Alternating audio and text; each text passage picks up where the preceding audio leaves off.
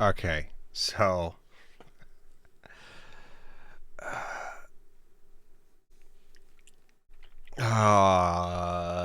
mods. I'm just all right. You know what? Let's just download. Let's download and worry later. Download first, worry later.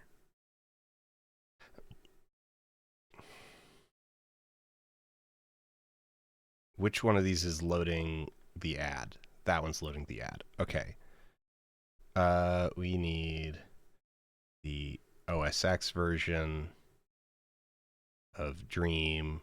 You know what? Let's grab Distant Terrain.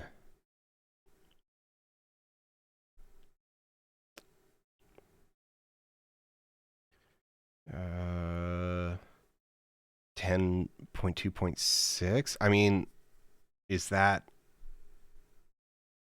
10.13 beta? Okay, so this is stable.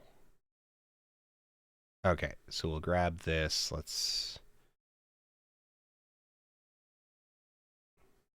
make sure. It's like, do you want the fast download or the slow download? And it's like, these mods are like 1 to 5 megs.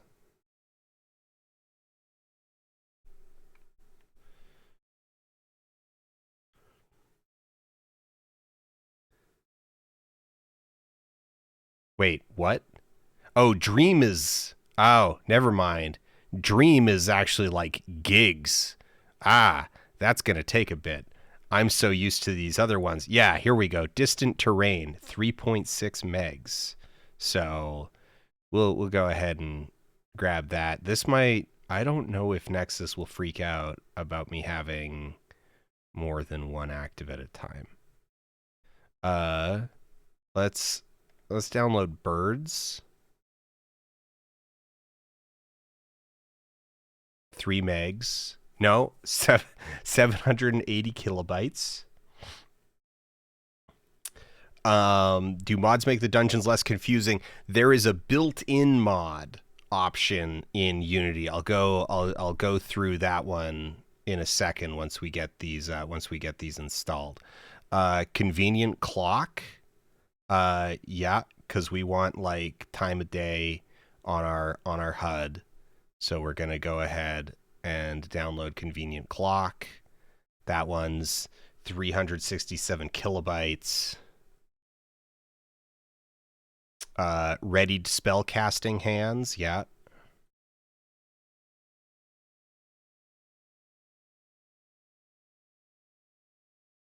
We need the Mac OS version because of the way that images are encoded. Oh, wait. Did I... Let me make sure I grabbed the right version of Convenient Clock. I wasn't even thinking.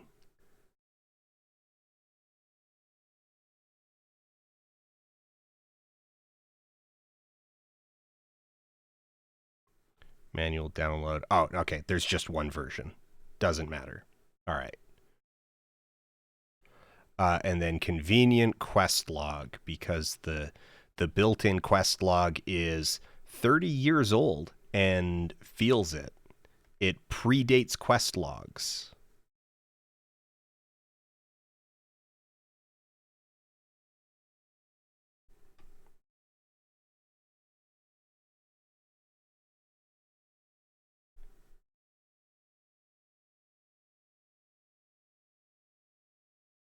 Okay, I guess do I want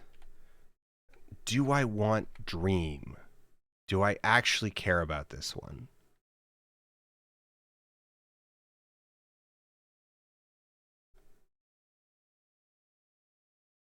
Okay, well, let's readied hands. Distant terrain. Oh, what is this? Insulated, put the.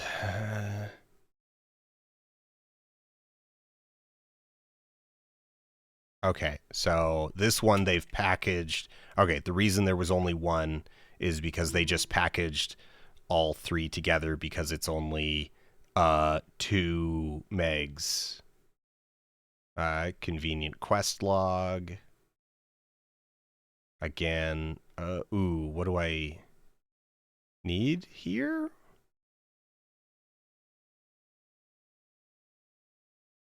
Okay. I need to read the instructions. Convenient quest log.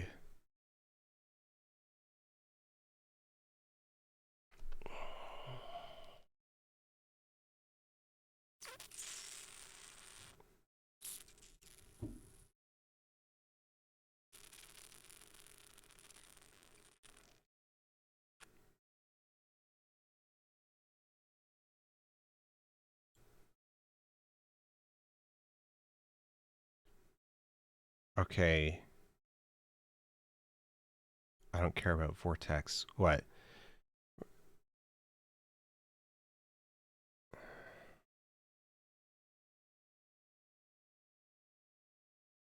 Yeah, I don't care about your Vortex. Whatever.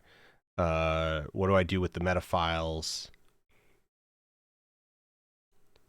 You don't need them. Just put the df mod in mods. Okay, so they've...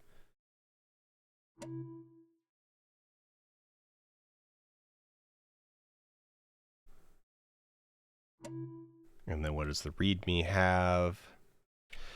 Options, display mode, the main option, change using the console, convenient clock set. Oh, disable, 0 disabled, 1, circle with clock.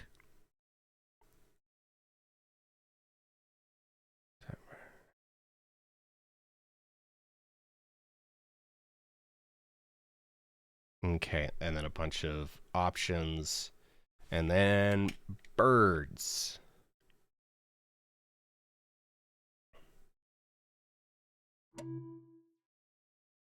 All right.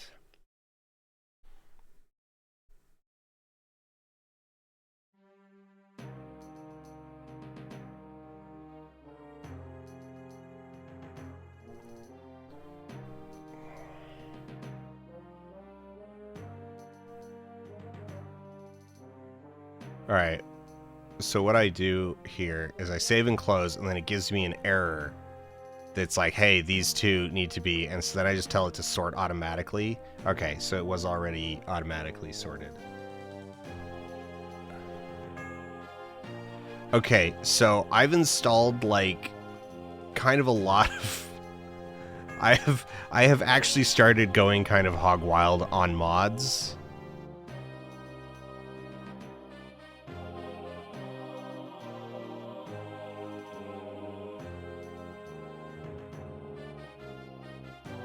No, it's not. It's not business as usual. I normally play stock or pretty close to stock.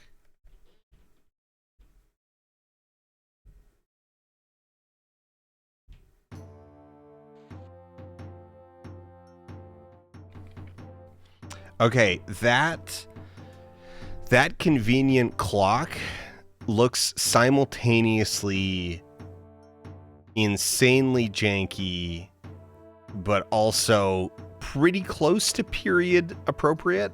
I think the main gripe I have with it, all right, if I'm gonna gripe about it, is that the trim around the edge is too thin. Okay, so let's see.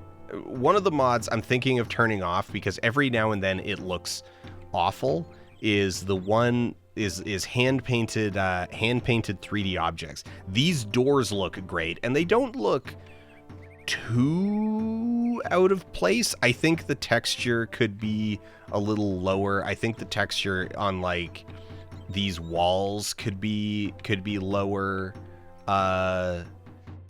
You know, but like with all of the mods, it's creating a very like it's creating a very unusual mix of assets. So like here's this 3D lamp post, which is clearly more modern and higher resolution. Like especially like this sign, clearly more modern and higher resolution than this tree. But like the game, I'm torn on this because the game, the base game is already this really discordant mix of like of you've got NPCs that are multi-directional sprites. It's like, okay, they're all multi-directional sprites that from 3D pre-renders, but then they've got the hand-painted faces, and then you go into an inn, and it's like, and then you've got a bunch of like flat NPCs just kind of standing there next to, I mean, these are the higher resolution tables replacing the low res tables. Yeah.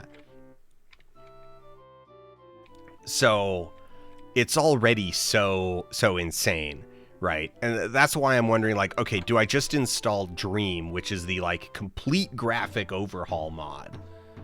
Do I just install like the HD Daggerfall patch, which is still downloading? How is it doing? It's almost half done.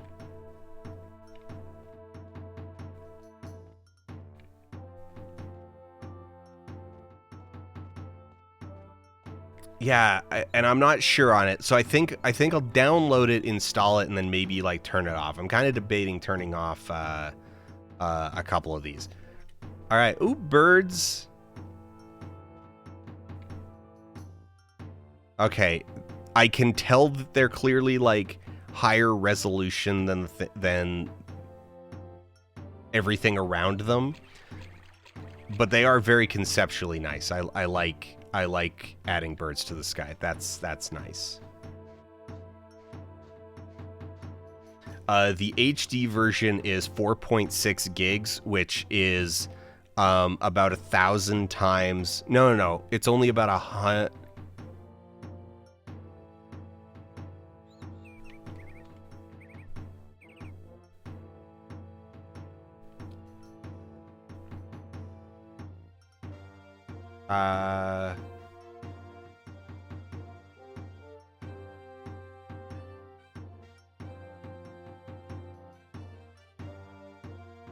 Yeah, it's only about 100 times larger than the original game.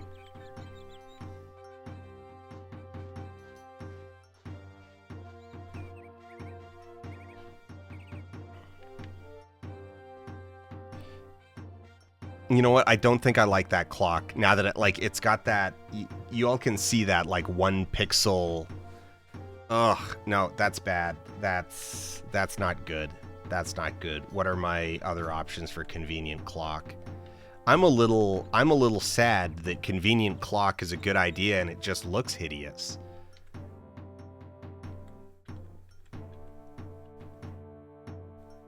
Oh, I can just change I can just edit these.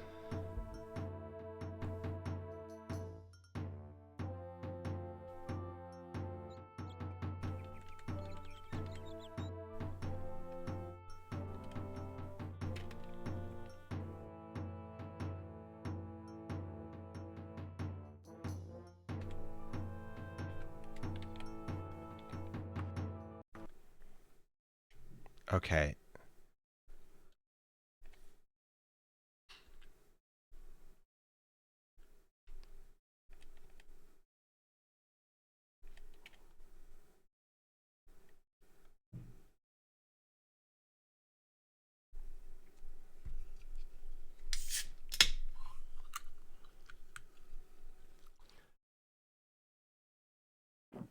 Okay, so I assume.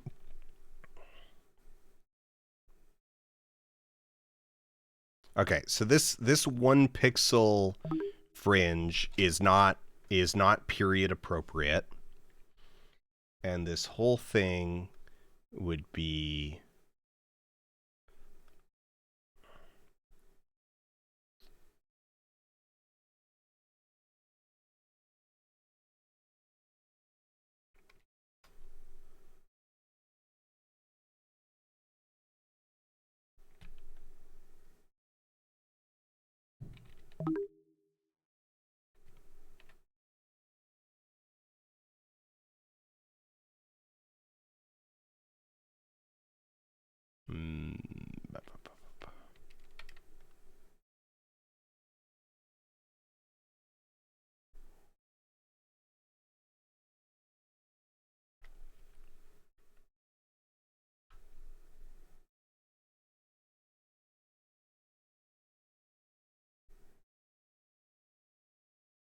No, okay.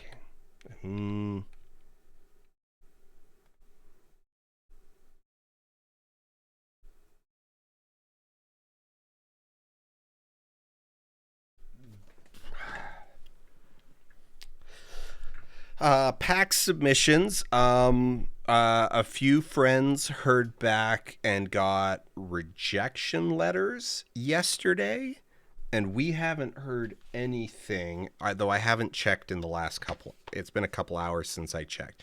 We haven't heard anything yet. So this is a case where like no news is kind of good news. Like if you haven't gotten a rejection letter yet, you're probably approved, right? Um, yeah, nothing since lunch. So we probably got approved, which actually creates a little bit of a fear in me that like, what if they approved both? And it's like, then I have two panels I need to write. And it's like, oh no, hoisted by my own petard.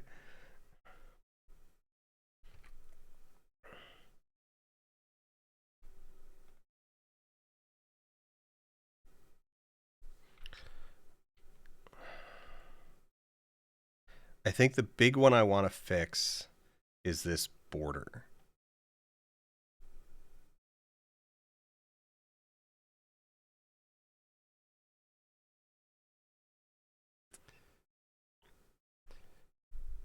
You know what? Let's just okay, it's got to be 256 by 256.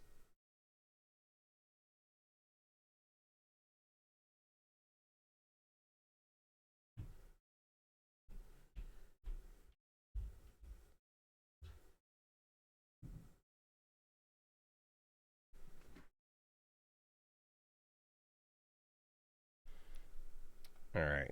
All right, new.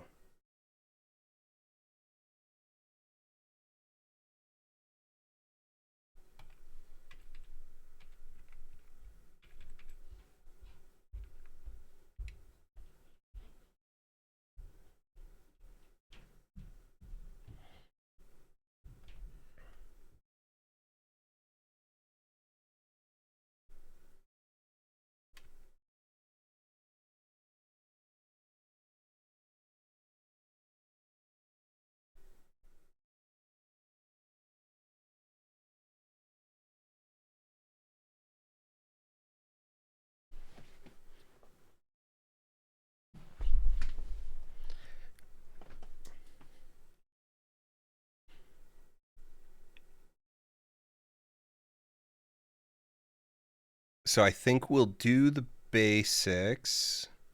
Okay. I want interior only. Interior alignment. Uh oh wait. Oh, you know what we could do? You know what we could do? What we should do is we should go into Daggerfall.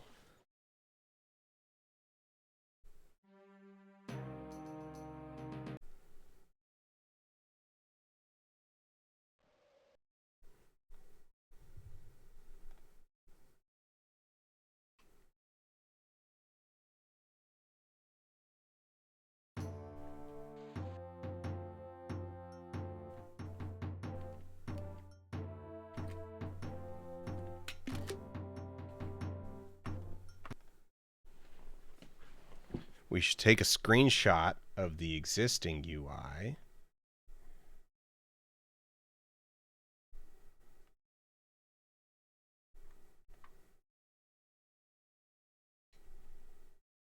So that we can reference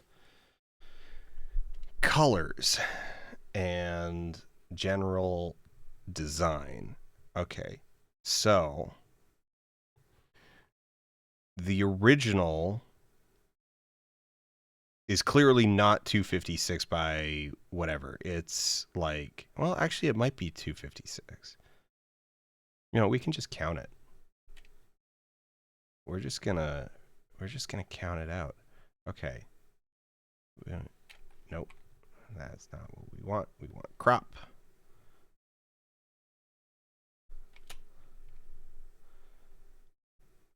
Okay, 1, 2, 2, 3, 4, 5, 6, 7, 8, 9, 10, 11, 12, 13, 14, 15, 16, 17, 18, 19, 20. Oh, these aren't quite. Oh, those aren't quite aligned. We are learning some things.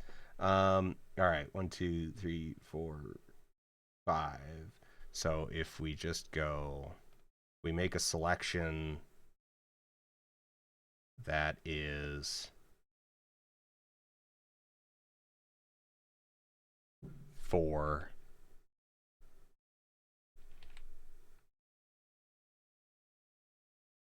All right. We know that that's 4 pixels on the original, and that is, I wasn't paying attention, 29.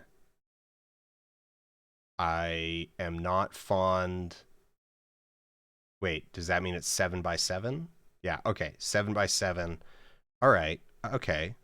So 7 by 7.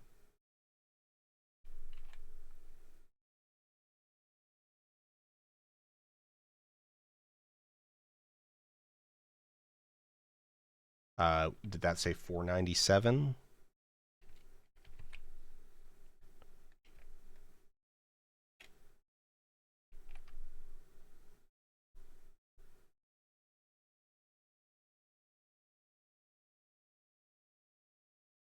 $497. Okay. 71.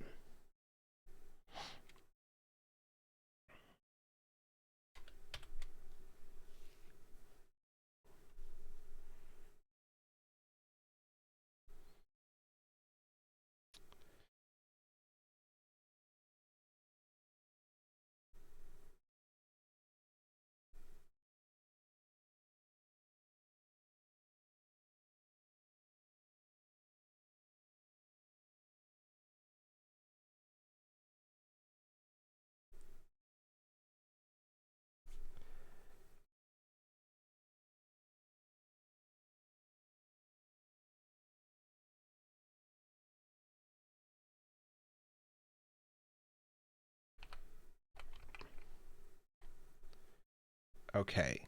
So the original was 71 by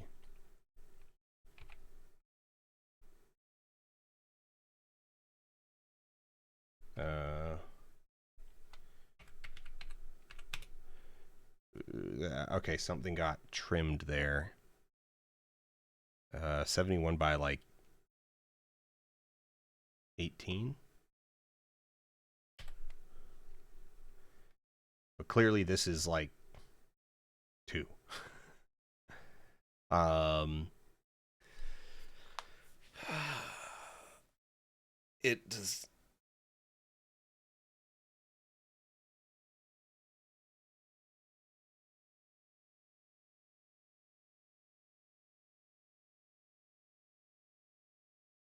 Okay, I think what we do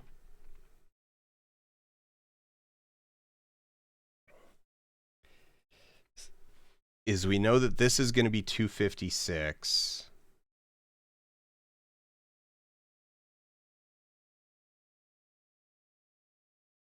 Why is it 346? I don't know.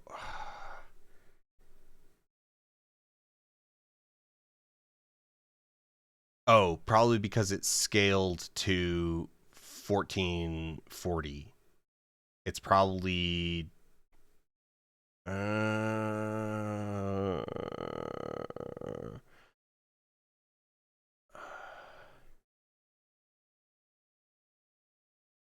yeah, so we just need to make it, at the end of the day, really all we need to do is we need to make it in at 256 looking like a significantly lower resolution thing. So let's start grabbing some colors. Where's our eyedropper? Where the hell did my color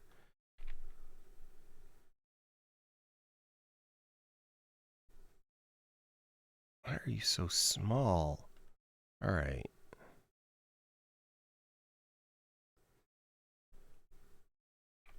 Yeah, let's grab that.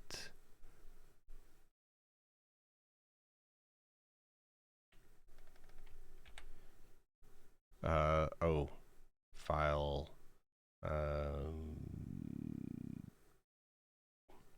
Document setup. Wait, no. File document color mode. RGB. There we go. That'll make our lives easier. Did that change? My colors are still CMYK. You know what? I'm just going to make a new one. File, new.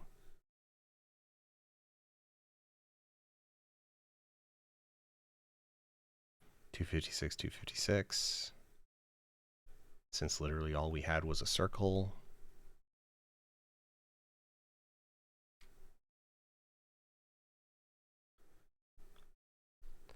All right, change the stroke to inside.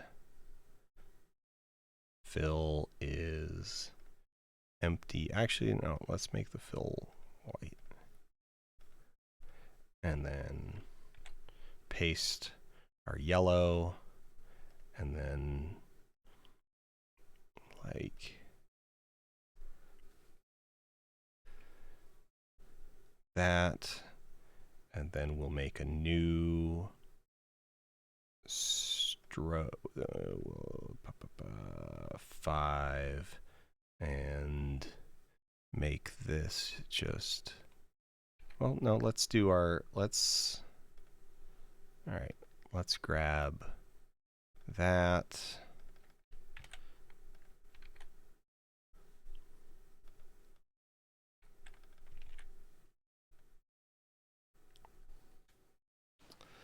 Okay, now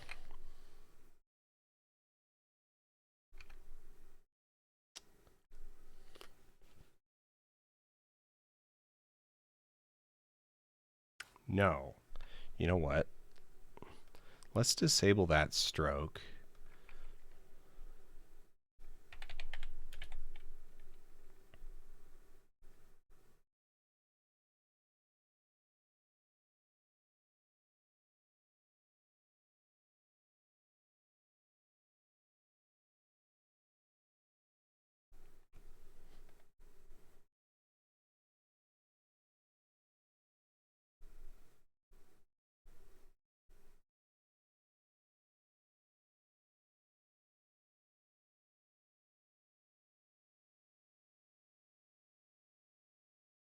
I want it to be like a straight wedge.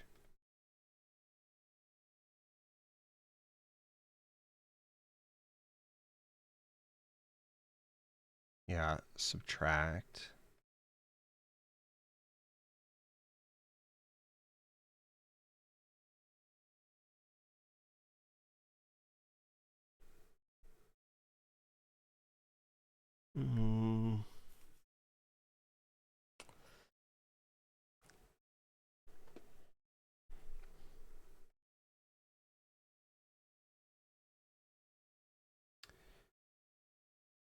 Okay, so the thing that we can see in the original art is that this is mimicking a bevel that is like it's darker on this inside, it's darker on this outside, though it's not it's not really perfect.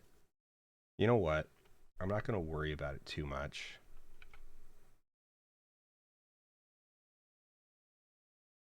Because I think what we'll do is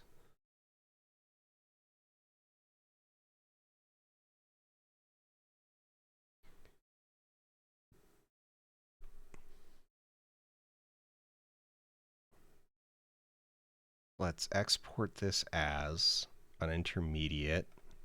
You know what?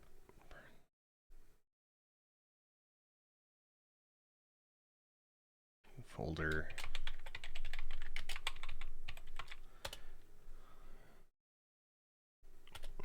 What is our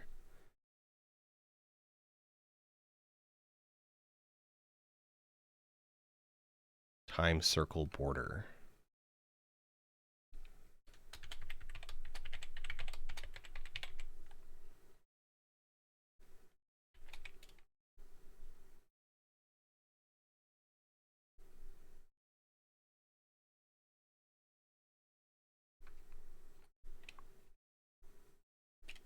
Okay, the original is transparent inside, but I think that's part of the problem.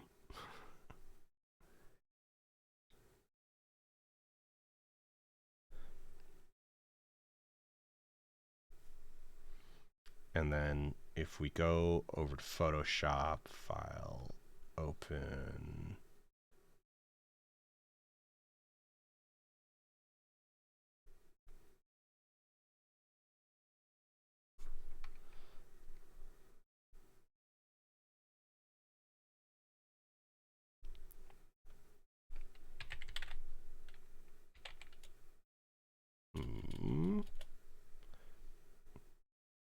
Does Photoshop no longer have a dither effect?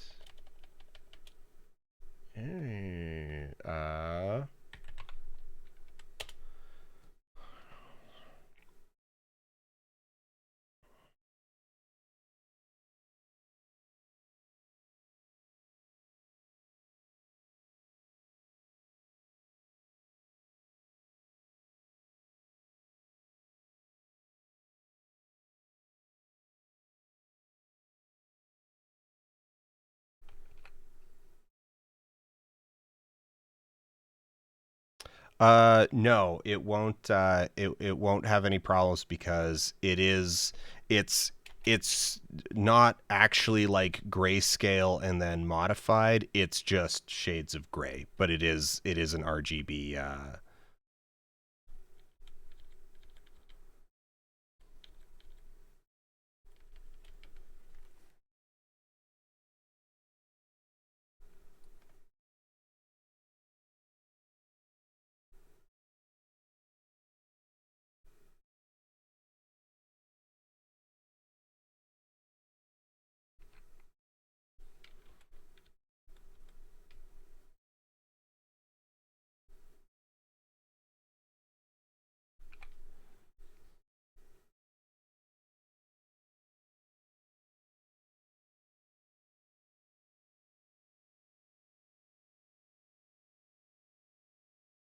The original. Okay, you know what? No, I think I want to try a new strategy here.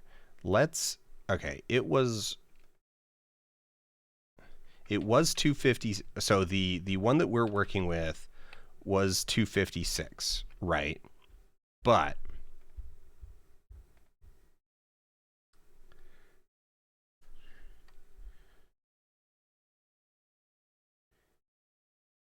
an original Daggerfall UI asset wouldn't have been 256. It would have been no. It's 256. It's 256 by 256. Wait, it's 255 by 256.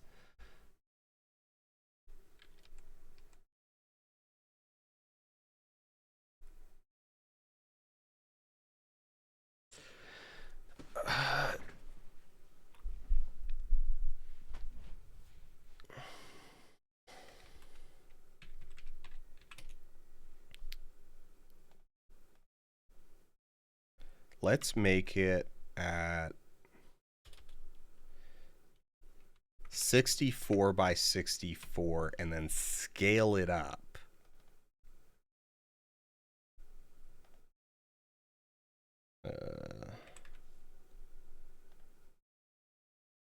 Wait.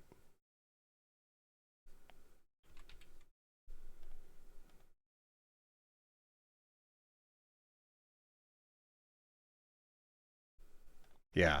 Why did I?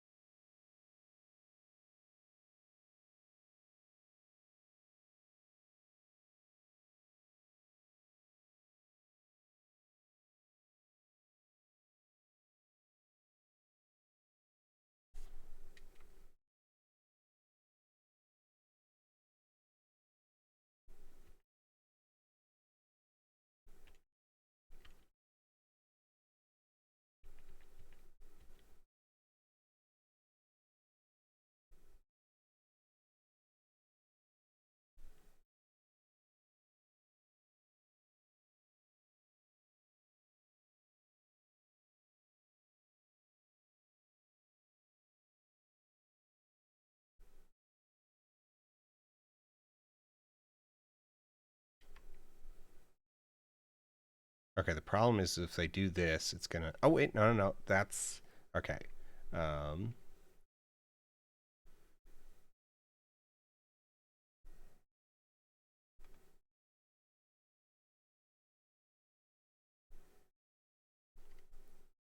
right, because we're not actually doing a stroke. We're doing an interior. Okay, let's.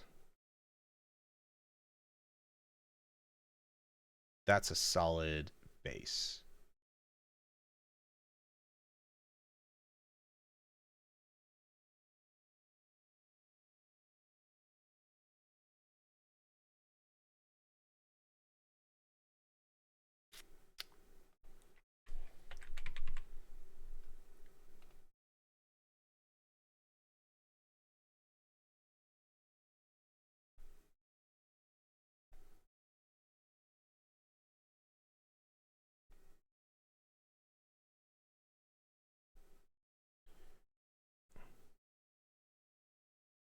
Okay. Yeah.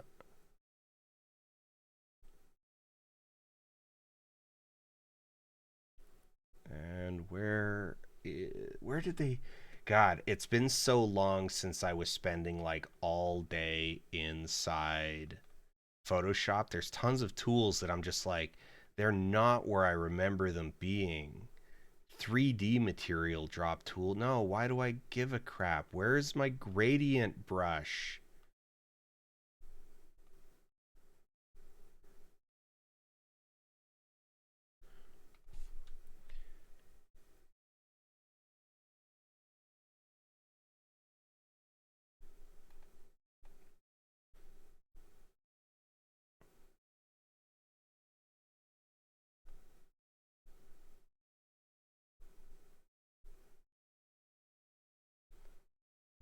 That's not even what I wanted it to do.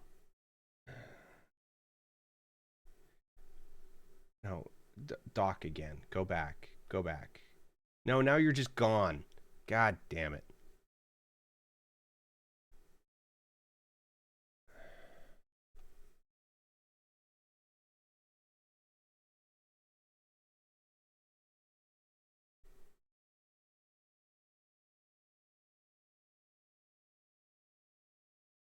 Workspace essentials.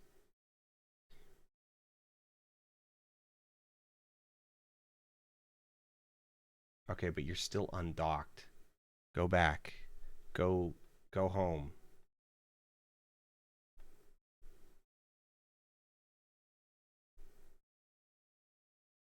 You were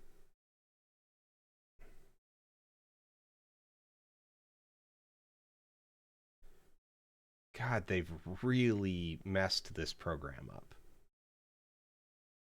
Whatever.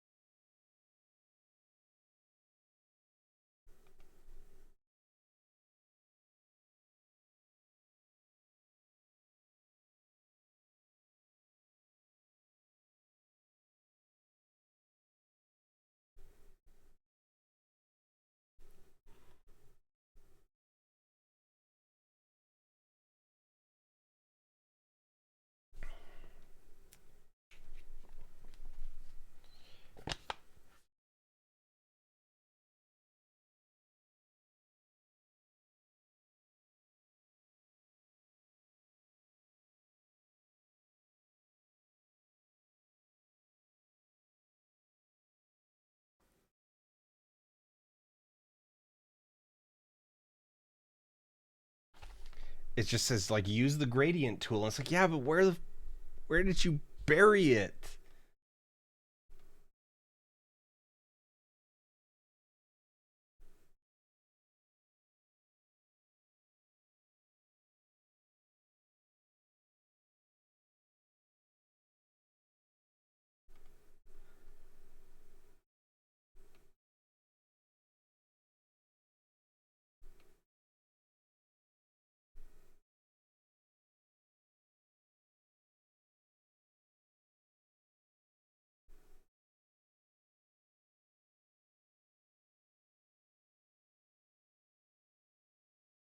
Edit toolbar.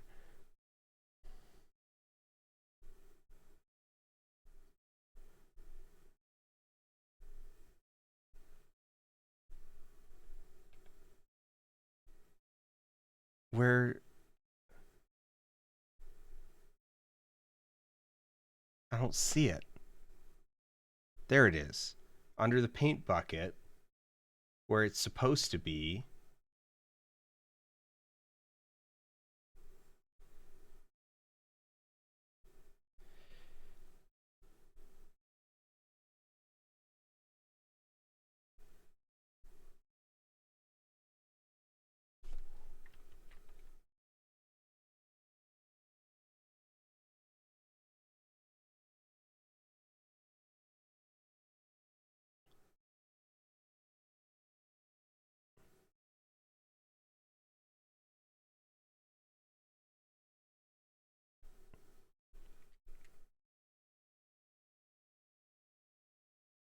Okay, no. Our easiest way of doing this is going to be to just like draw the gradient on a lower layer and then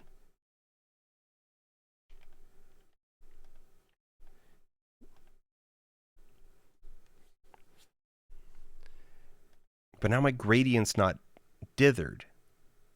You know what? We'll deal with that. Okay, let's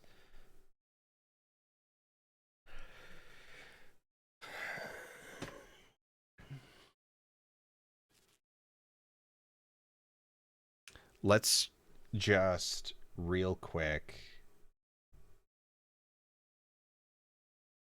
Oh, I bet these are layered in a way. Yeah. Okay. No. If we just put this in, these don't go over it, they go under it. So this does need to be okay.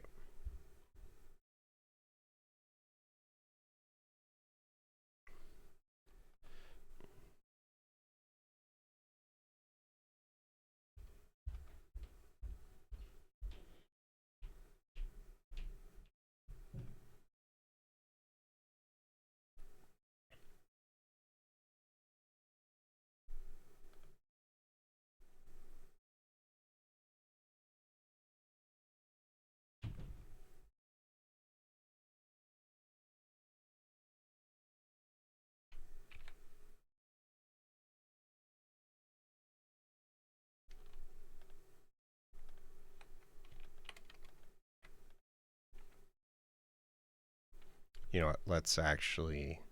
Wait, no, no, that did work. Uh, Edit.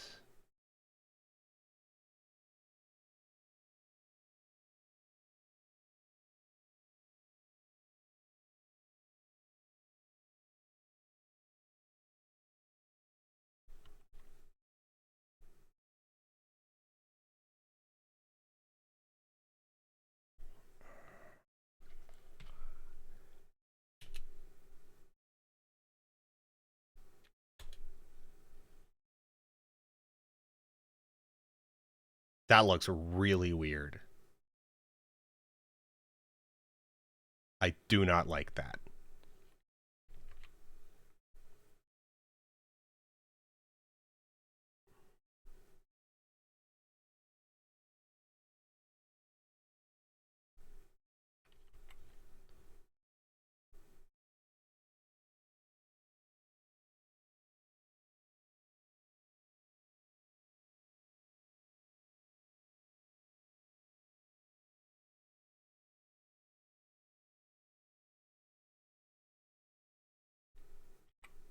Why is that?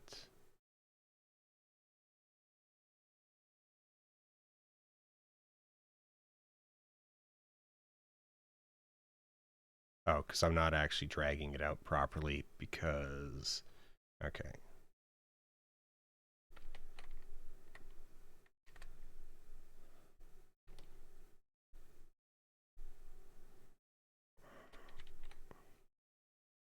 Where's our middle? There. To. There.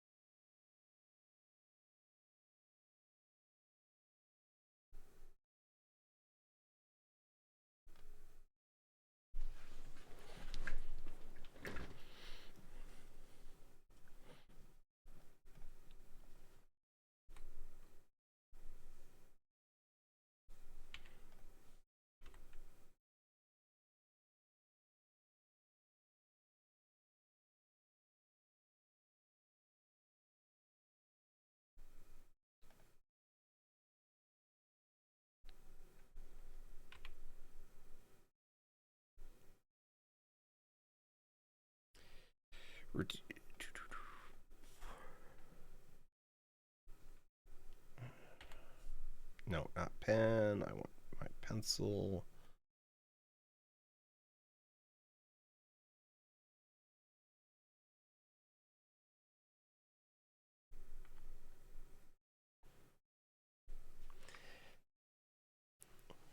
Ah.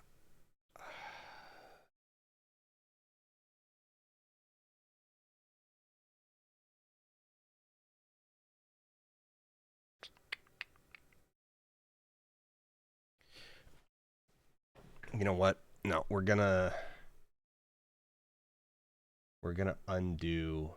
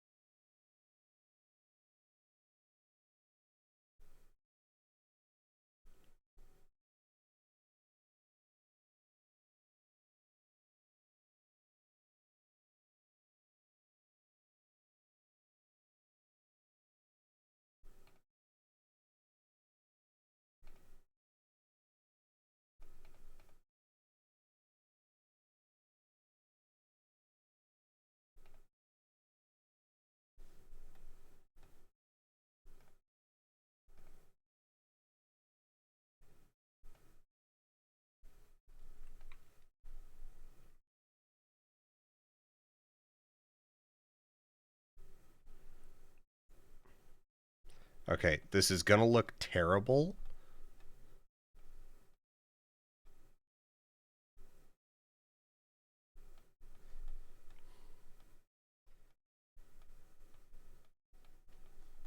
But it'll give us a sense of if we're starting in the right place and if it looks even mostly better.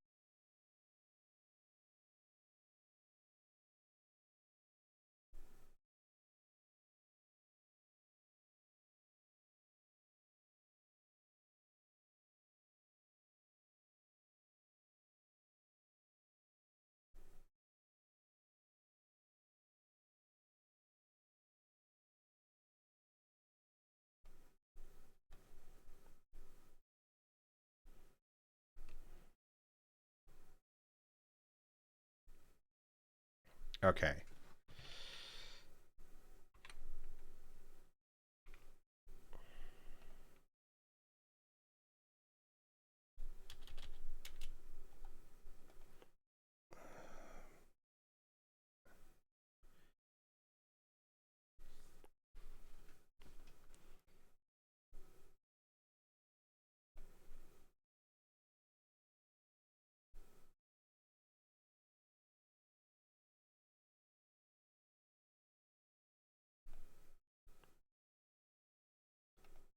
Uh,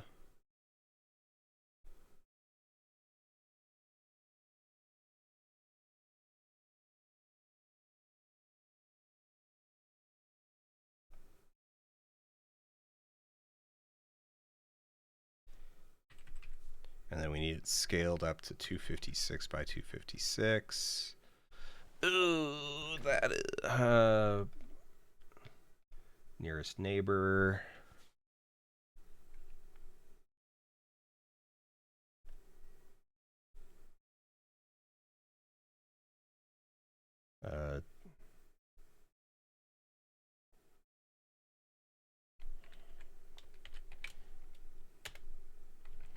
Okay. Now.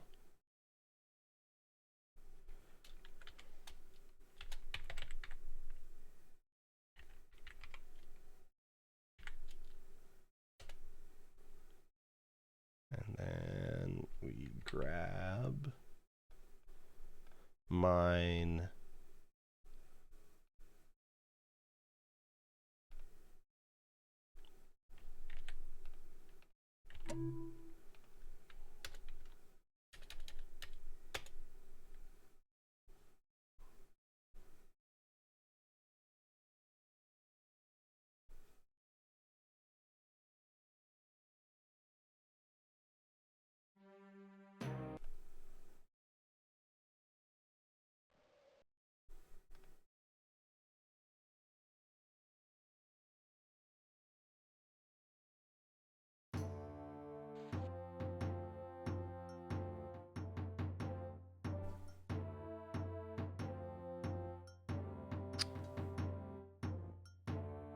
Oh wait, no. Okay.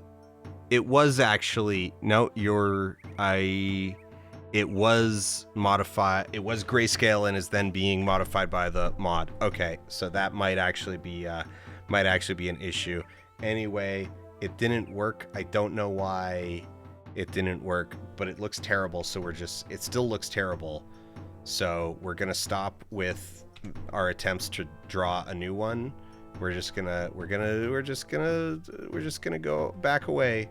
We're gonna back away from this this extended detour, and we're just gonna change.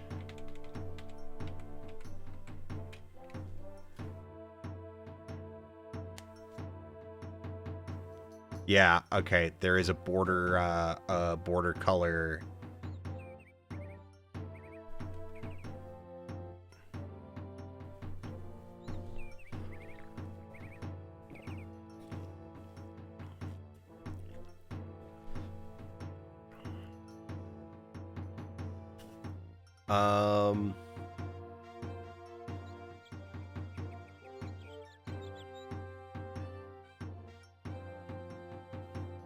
Okay. Convenient clock set 6. All right.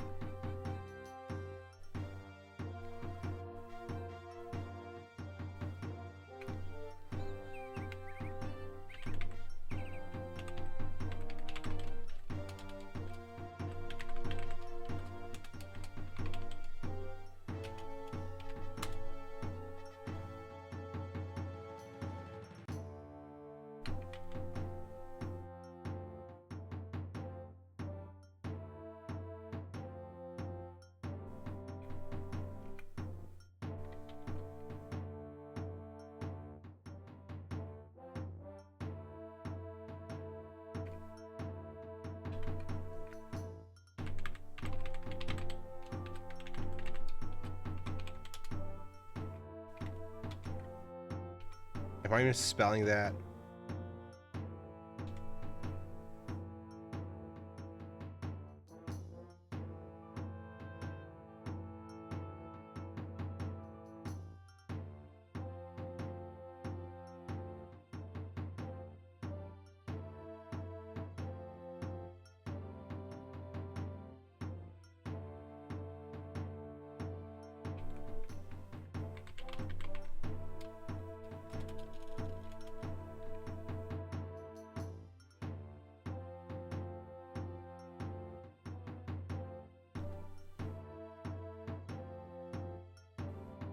The main options, this option can also be changed using the console convenient clock set.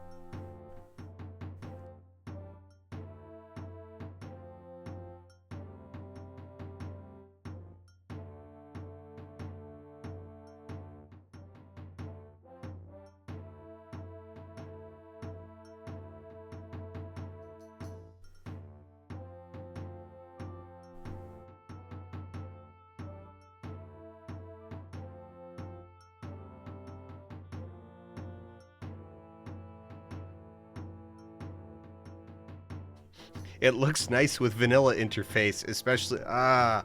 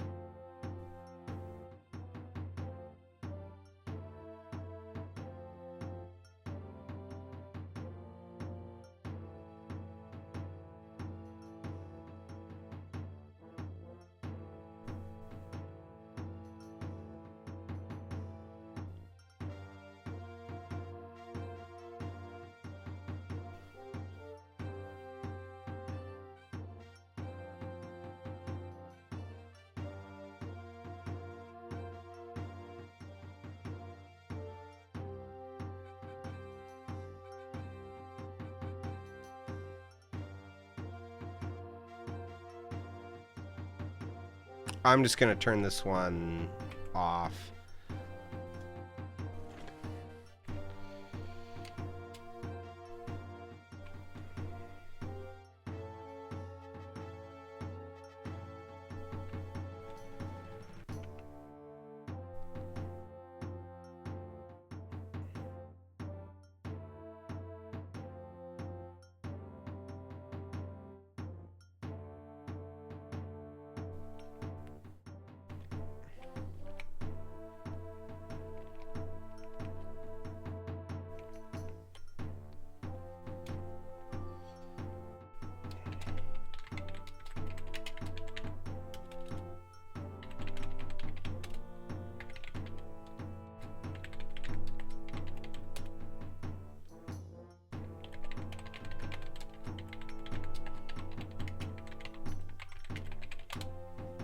No, it can't.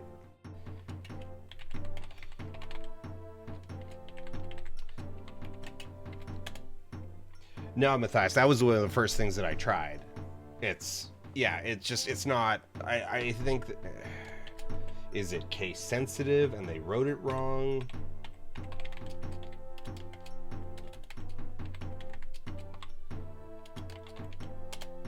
No, it's a bad mod. This is stupid.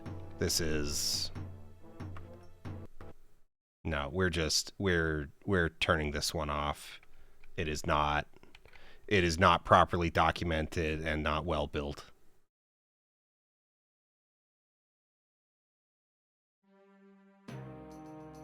Convenient clock. Goodbye.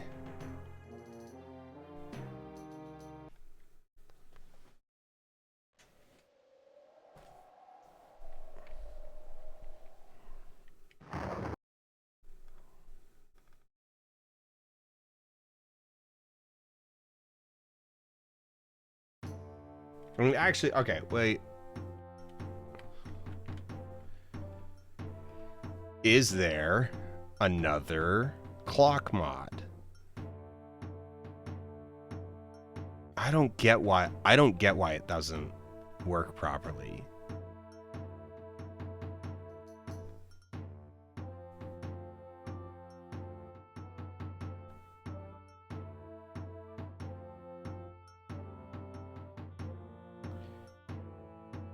Wait, where are they getting? That's the...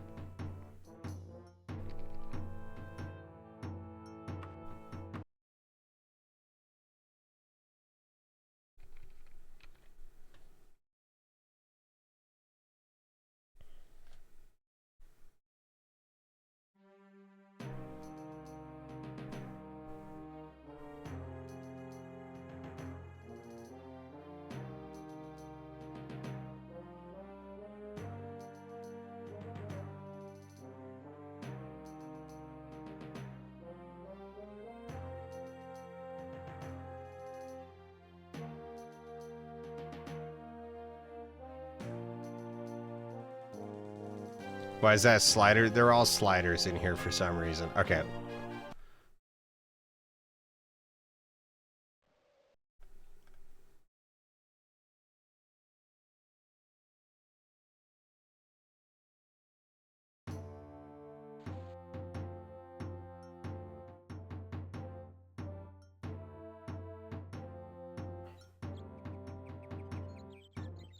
That looks so bad.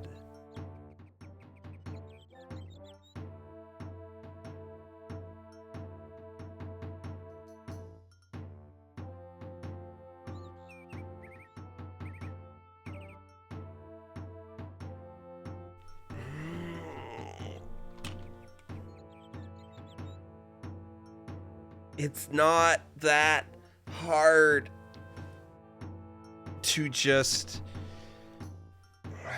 Okay. It's really, really easy to do this properly. And what you do is you render the text very small, and then you scale it using nearest neighbor scaling so that it takes on the chunky, so that it takes on the chunky pixelated look of the original. All right, I can just deal without a clock. Yeah.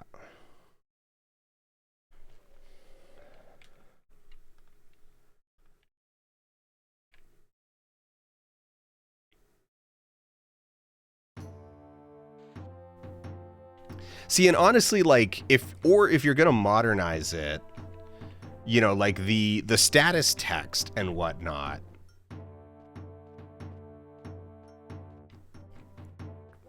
is fine. I bet Dream finished downloading. I don't know if I want to even bother with Dream right now. We need to go talk to some folks. What side of Daggerfall are we on?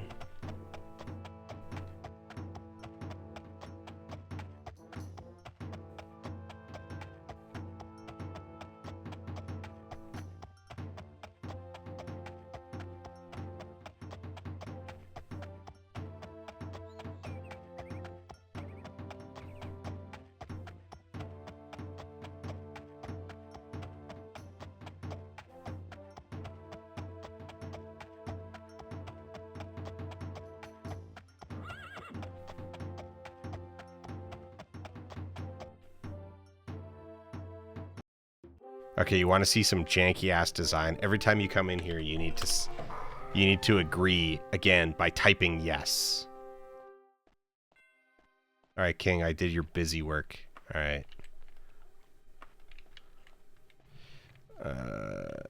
I need to go talk to...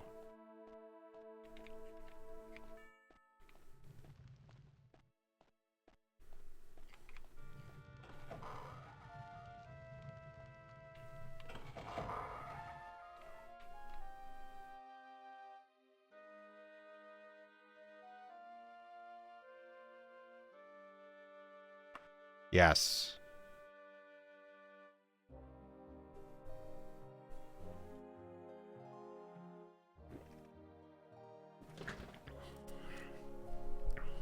You need a werewolf killed? Tristor Laboratory off the coast over Bitney Way.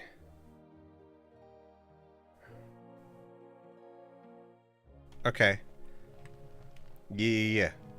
Yeah, give me some information. Well, actually, I don't need to do the information on the letter. I already know... Okay, I already know where the letter is. But...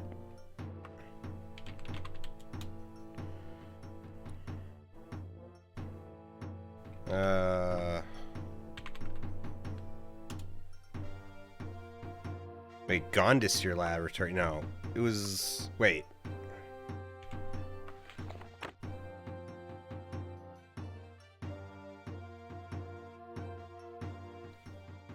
TriStor Laboratory in Bettany for some reason. Oh, okay. It's not in this province.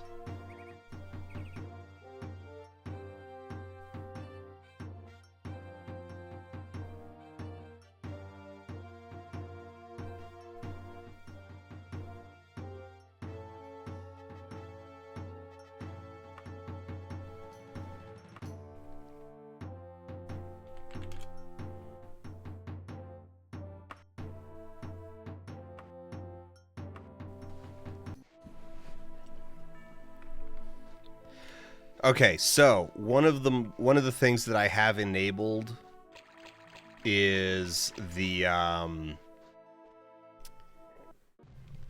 built into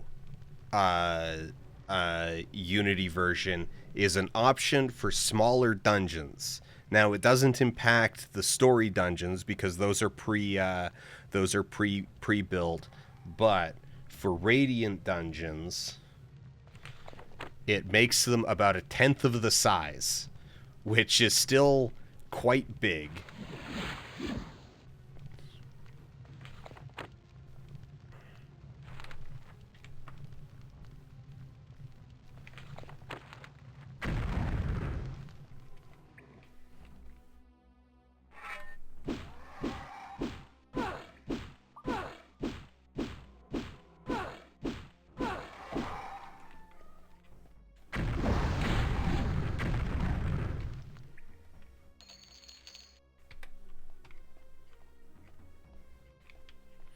But it makes them much more reasonable. Not only because actually, okay, so the big thing that it does to make them more reasonable is just that the dungeon building rules end up being it's not even that they're smaller, it's that they're less disconnected. Like they actually, like if you follow a path, it will probably eventually lead back to somewhere you've already been.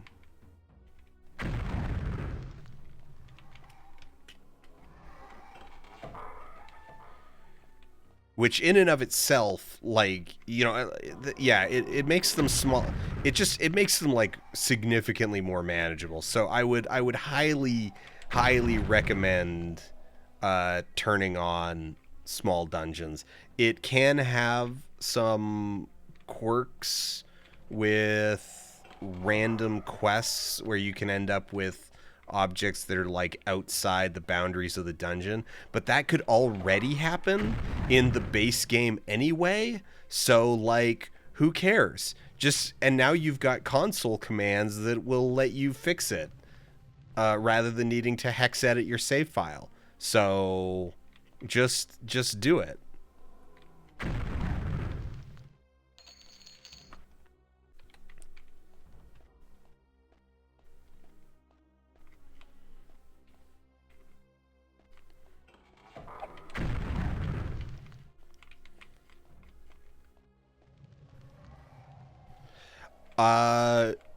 I haven't fallen through the map yet. I would assume, since that was a Z engine quirk, I would assume that that's being largely fixed by switching to Unity as the actual engine, because that happened as a result of, like, you know, not properly tracking, or like it struggling with like your player position as you were going upstairs and stuff like that, which was very difficult for Z Engine, because Z Engine was ultimately still yeah, 3D was hard. 3D was hard, and there were learning pains, there were growing pains, and they are, for the kinds of problems that cause that are, for the most part, not really an issue anymore.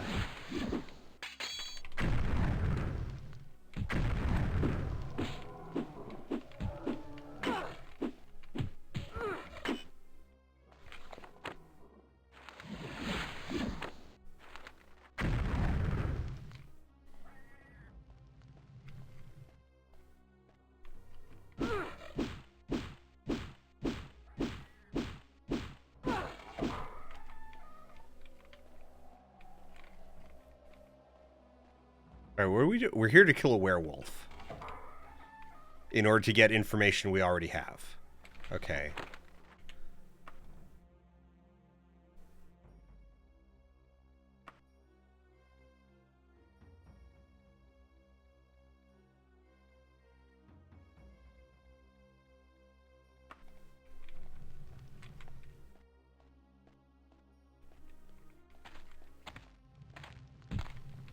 Oh, the class creator is a nightmare if you don't know what you're doing.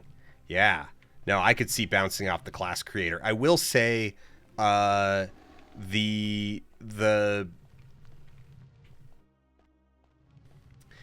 game is inherently unbalanced enough that if you just make like you can get through the game with the stock classes. You don't need to use the class creator. Um, uh,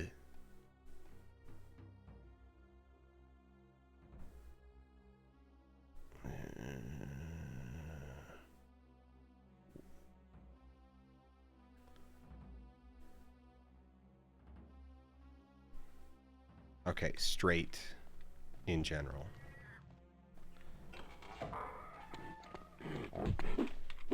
Hey, buddy. No, that was a were boar. All right, well, we got another journal page.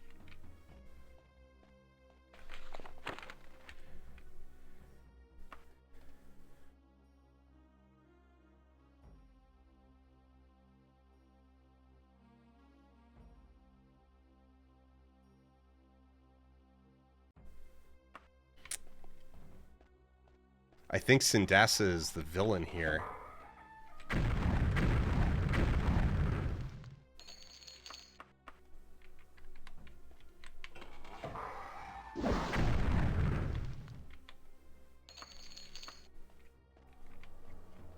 Alright, we got one of the nice throne rooms. Alright.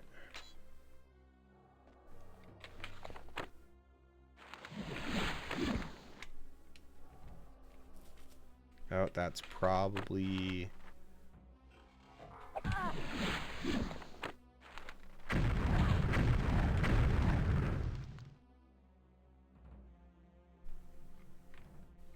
Yep, there's the brother.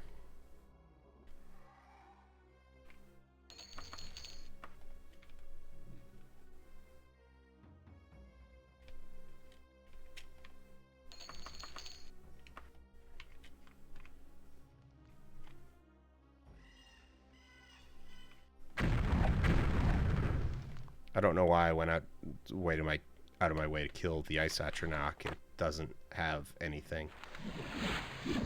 Teleport back to the beginning.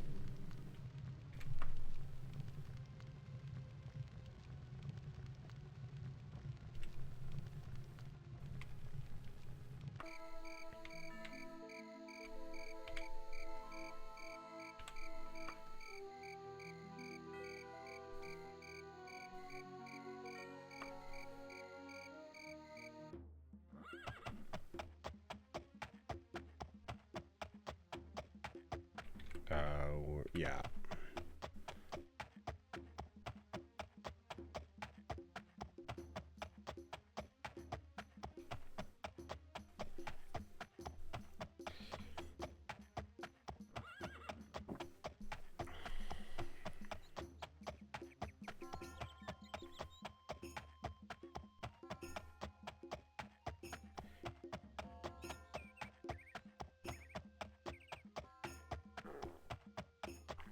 Alright, so we'll go back to Sayasa. She'll tell us, we'll tell her that we killed her brother. She'll tell us that, that the King of the Orcs has the letter, a thing that we already know. Not just because we've played the game before, but also because we got that information from someone else.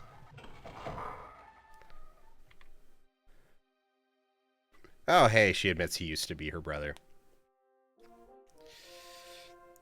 The letter, let's see.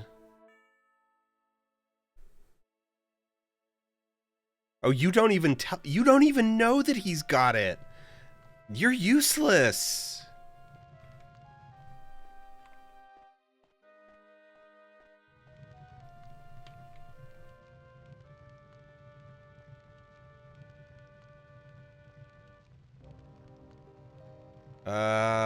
Should we just do this Radiant quest?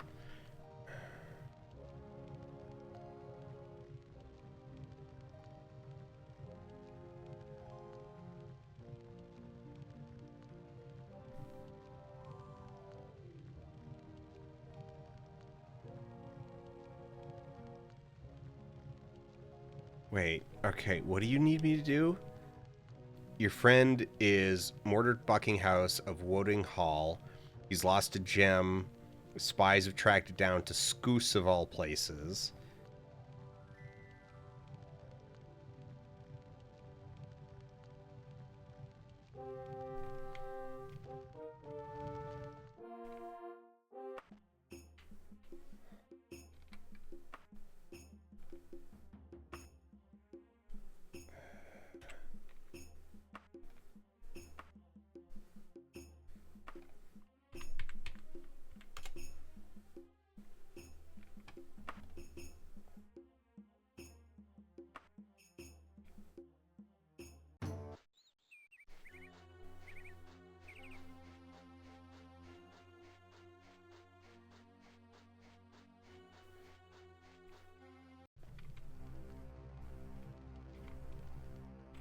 Okay.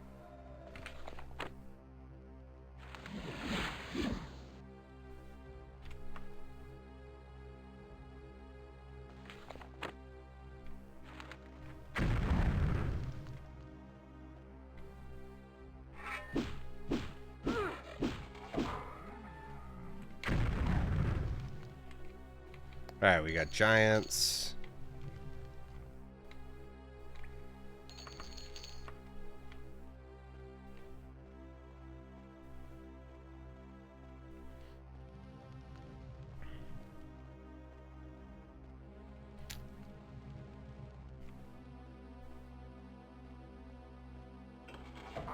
Now we just run around killing things until we loot a sapphire. But a specific sapphire.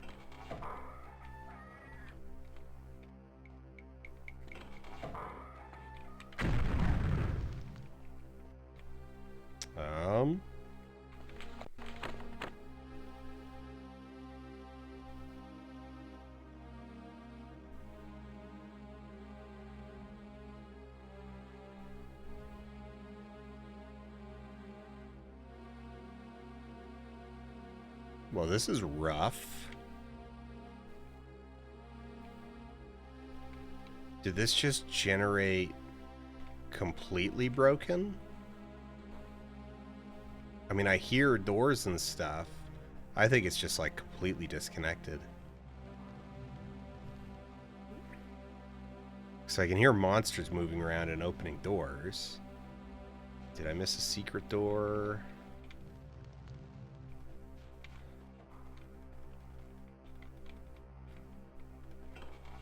There we go.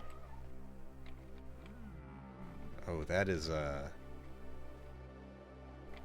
this is...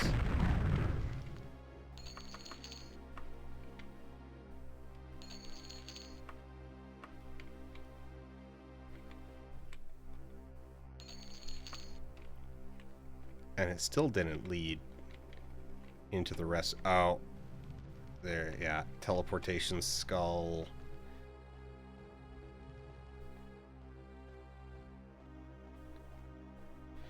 Alright, we got an annoying one.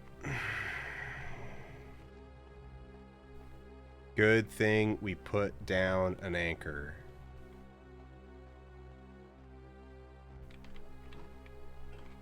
Okay, so back in the day...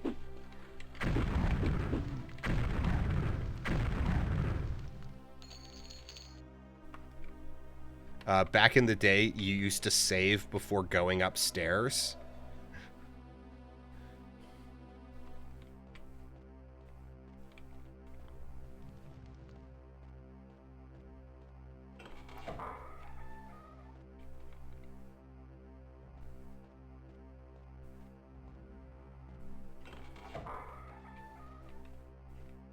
Because stairs were where you were most likely to, like, clip forward. Okay, I think this is where we initially teleported to. And if I take this right, we will come across...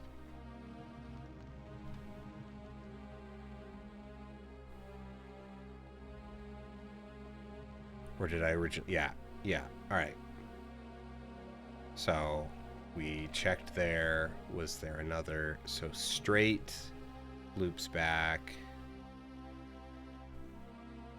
No. Left loops back.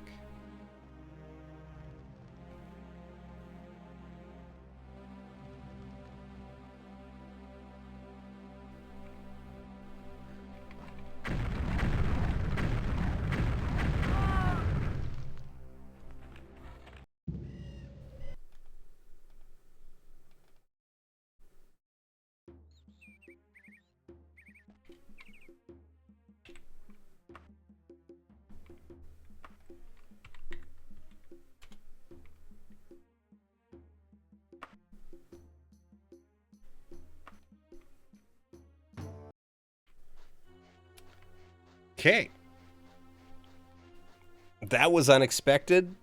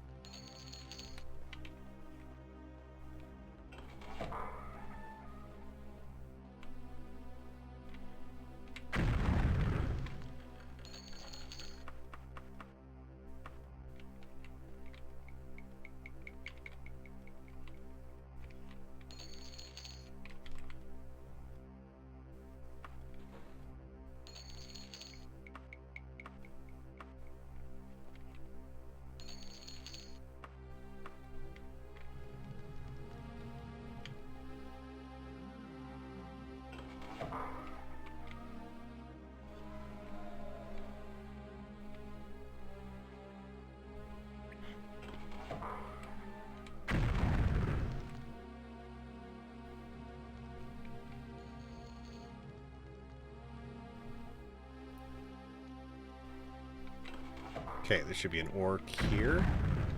Yeah.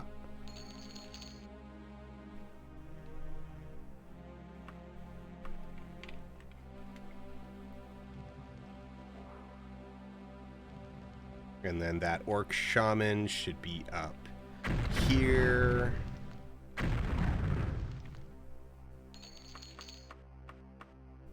God, it hit hard. Why did I not?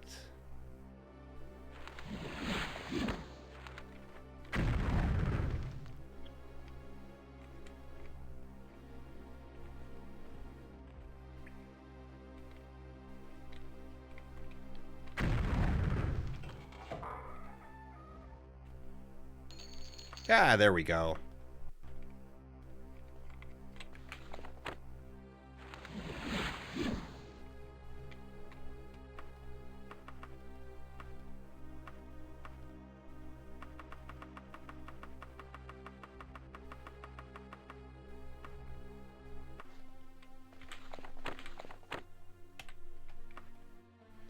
Back to Daggerfall.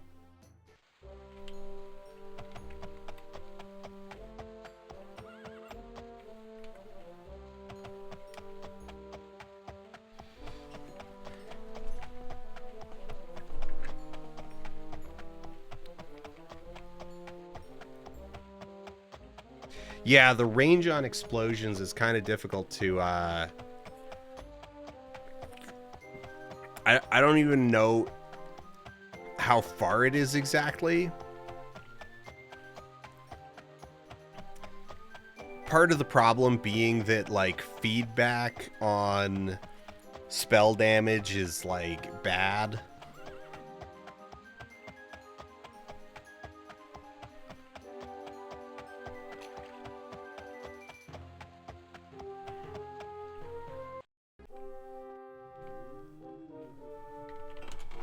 I kind of still prefer Arena in some, like, really dumb ways. Wait, who gave us... Oh, wait, no, we need to deliver it to an agent. Ah.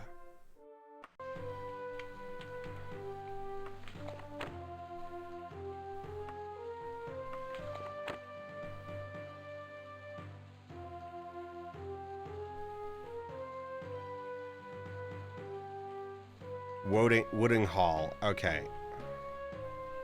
But we still got plenty of days left. Okay.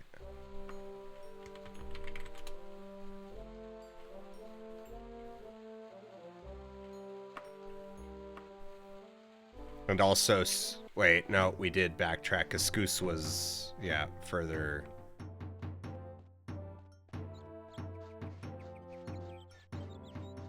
So honestly, I kind of prefer Arena in some weird ways, purely because Arena is like, it's so threadbare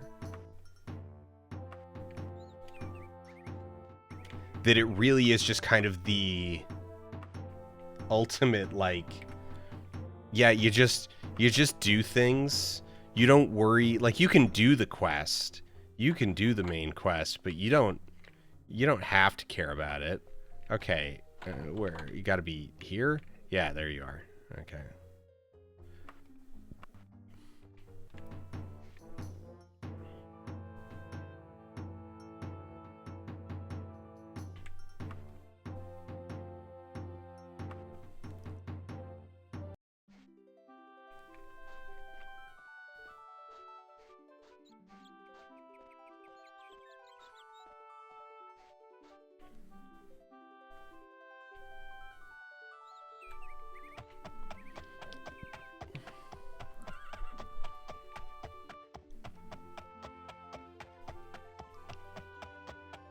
Morrowind is like an actual bespoke RPG compared to the first two Elder Scrolls games. Yeah.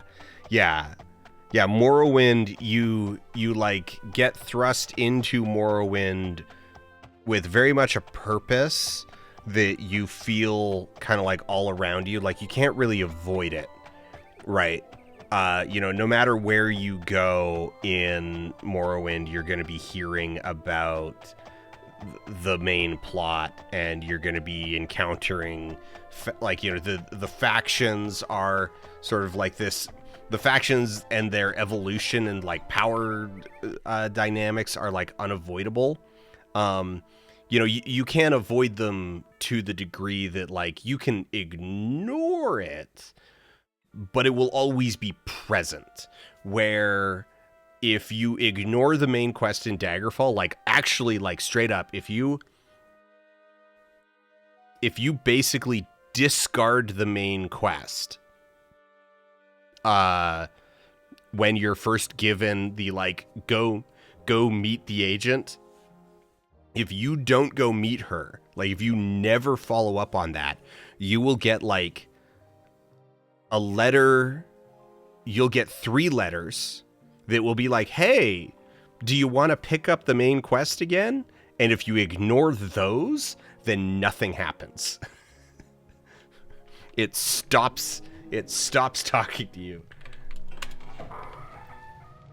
And it's also possible in multiple places to just break it.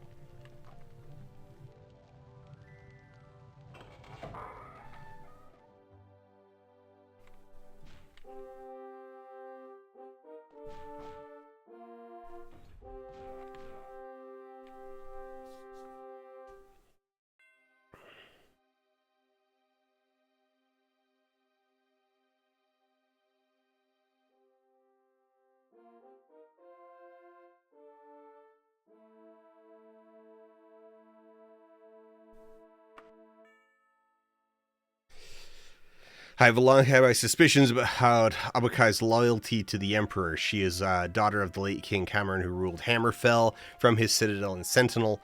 My husband, King Lysandius, Kennerith rest his soul, died at Cyrengain, as did King Cameron. Lysander's body was not recovered, so he has a monument erected there rather than a true tomb. Ah, my mind wanders.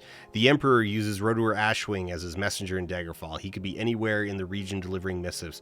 However, Roadweir Ashwing is a member of the Knights of the Dragon. Go to Vintage Gear Store in Fontbourne and ask for Lysera Wickwing. She may know where to find Rodweir. Try to find out why a letter addressed to me was delivered to Abukai. Okay. Fontbourne.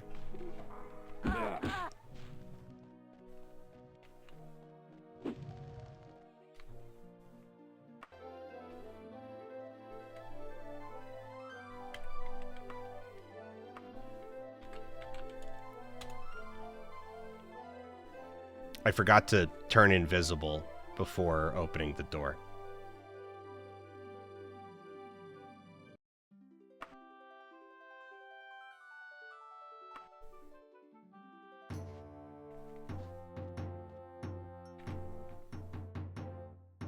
Ooh, Harvest's End.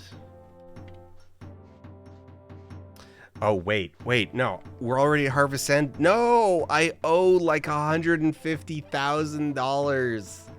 I don't have that money yet. I've got 4 months to make 150,000 gold.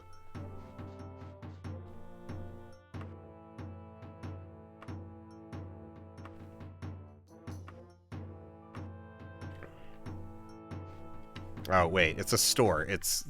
I don't know why I'm asking when the stores are already marked and there's only so many. I wanted to cut a deal with Hermaeus Mora to get the Ogma Infinium to fix some of my bad stats and max out my strength so I could carry more loot. So I took out a loan.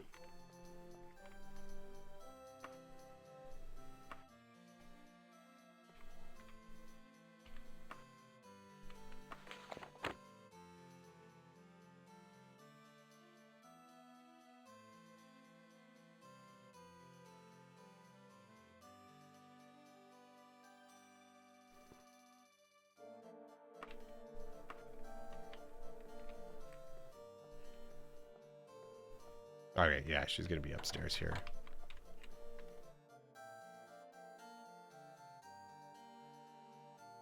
That's just a Radiant quest, but sure. Go to First Class Gear Store. The Intrigue. Oh, there you are.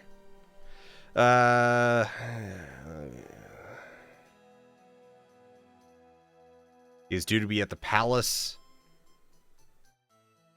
in Midbury in 33 days. He's okay. Well, let's do this Radiant quest and then go to Midbury.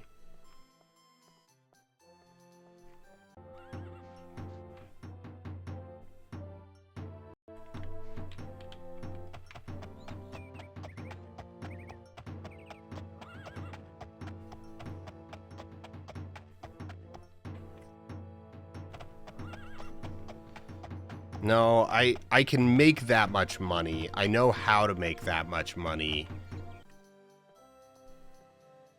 I'm just like, I'm busy, you know?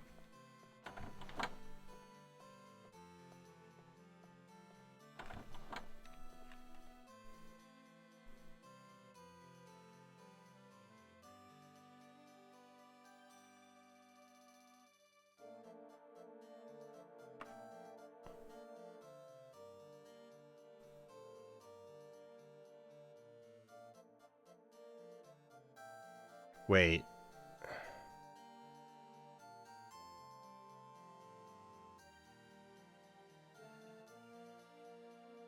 Okay, we have 3 months to finish.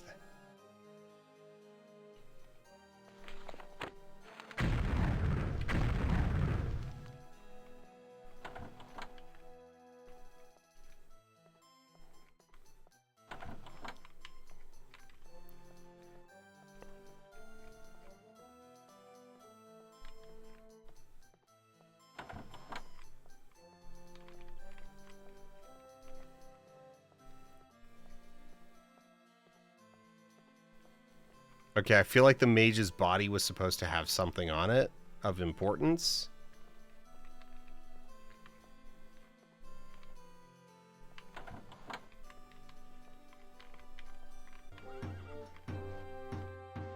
You know what? Let's just go back to that other guy and be like, yo, what the hell?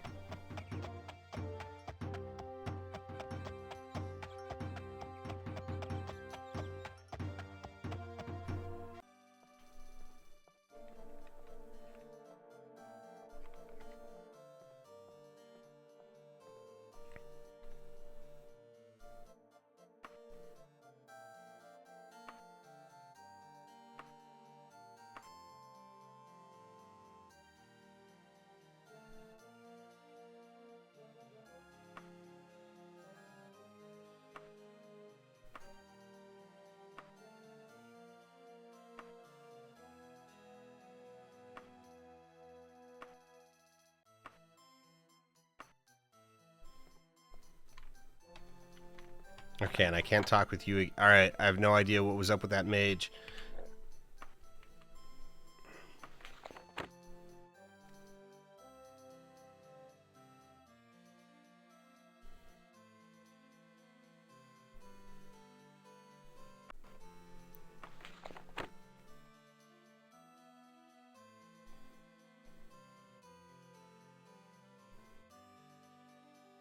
Okay, Emperor's Courier.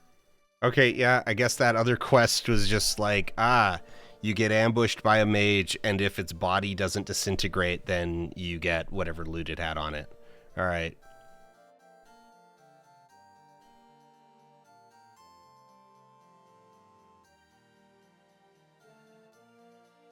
So we go to West Fort Derry.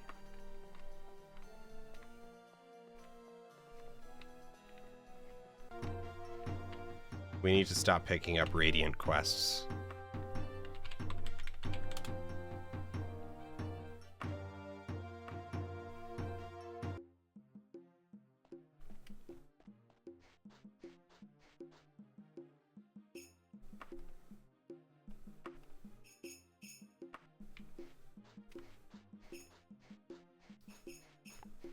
Yeah, so I had originally tanked my personality stat.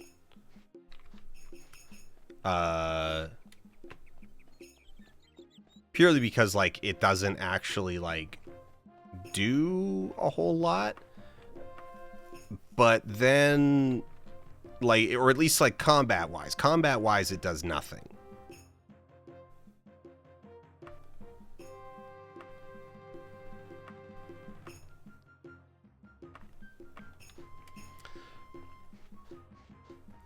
But having a personality score of, like, 30 is...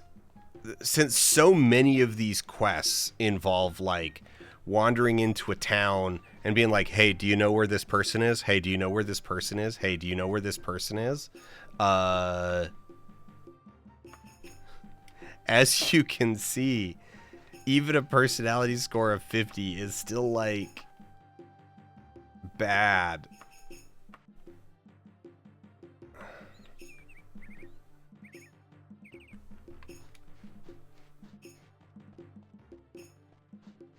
I might just have to take out a loan in a different province in order to pay back the loan.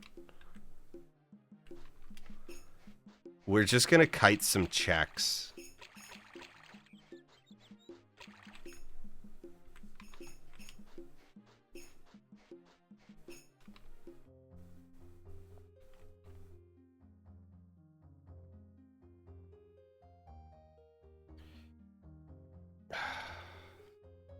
Deerbridge Hollow.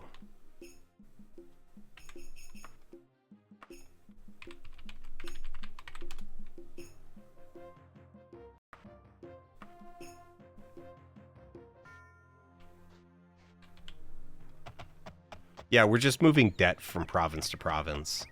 I mean, we're paying a premium on it, for sure.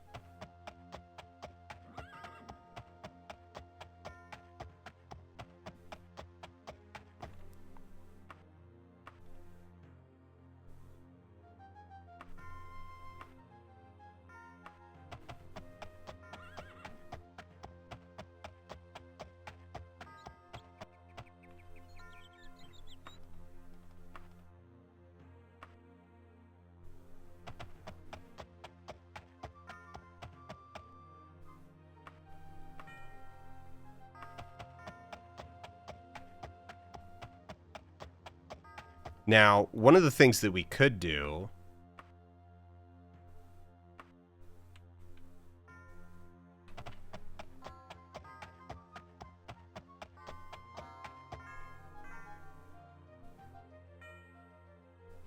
So one of the things that we could do is we could go to a province that like nobody cares about. You know, we could go to Gavadon, and we could take out a big old loan in Gavadon, go back to my home province of Sadakalam, and repay the loan, and just never ever return to Gavadon.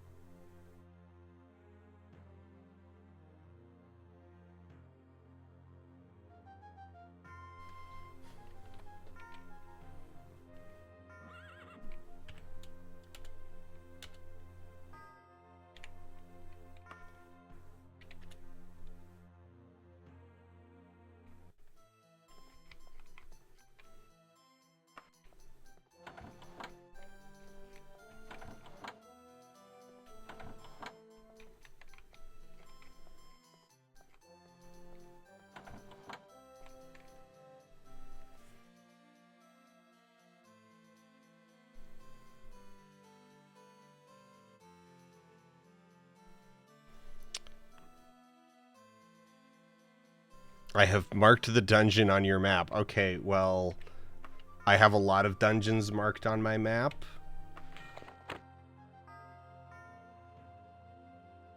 Privateer's Hold. All right.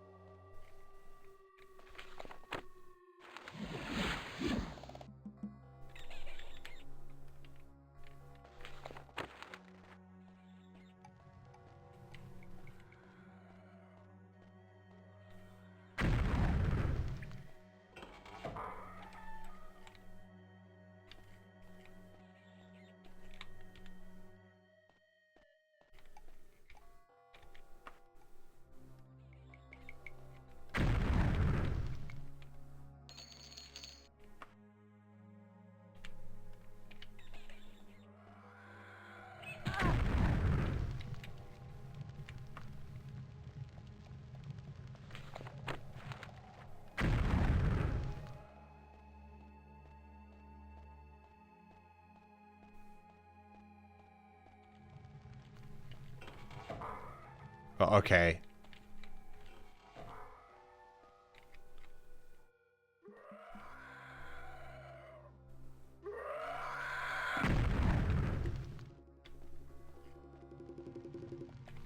Probably near this throne room somewhere.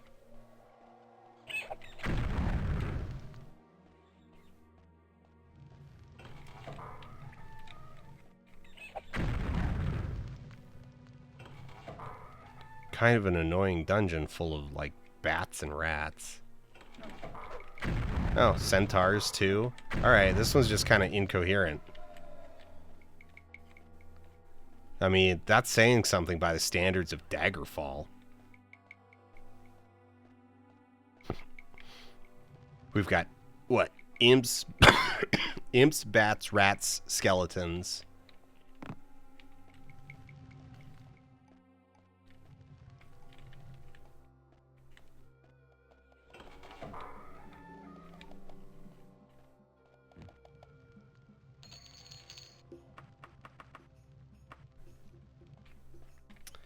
Imps, bats, rats, skeletons, centaurs.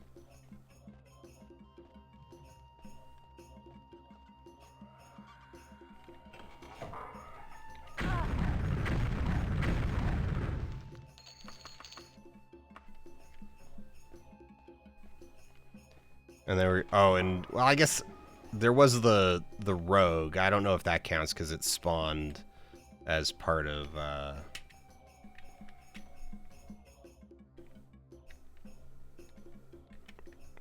come on.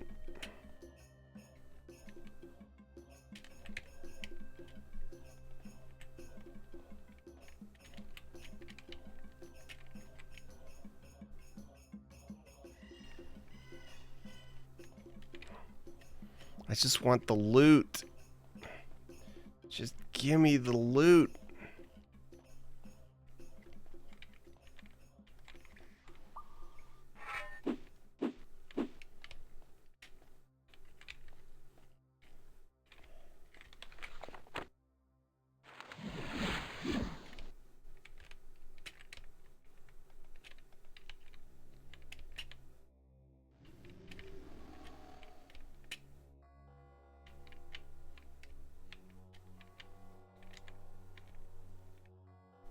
I'm too far away. Just give me the treasure.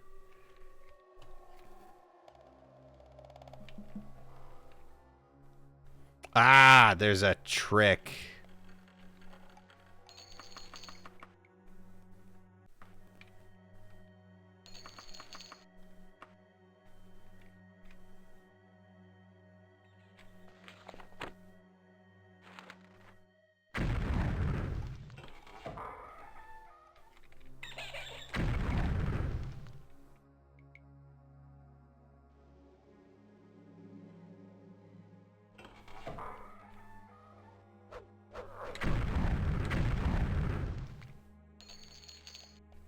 Okay, that one didn't spawn because I rested inside a dungeon. So there are now, in fact, just like also rogues on the list. All right, and this should take us back out into the other side of the throne room. You know what? We're already levitating. Let's just safely waft down and check these other two. Because usually, often quest targets are in the vicinity of like large kind of centerpiece rooms.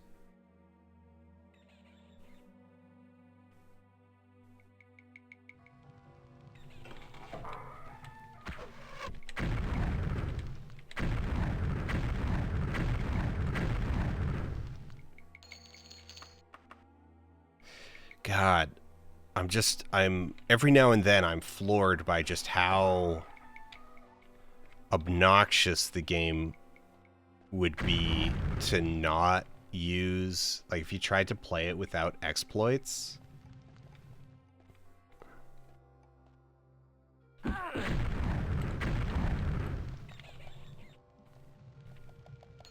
Like without gaming its mechanics.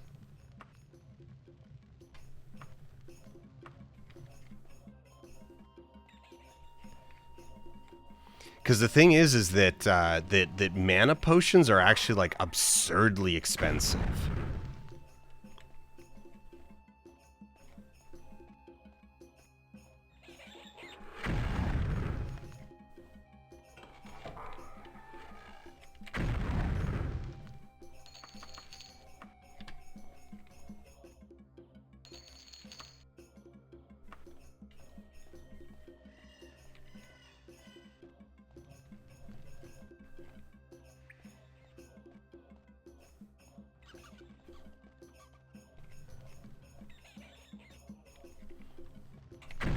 Now, on the plus side, fortunately,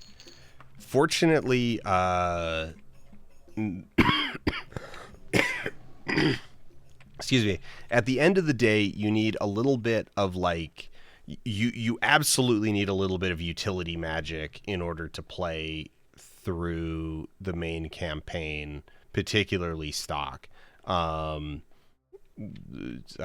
Doing things without recall is a nightmare, and without levitate, water walking, water breathing.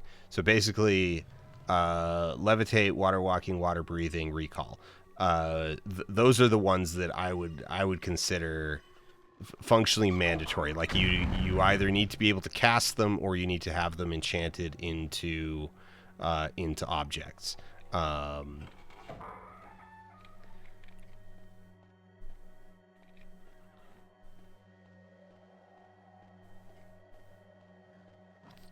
But item crafting basically in and of itself requires being a high level mage anyway. Well, no. I guess there's a couple different places you can do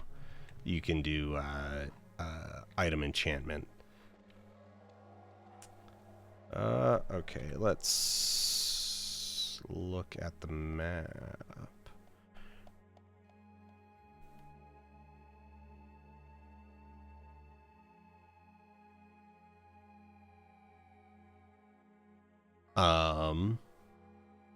All right, I see the area that we haven't done much in, and it is basically we go, yeah, all right, we just go across here. But yeah, hitting things with a weapon is pretty straightforward, and it's extremely viable.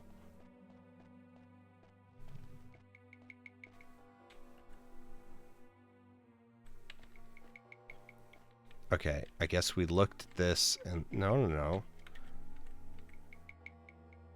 Okay, my map is just glitching out and not actually rendering because we've totally done this.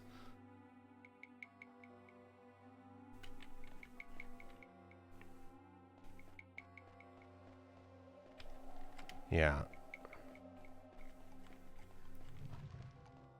Because yeah, that just literally loops us back to where we just were.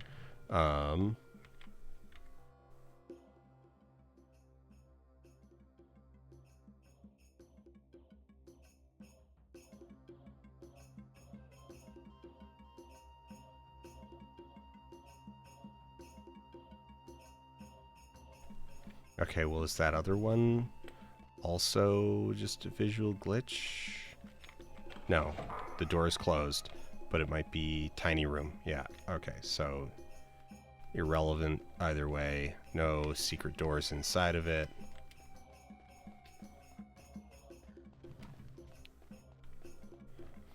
Oh yeah, I played this game when it came out. We had it pre-ordered. So like all of the delays, like, cause this game the release date got pushed back multiple times. It took like an extra, at the time it was like, it was almost like a scandal how much the game had been pushed back. And then, or like how much it had been delayed. And I mean, things got better, like minus a couple very high profile exceptions. For the most part, like games these days come out when they come out when they say they're going to come out, for better or worse, right? Like, you know, we have a release date, you are making that release date.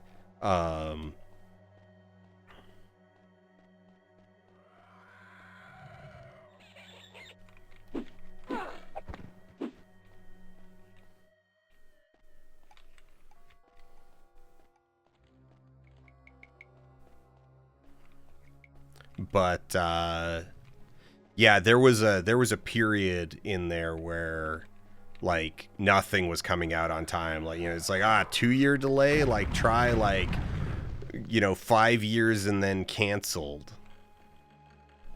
You know, I guess Silk Song is kind of a modern standout in that regard too.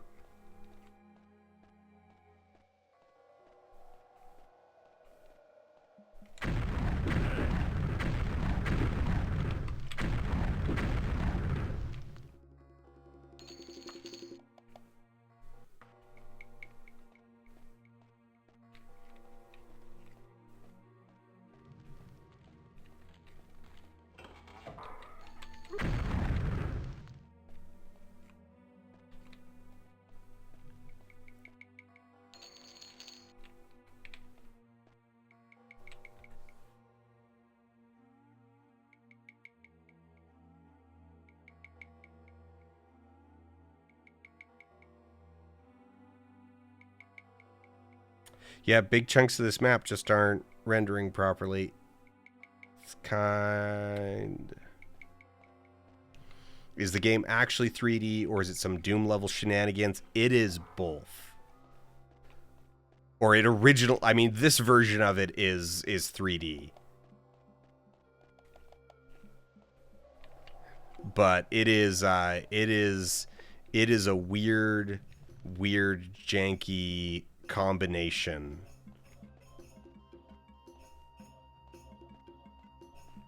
At least the original Z engine version.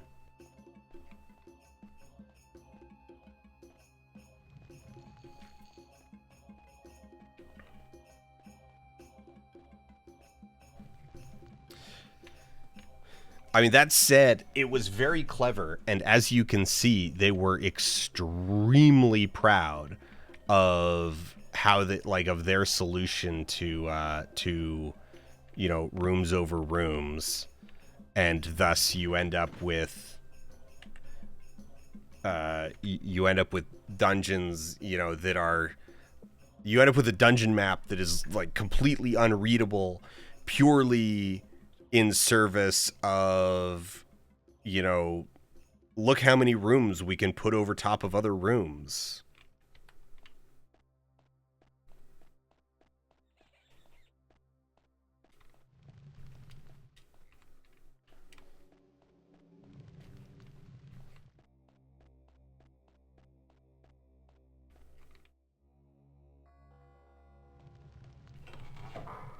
No, both of them were Bethesda. I think Arena started development, but it was always like they were all released under the auspice of Bethesda.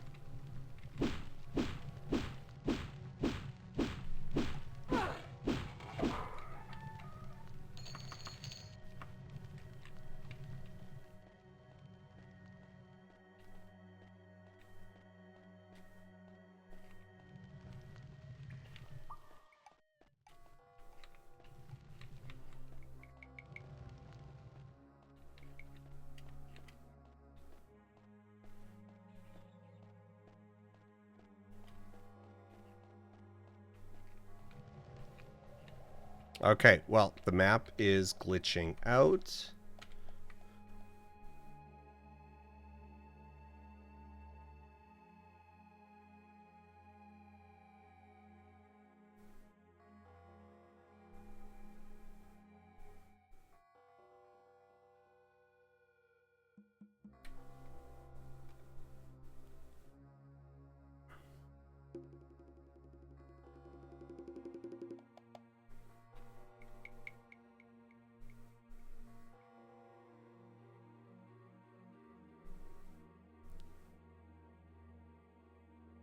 It's like Telly 2.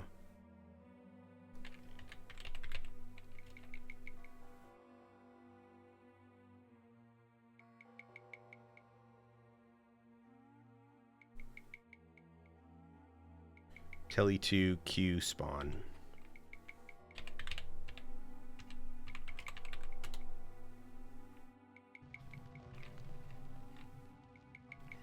Wait, this is just straight up the, like, start... Wait. It's literally the starting dungeon. It's Privateer's Hold. It is literally the starting dungeon.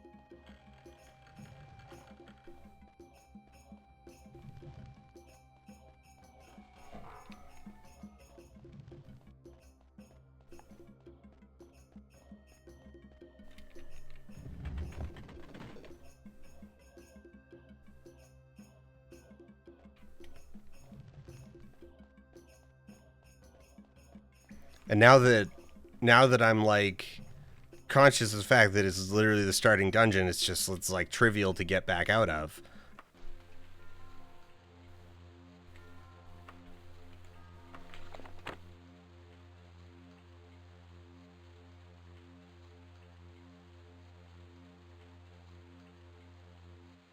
All right, back to Fontborn.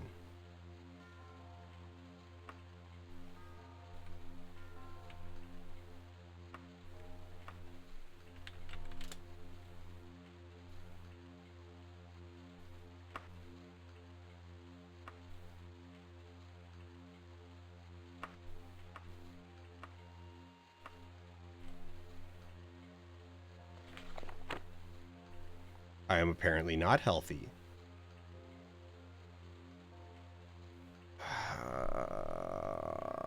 Do I have lycanthropy?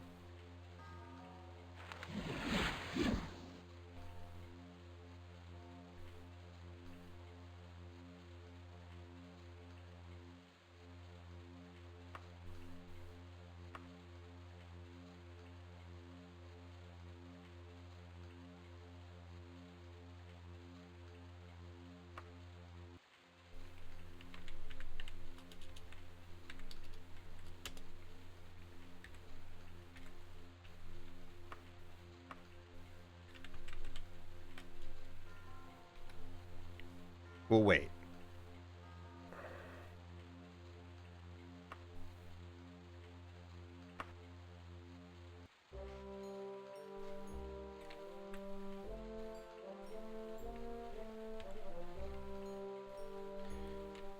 We haven't gotten the dream yet.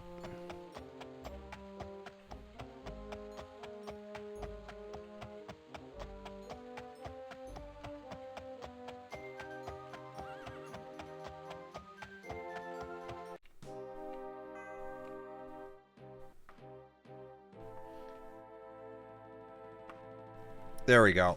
We're good. Yeah, we had lycanthropy.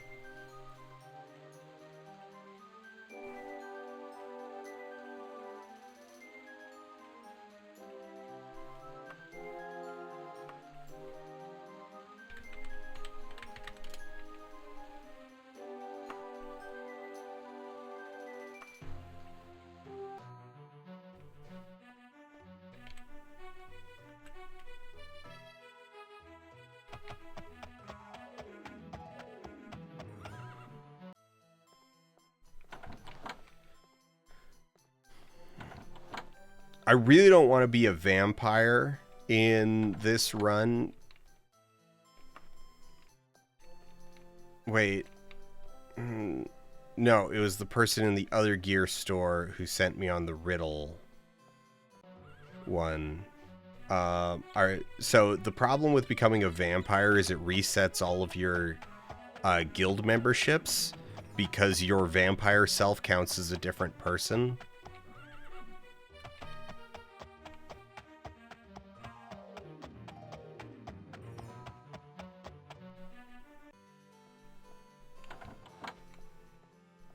Well, I mean, yeah, legally you died.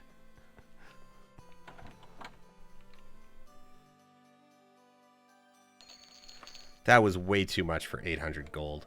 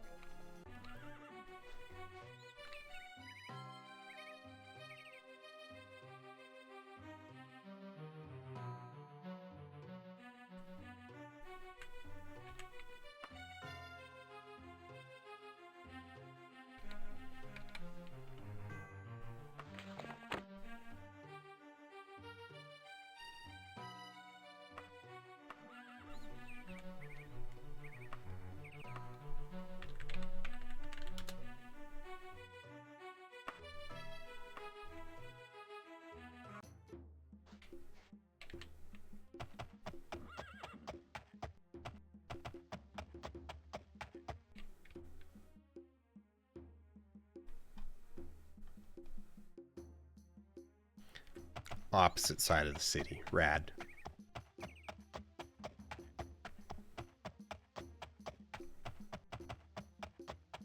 Oh yeah, the DOS version, the main quest can brick at so many points. And like the version on the disc can't be completed. Like not just sometimes bricks, but there's a point in the final dungeon that was like literally impassable.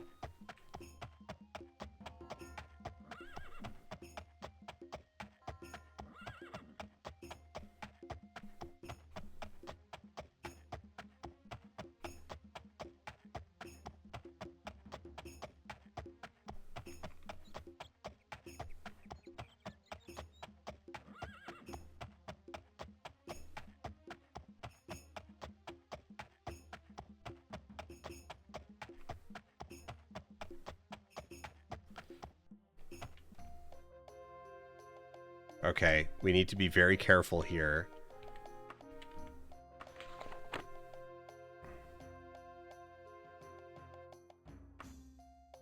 And only talk to Rodweir. You're probably not Rodweir.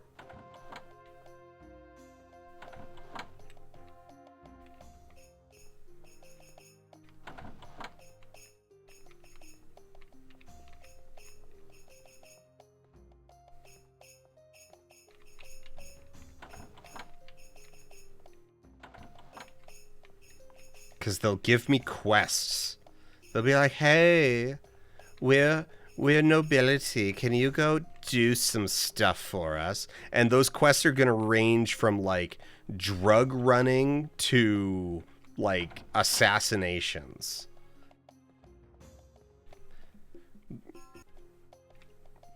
One of these petty nobles had me bring her girlfriend heroin.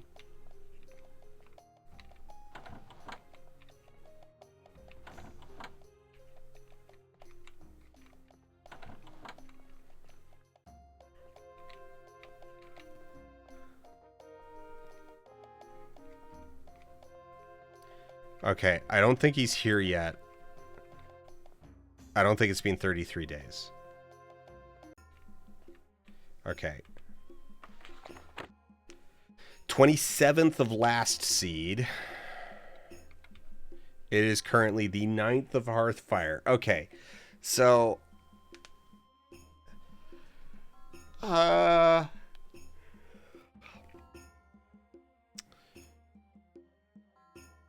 we have until the 30th of Hearthfire.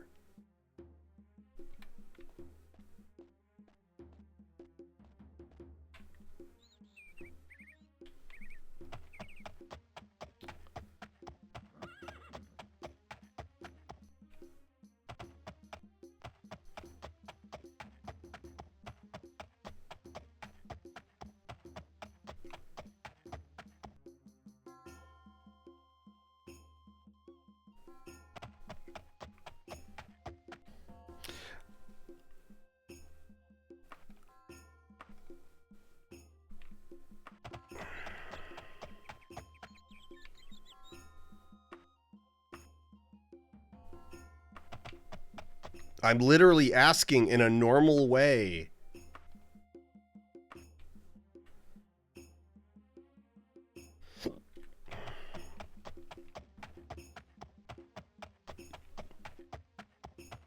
I can say after playing the Unity version, there's so many reasons. I don't think I'd ever go back to the DOS version. I would maybe load it up for like a bit as a compare and contrast, but just the responsiveness alone, the two killer features are the responsiveness and the draw distance.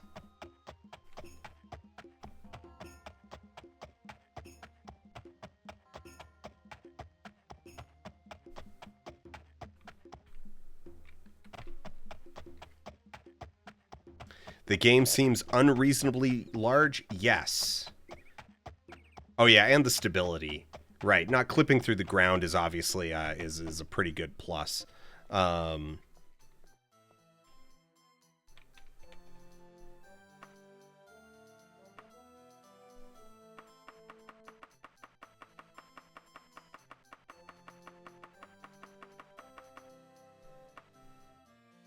Ooh, I need to sort those.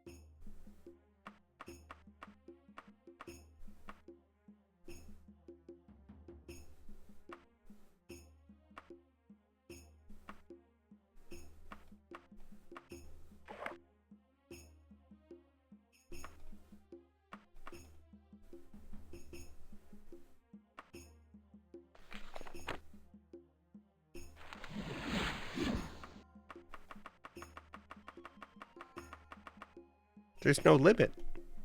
20 out of 20. There we go.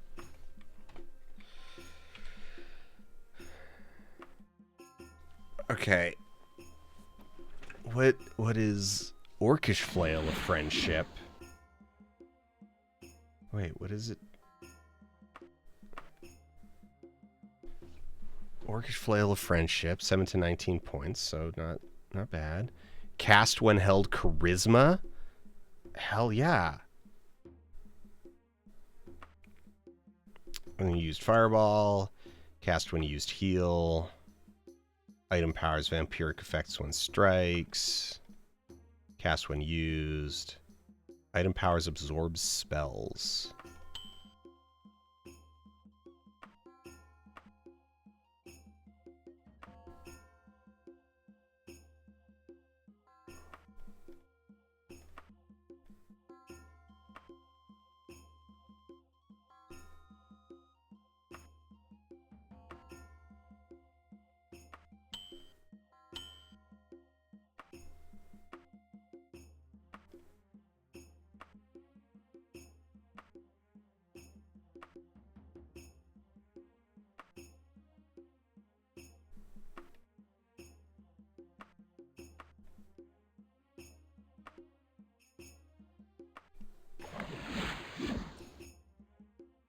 No.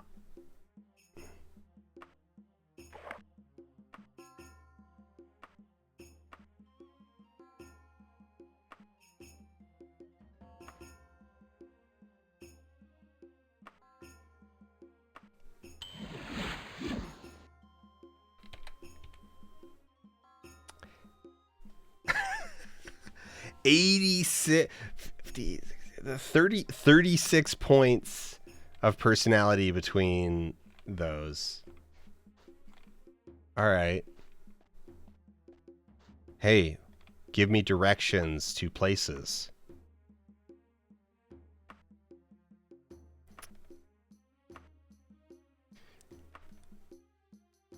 You asked the right person. None of this like, you goddamn Argonians coming up to Hammerfell and taking our jobs.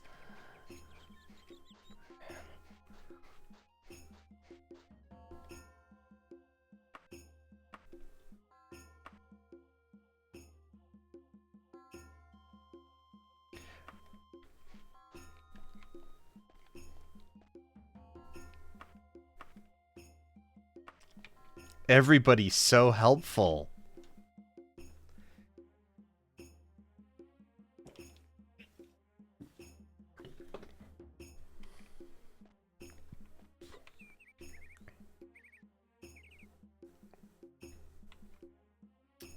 Let's... Okay. We got 30... No, it's the 9th, right? Yeah, it's the 9th. We need to be at the palace for the 30th. So that's 21 days. So we have 21 days to kill. Well, okay, first things first, actually, I guess, would be sell all of those other magic items that we don't care about. We should also start enchanting our own items, which means I should, well, I was going to say I should start soul trapping stuff, but soul trapping's actually bait unless you've got a steady supply of, like, ancient vampires. But also I want... I wonder if create item or...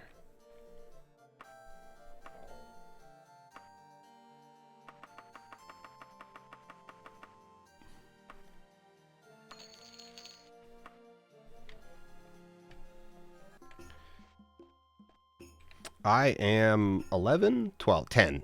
I am level 10.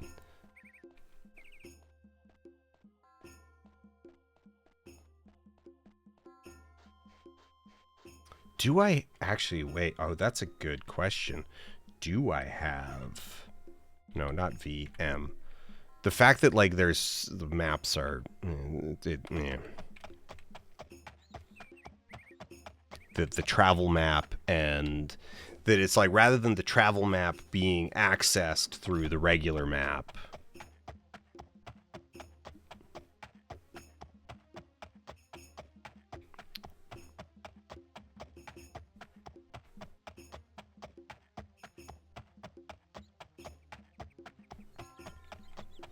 yeah, I can kill vampires just fine.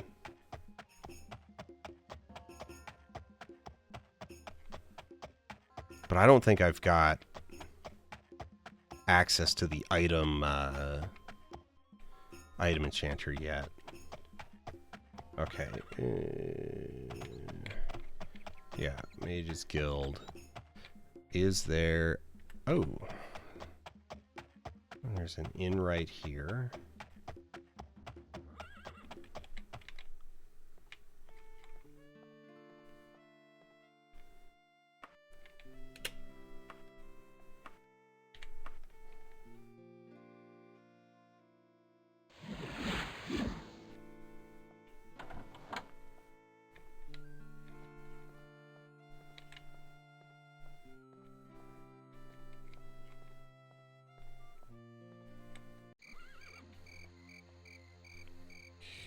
North.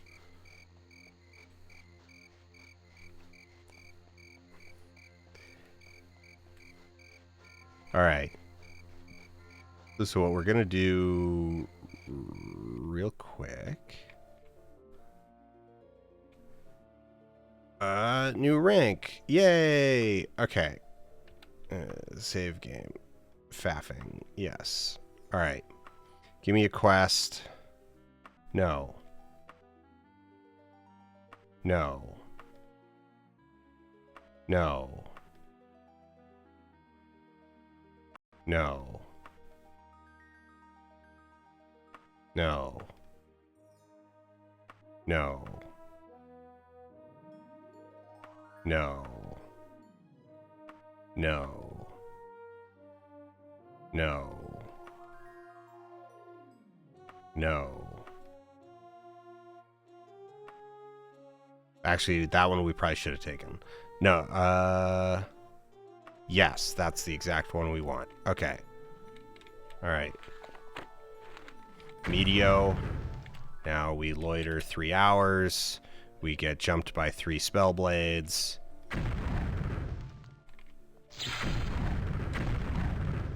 Night blades. We take all their things.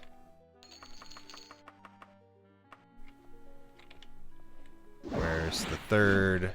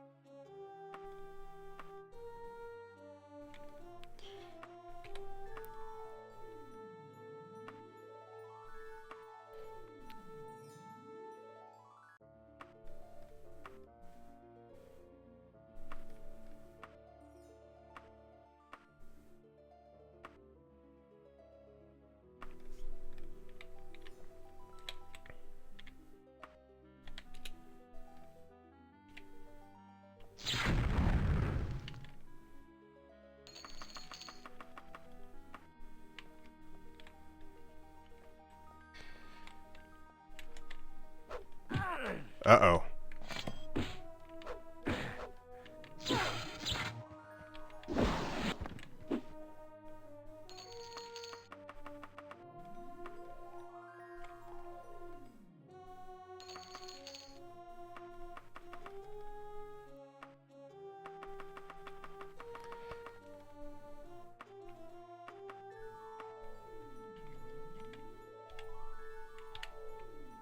You feel somewhat bad. I've been poisoned, whatever.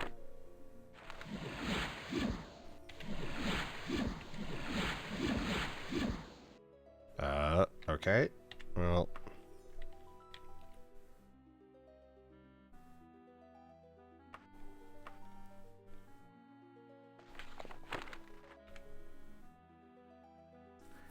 Poison that's sapping my willpower.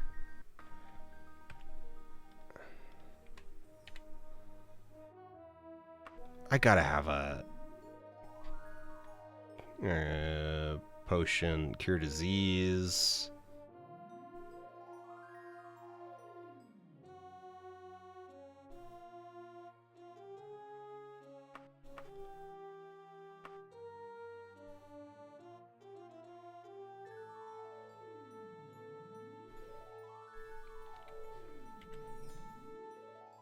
Okay, why is it not? Cure poison. What are my odds on it? Oh, it's still pretty bad, actually. I've only got like a 10%, 11% chance.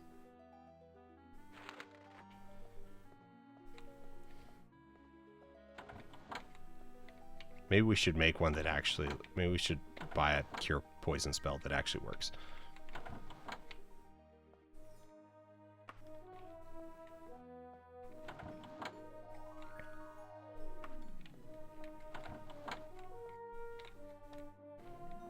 Where's the spellcrafter?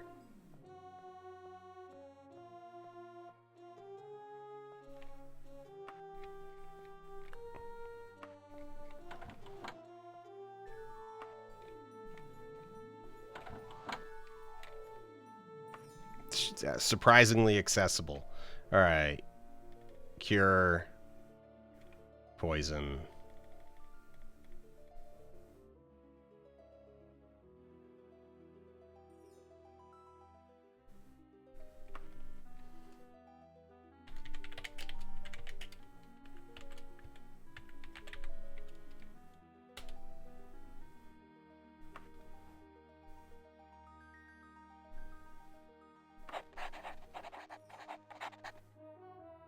You know what? While we're here,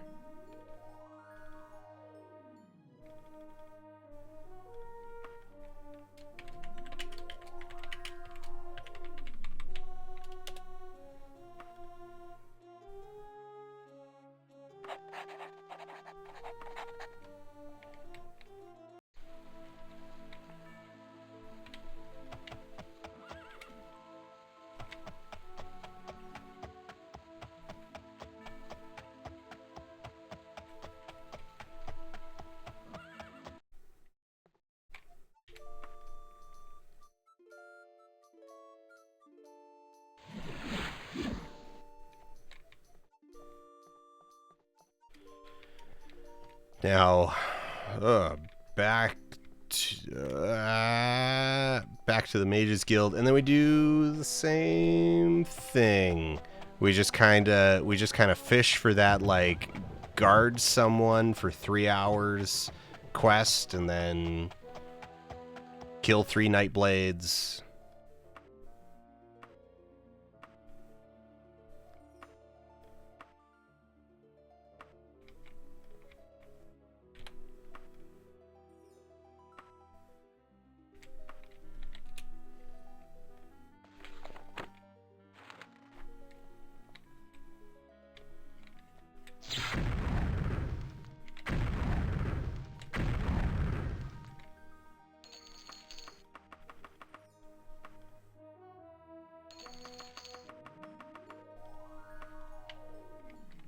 All right, there we go.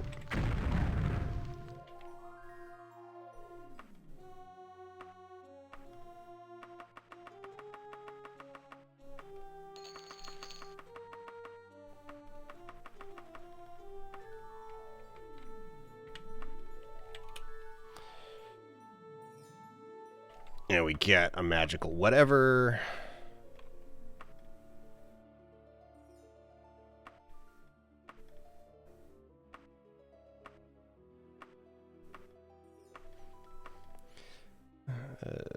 Protect him while he trances. Yes. Loiter. 3 hours. There are enemies nearby. Meteo.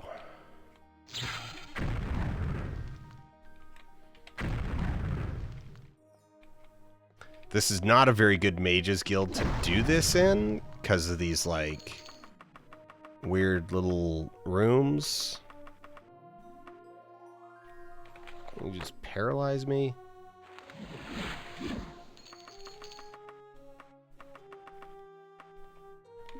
But the great thing about it is that because you can access your wagon,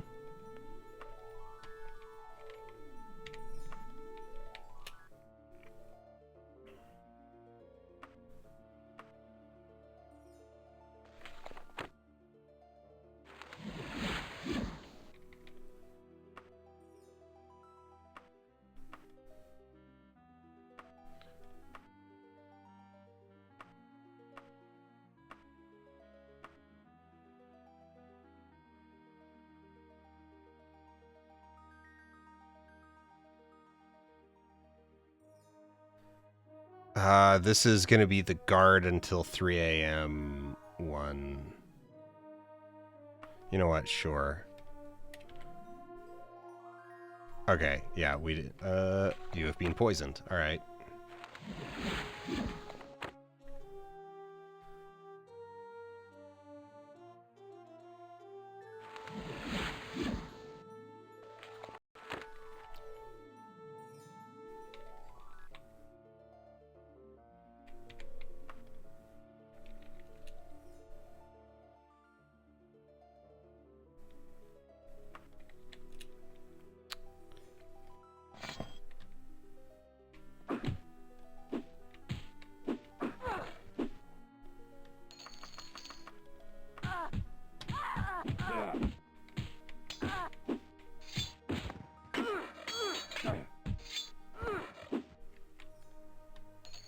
Ooh, a Daedric flail. I mean, I very much like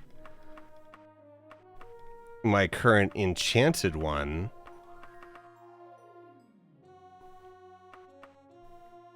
$18 to $20.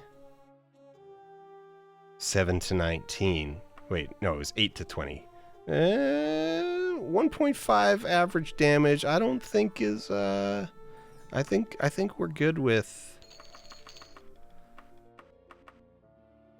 Oh man, our wagon's full. Okay. Body is nurtured, but. Okay, I looted everything. Oh, right. There's four thieves. Yeah, we'll just leave that stuff.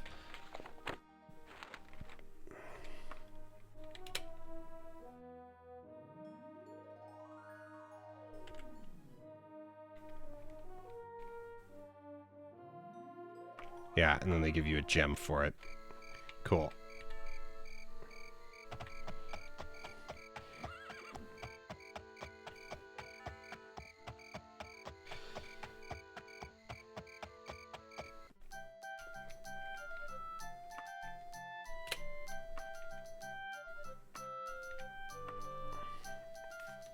And then this will be like mid-morning or around noon when we get up. Get up around noon. Get lost trying to get out of here. Alright, now we're looking for... Wait, was there only like one pawn shop?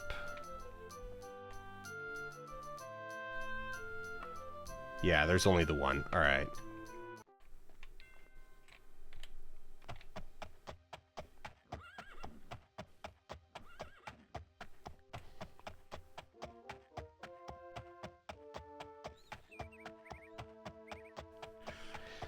Okay, so the mods we've got are World of Daggerfall, roads, travel options, birds, even more increased draw distance,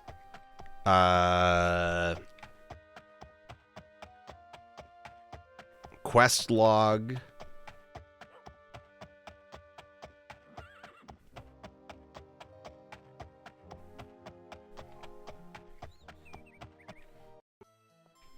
oh god, yeah, there's some hotels I've been in where it's like it's an incomprehensible difference between like directions.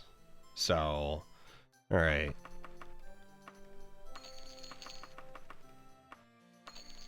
we're not going to do the sell one thing at a time thing, but we are going to sell in like smaller batches to level up our mercantilism.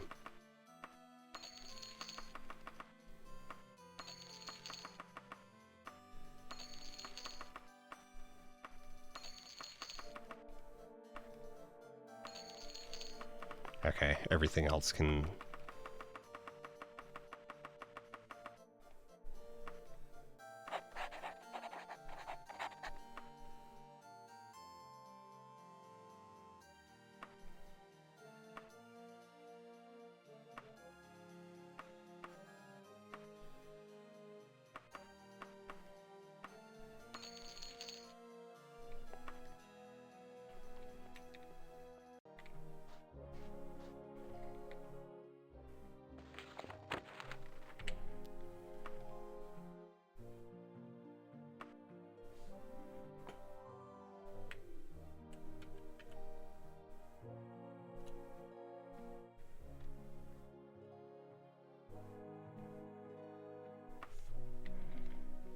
Make sure it didn't go on the ground. Yeah, all right.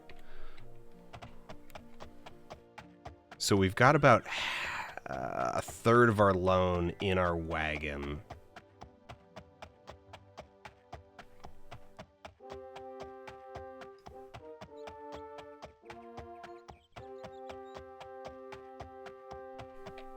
Well,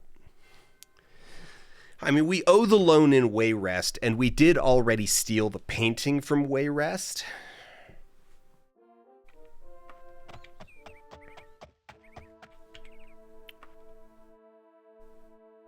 Oh no, the letter, yeah, the letters of credit don't go with it. So we've got 38,000, a little under 39 there, 2,000 there. And then I don't think I put any letters of credit in. And then, yeah, 65,000 in the wagon. And then I've got about 100,000 in the bank in somewhere else. So, like, I've actually got the money at this point. I can repay the loan.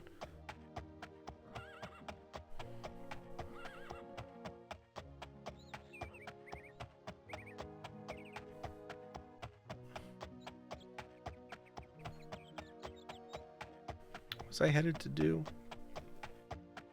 Yeah, I'm just going back to the... What day is it? It's the 11th. It's been 2 days.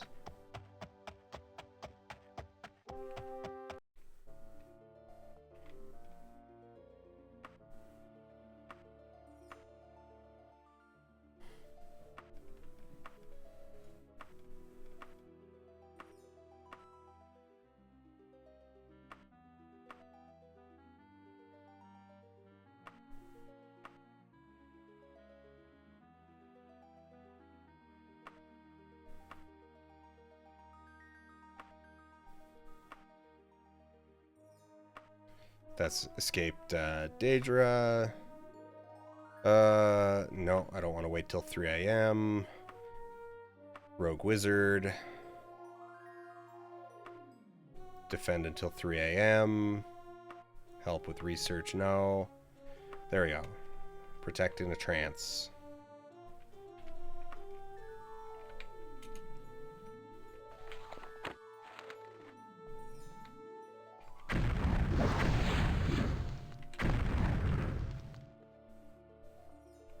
Did they all just die on... Oh, no, they...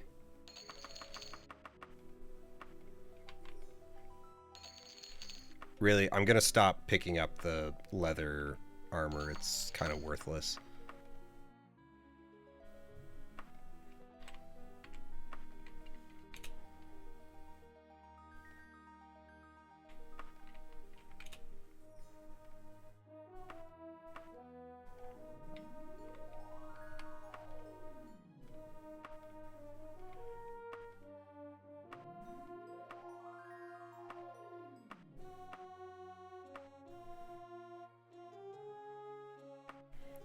The sleep spell, don't want to do that.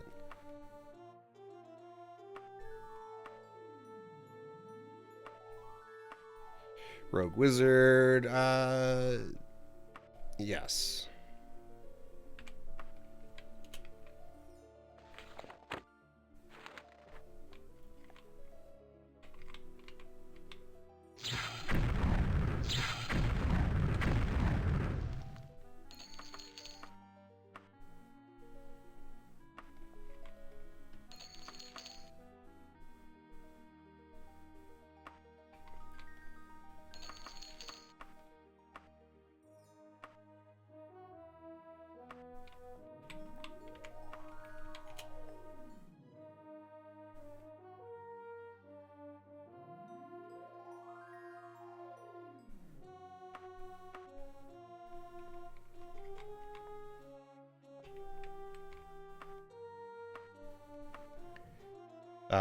Yeah, there we go.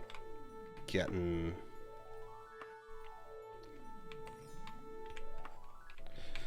3 hours.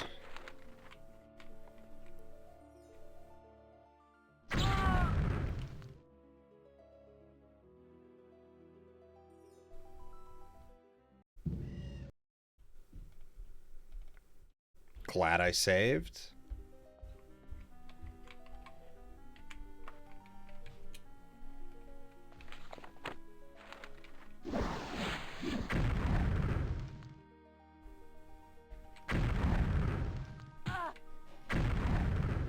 I wish I knew how I died.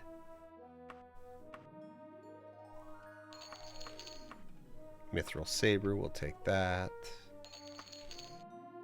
So leveling up your mercantile is actually just like, it's just the number of sales you make or the number of interactions.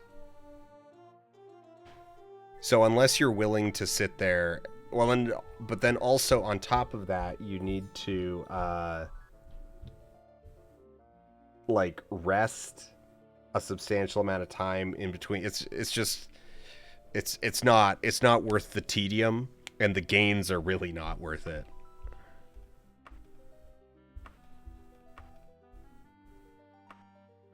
Rogue Wizard, open spell, banish Daedra, retrieve a thing, open spell, yes.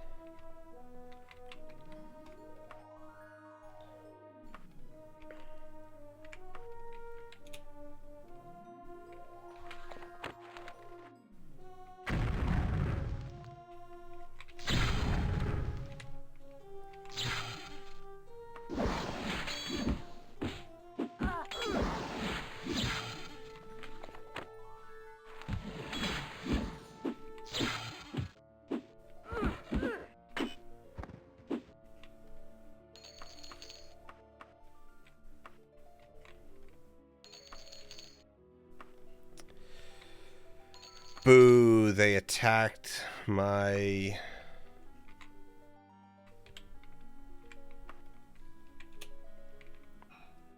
They attacked my spell points.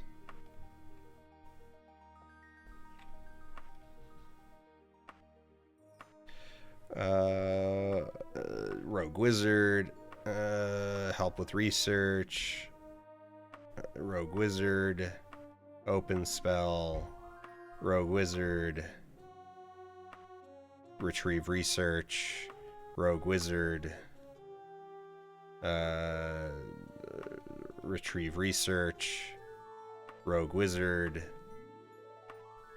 help with research. There we go. Let's...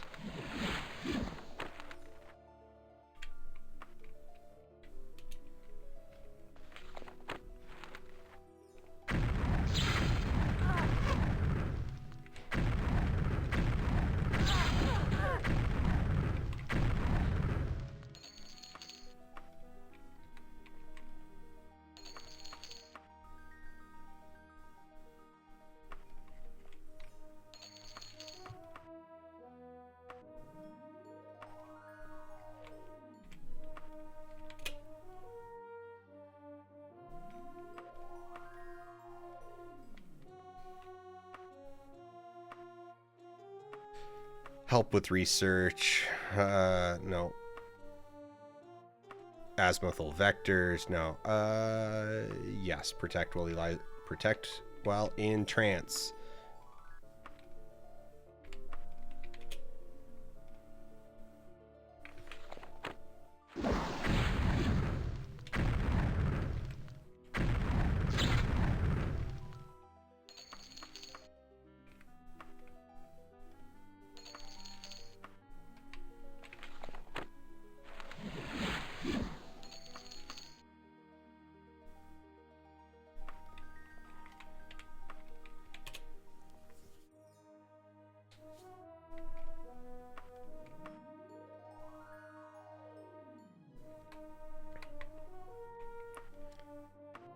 Open spell. Protect in trance. There we go. Alright, we'll save real quick in case we low roll.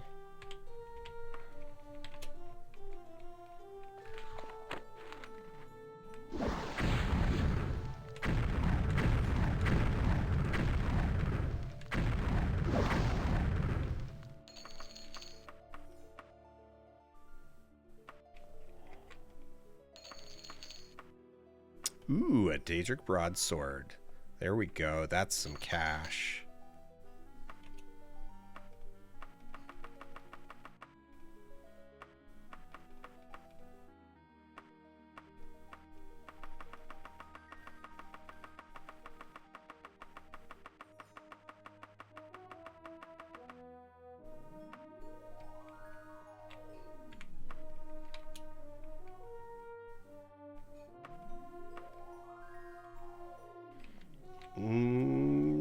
It should be like the 12th. Yeah, still the 12th. Ah.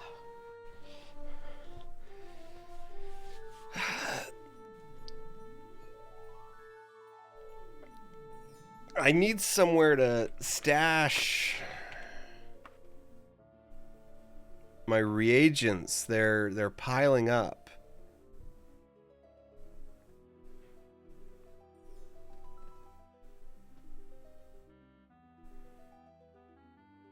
I mean, I suppose this is also... I also have 163 kilos of gold on my cart.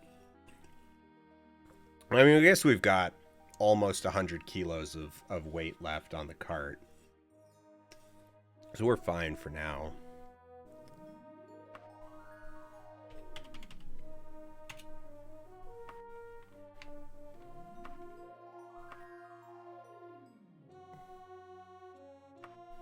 Sleep spell.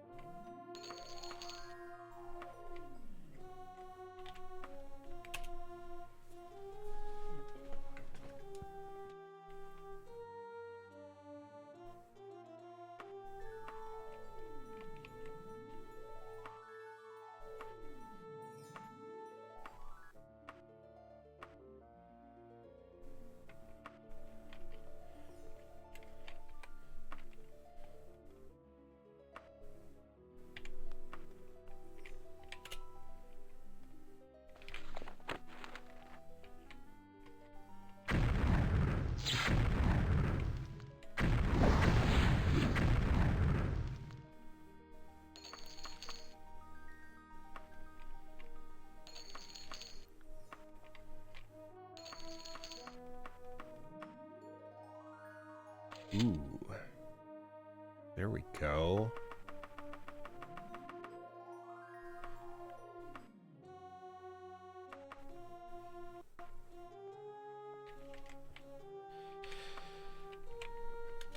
So the way to make, the big way to make cash ultimately is to find a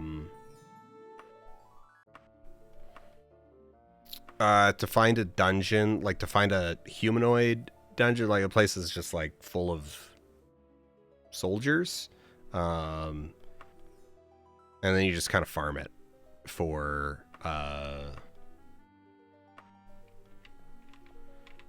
really good stuff.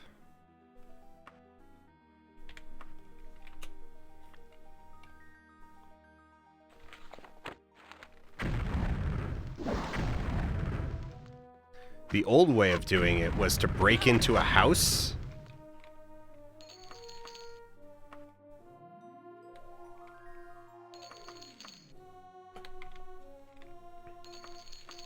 But so humans have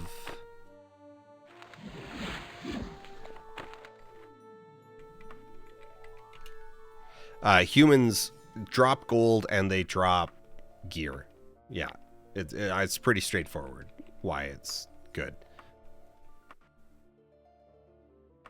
And that's part of also what we're doing here is this, like, because we fight these humans, it's like, okay, here, a bunch of these others, like, it's like, okay, 1,425 gold.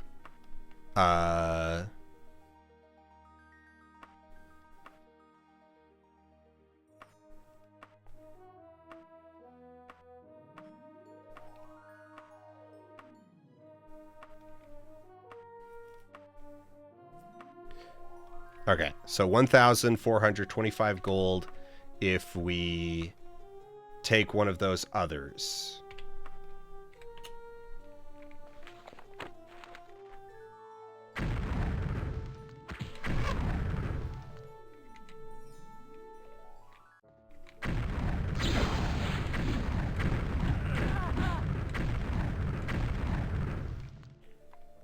Uh, 70 gold plus reagents, 130 gold plus 1,000 gold adamantium flail, 150 gold plus reagents, and a couple hundred gold elven broadsword. So our haul was about the same, and we didn't need to go anywhere.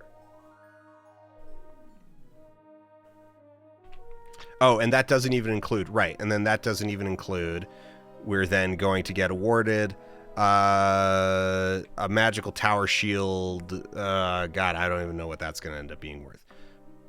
Probably not tons. Well, let's find out. Let's take a break from endlessly guarding trancing mages, and let's go over, let's kind of lock in our gains here, right? We'll take a proper rest.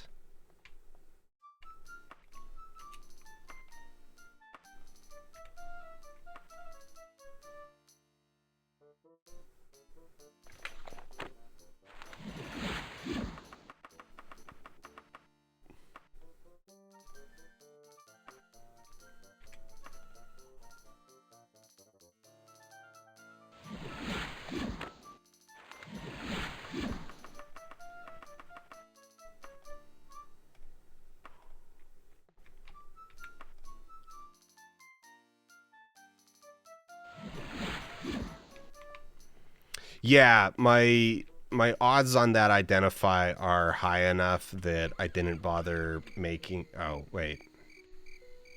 Oh, it's 9 at night.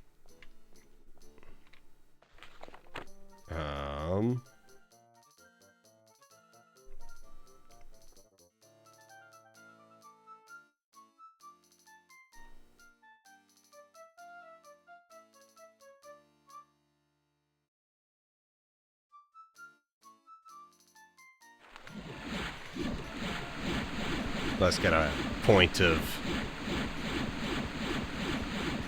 restoration.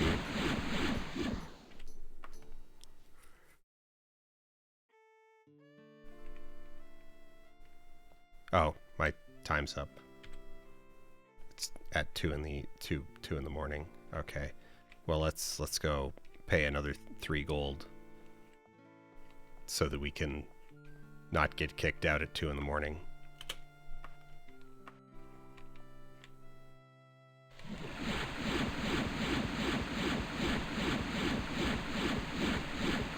Oh, and what are we at? Ah, it's the 14th.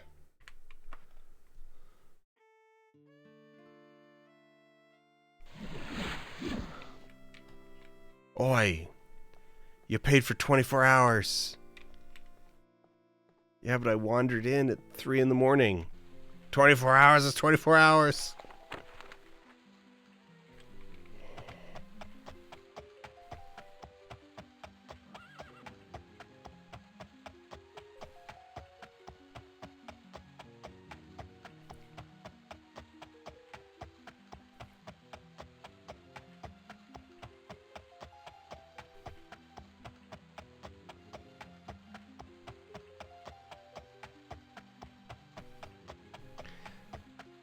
Man, if you could game actual hotels like that, I would actually I would stop being such a prick about like 4 p.m. check-ins.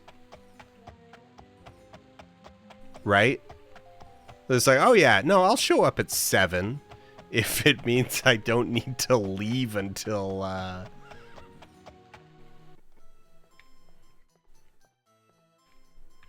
All right, we should sort.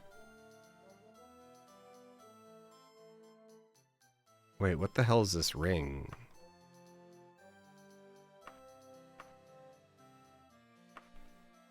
Okay, what did we get? Use force bolts, use cure poison, use silence, held iron will.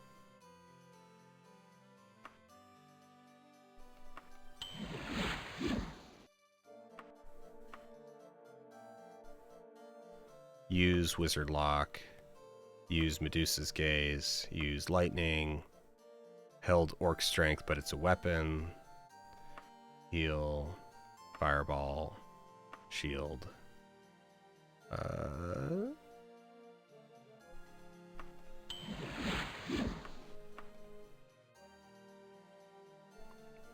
Use Shield. Okay.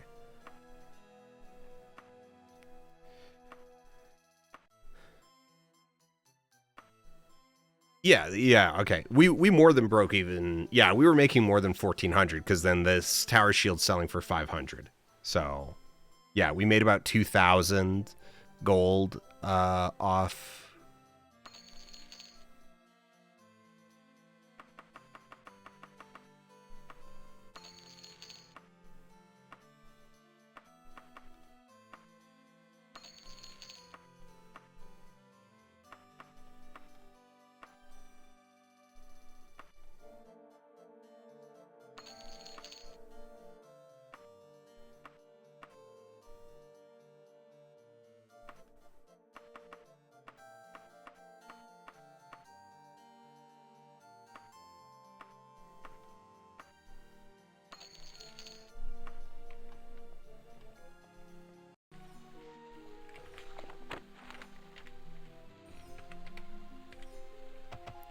I keep just hitting the wrong things.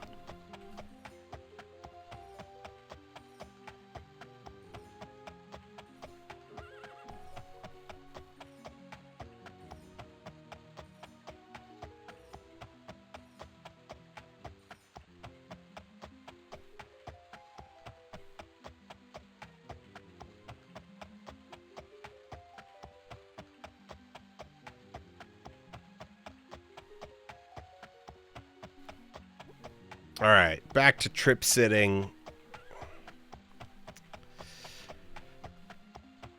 Trip sitting mages.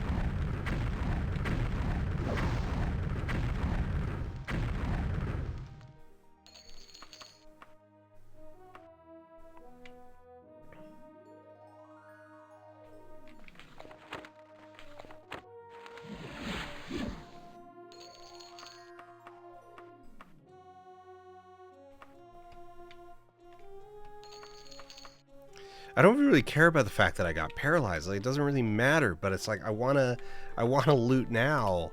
Also, I think they go away once I rest. Ooh, a magical brazier. Yeah, they go away once you rest. So, sleep spell.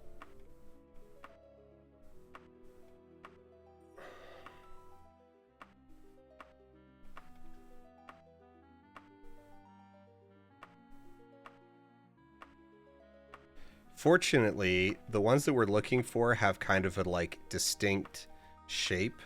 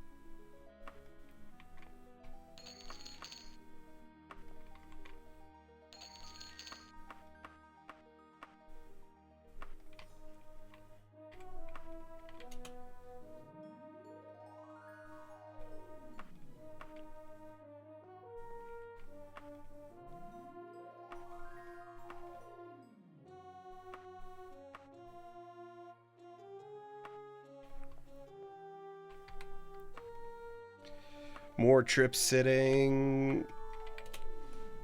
We're a pro at this. They should invite us to Burning Man.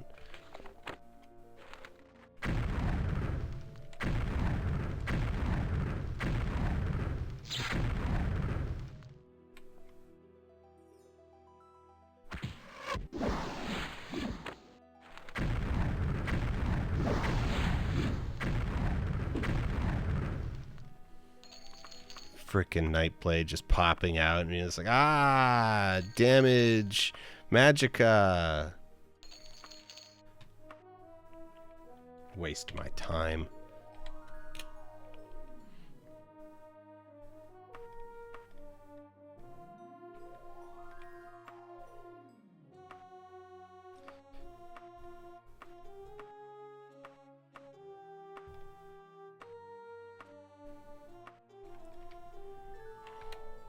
I'm amazed that we haven't ranked up yet. Oh, wait, our stats might be too low, actually, now that I think about it.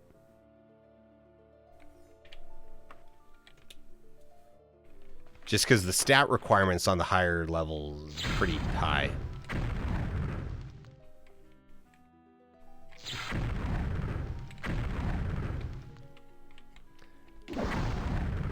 Like, I think you need something up in, like, the 70s.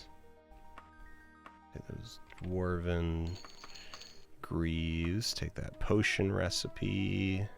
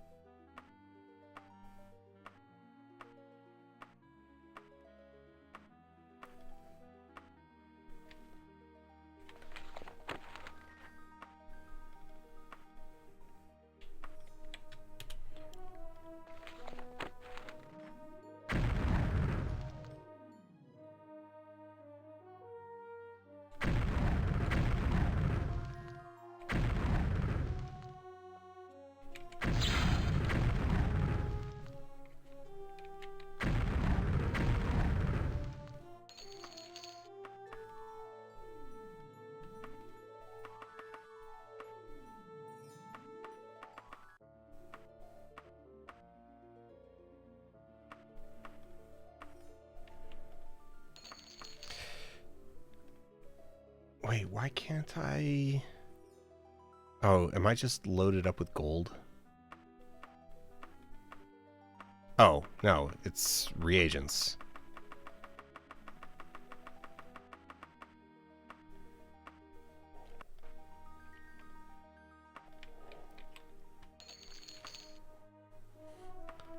That the sneakily heavy flowers.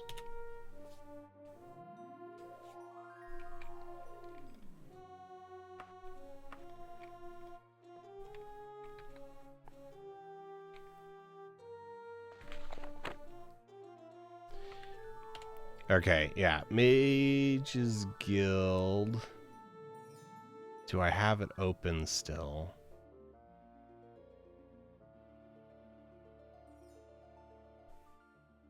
What's the calendar?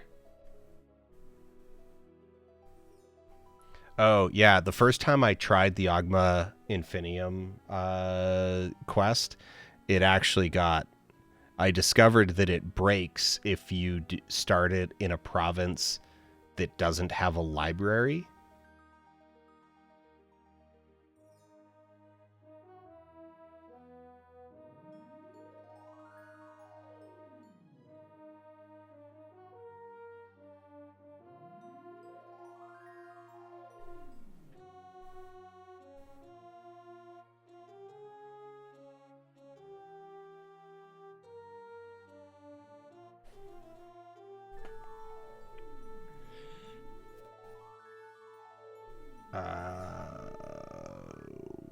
Which is kind of...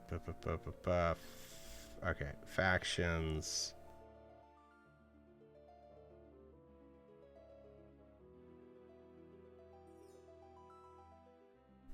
Oh, well, there's all of them. Okay,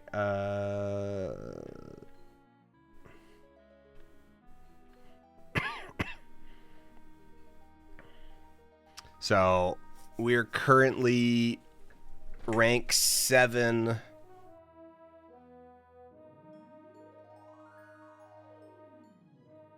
Oh, no, we had access to the item maker at rank 5. Enchanter. Okay, we've had access to the item maker for a while.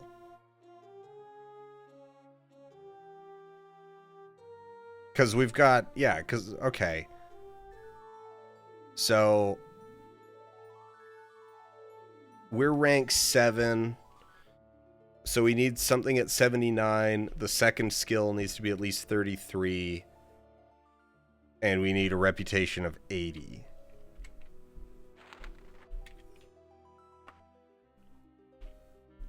Okay, so if we get... Well, it doesn't really matter because I don't really care about the teleporter.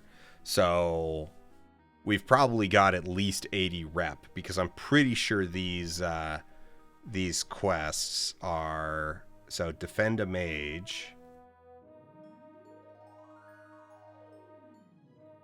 Protect an honored mage.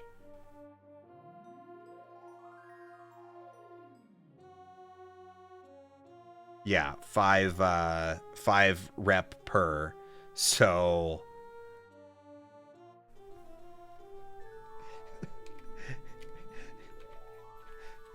so 16, you would need to do that 16 times, but you would need to do that 16 times from 0.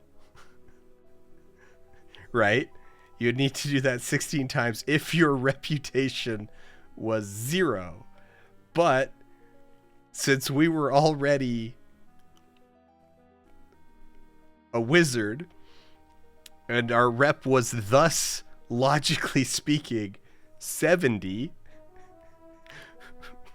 we only needed to do it twice.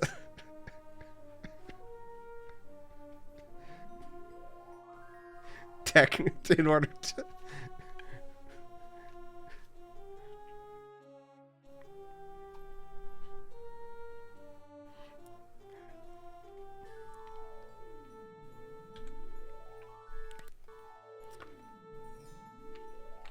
So, rep-wise, at this point, we're not in it for...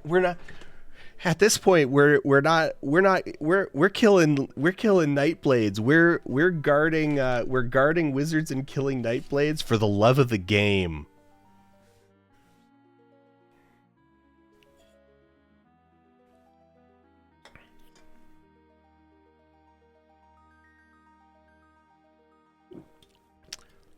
Hey boss, what do you got for me? Do you want to go? Do you want to go cast a powerful banishment spell? No. Do you want to go cast a sleep spell? No. Do you want to go deliver something? No. Do you want to go pick something up? No. Do you want to go escort a VIP? No. Do you want to guard the guild all night? No.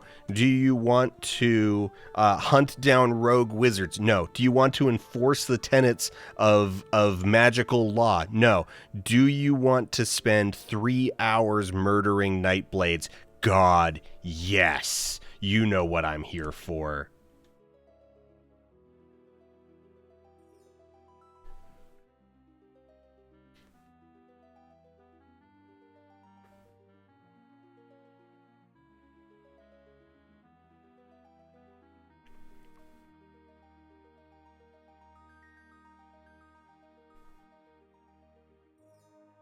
All right.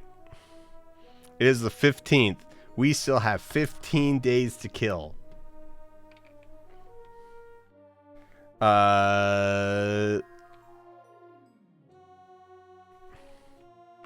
Talk. Regional.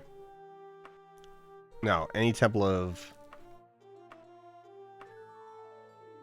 I don't know, Longgate.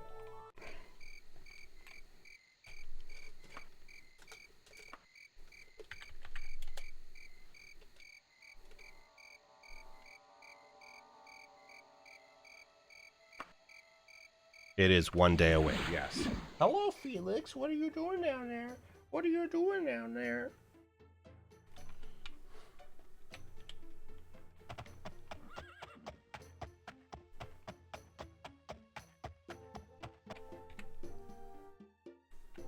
Oh, there's a couple temples here.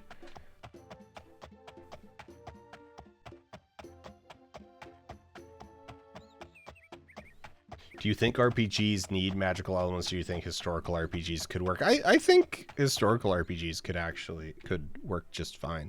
No, I don't want to go in. I just wanted to...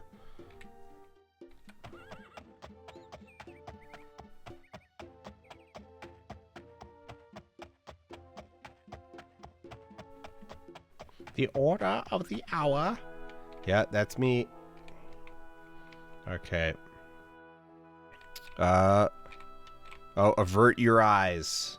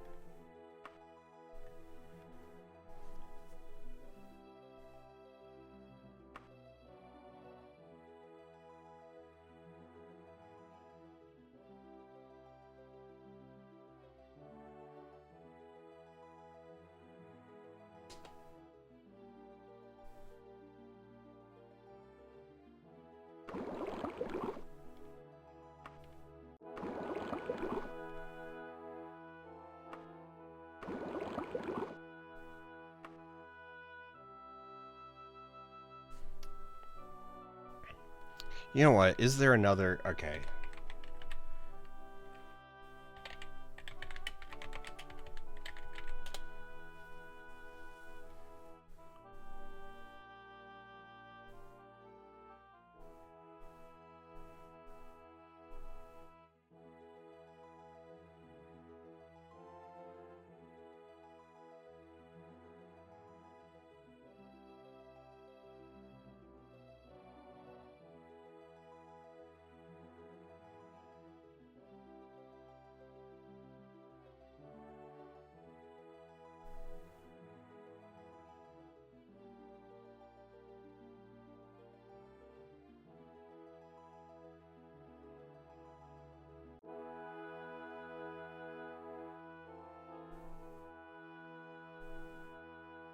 Okay, so there's two recipes. One uses lodestone, one uses saint's hair. So nectar, silver, werewolf's blood.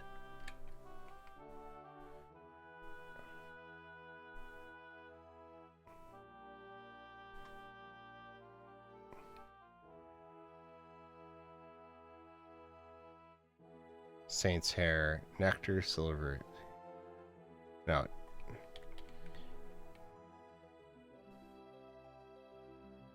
Nectar, silver, werewolf's blood. Oh, God. Tin, iron, gold, lead. Okay, I think it's silver that I'm out of. I have plenty of saint's hair. I don't think I have any silver. And that's one of the 3 mandatory ones. So, also, where's all my nectar? I know I was getting okay, so we have... Where was my werewolf's blood? So we've got 6 werewolf's blood, 7 nectar, 6 saint's hair, 0 silver.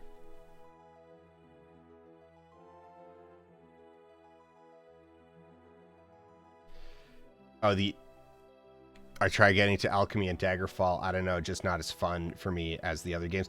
The reason for that is that alchemy in Daggerfall is dire. It's awful.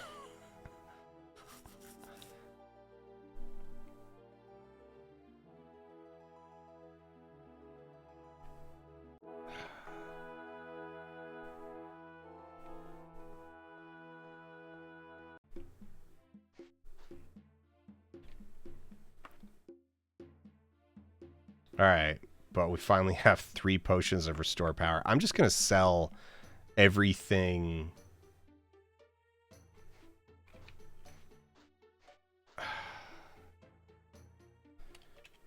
I don't know. I feel I've been stockpiling all of this until it's like, yeah, and then I'm gonna make so many potions, and now I'm just like, I don't even care. I don't even care anymore. I've got 3, it's like I'll just sell everything that isn't used in a potion to restore power. So everything that isn't, werewolf's blood, saint's hair, nectar, silver. It's like, all right, keep those 4. Everything else can go. Look, that's 13,000 gold worth of dragon scales. Okay, most of these are actually, like, pretty worthless. But, collectively, it's a lot of gold.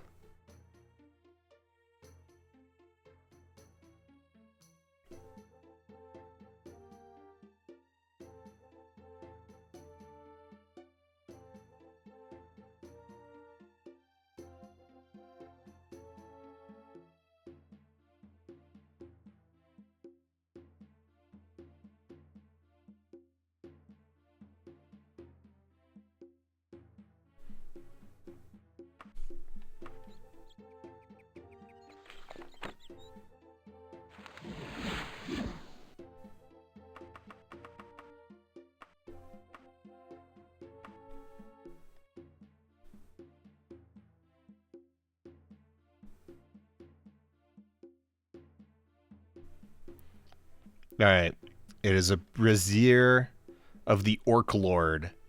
Cast when held orc strength.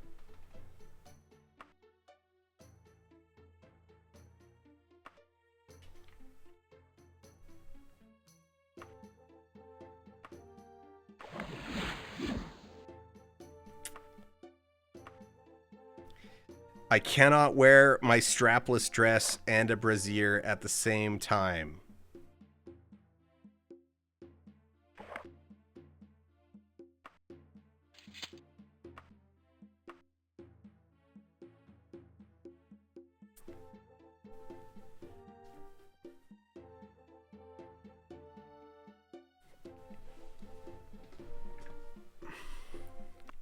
Yeah, we got item crafting. All right. Oh god, what town did we need to go back to? Where the hell were we? Midbury.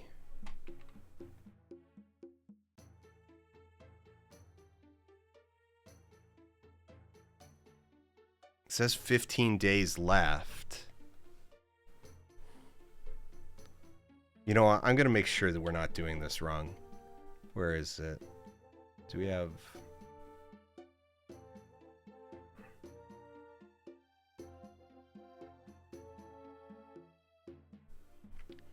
Yeah, okay. Main quest.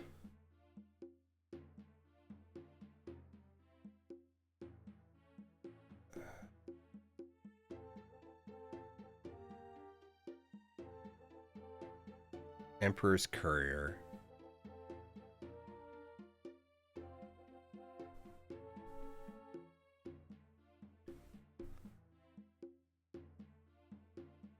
Okay, travel to the town your contact mentioned, look for the palace. The Emperor's Courier will arrive in the palace on the specified day and remain there for 2 days afterwards.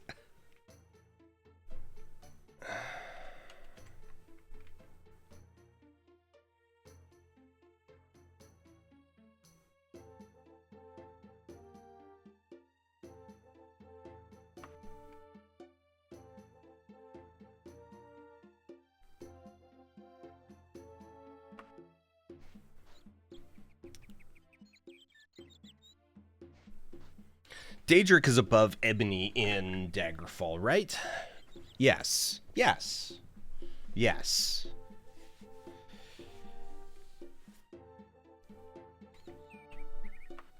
So... Crap, I just forgot the name again. Alright, log. Midbury.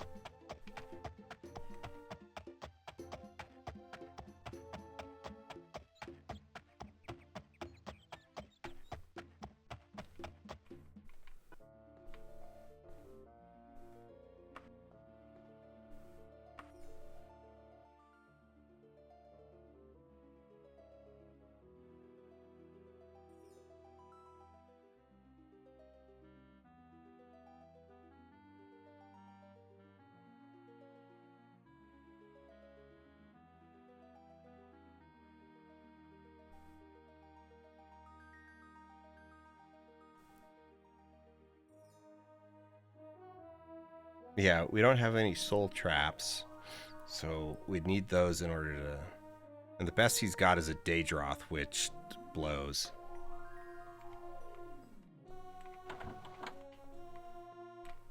Is there someone else in here that sells magic items too that we saw?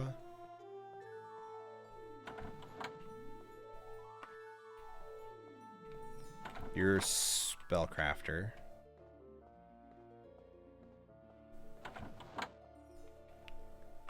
Because if we go...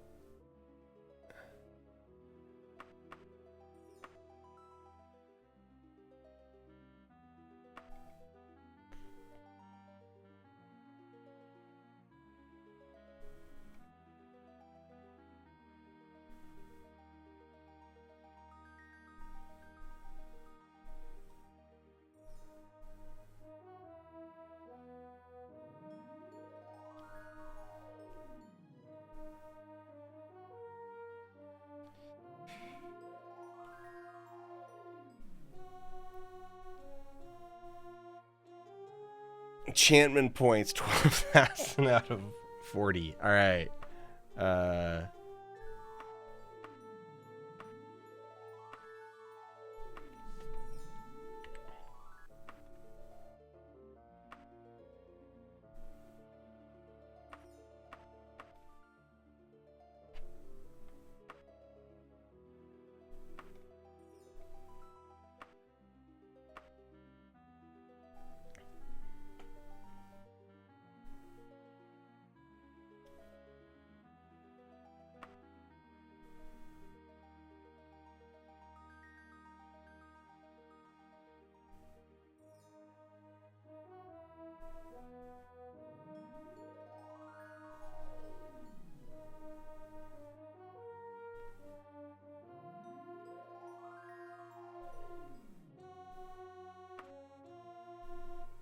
What do we want? What do we...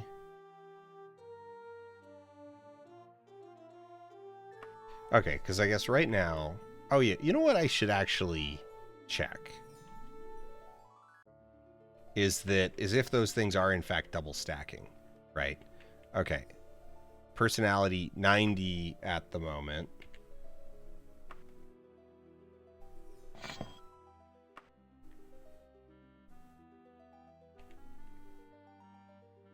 Went down to 50. Don't we have...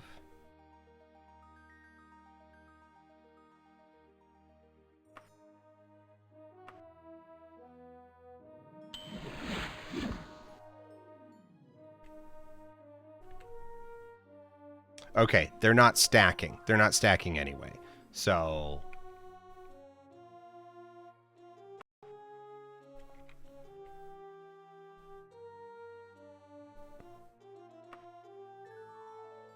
So we only need one thing of... Yeah.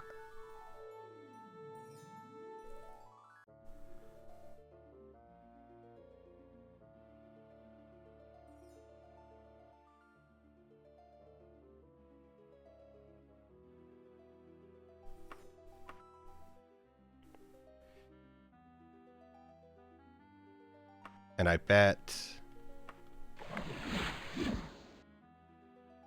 Yeah, my strength can't go above 100 anyway, so...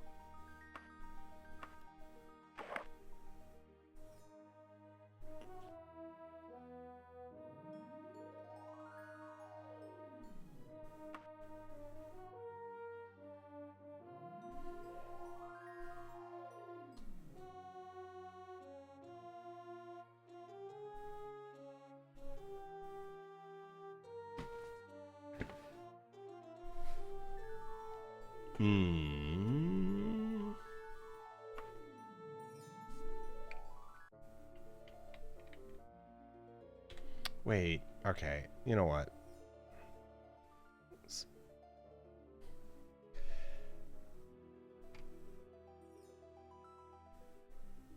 Okay, item making.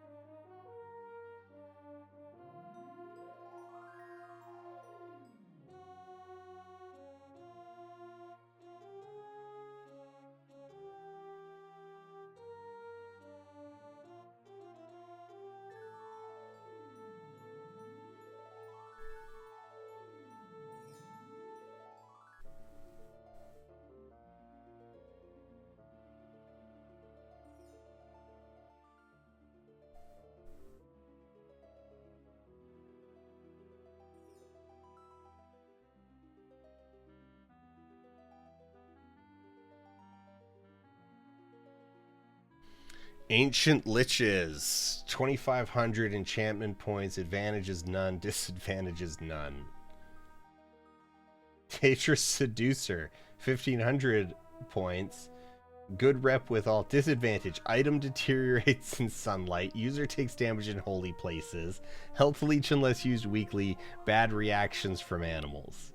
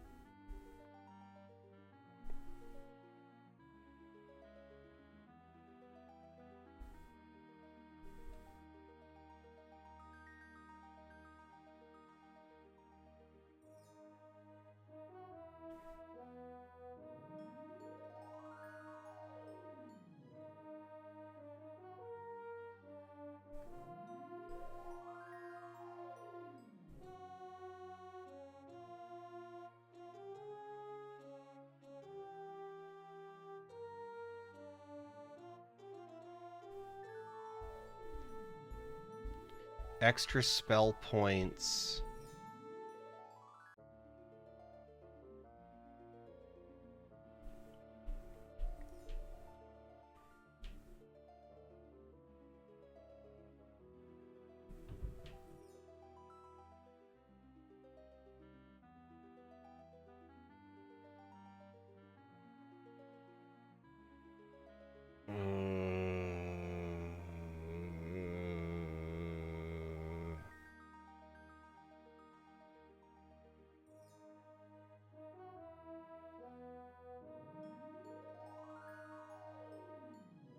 As the absorb spells enchantment is cheaper than cast when held, spell absorption does not degrade items and does not have a chance of failure. There is no reason to use the latter over the former.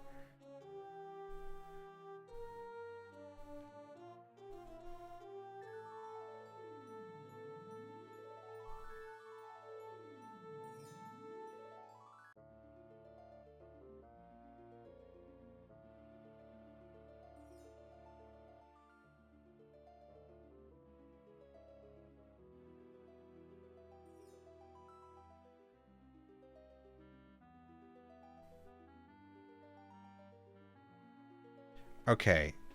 Enhances skill is really what we want on stuff.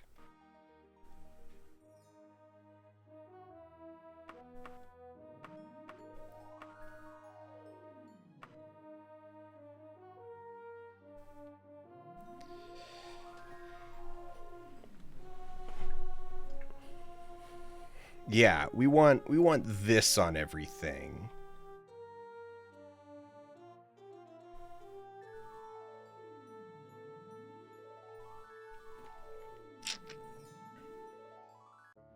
How many points was it? Enhanced skill, anything 900.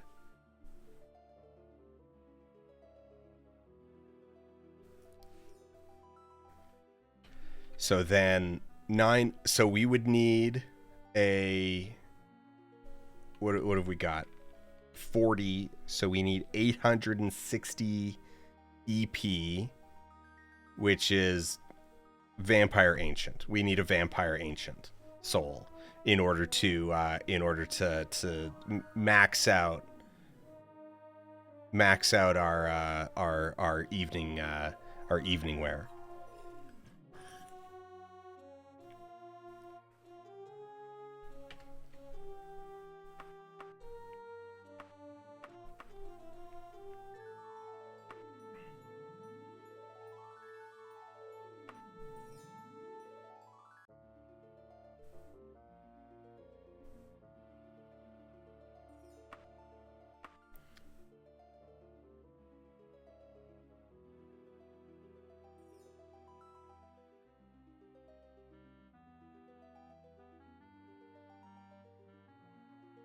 Why haven't we been putting increased weight allowance on everything? Well, I guess because we didn't actually it kind of takes forever to unlock this.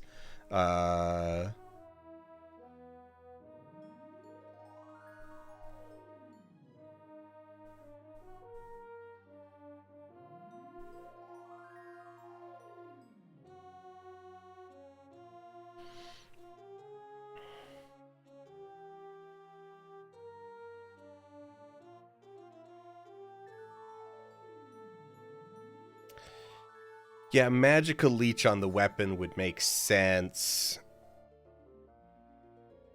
in general.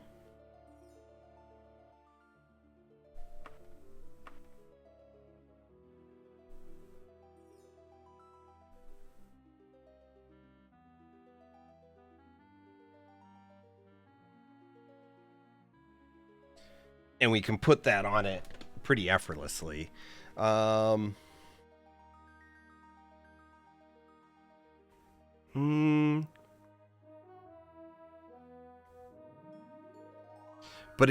But also, like, a lot of times, like, if we've run out of magicka, it's because something's gone wrong. Sort of.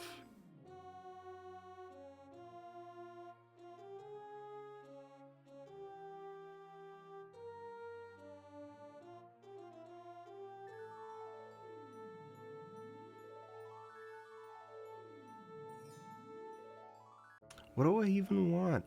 What do I want? What do I want in life? What am I looking for? Also, I've got a debt to pay off. You know what? We're gonna table it for now. We're gonna table it for now, and we're gonna advance this quest. What are we at? We've got it's 15th. We got 15 days. I don't really want to sit training.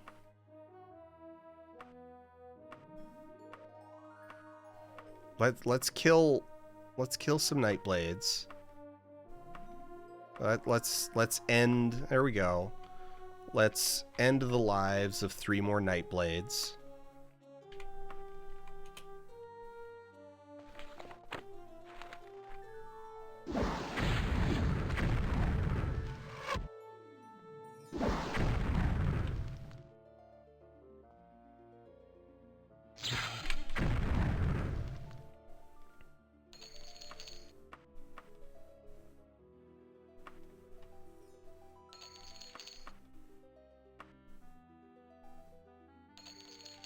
Ooh, adamant flail.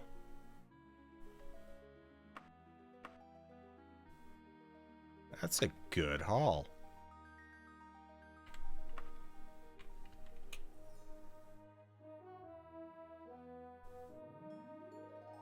You cannot carry any more stuff. Wait, what?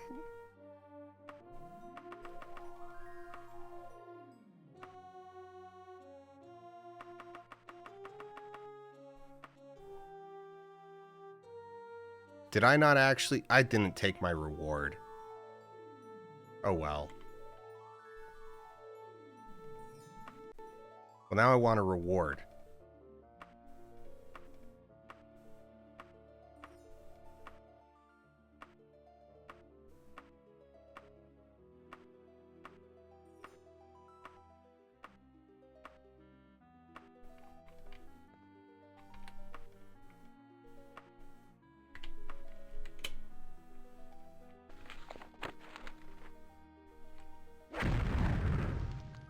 Oh, wait, there's my reward right there. On the ground.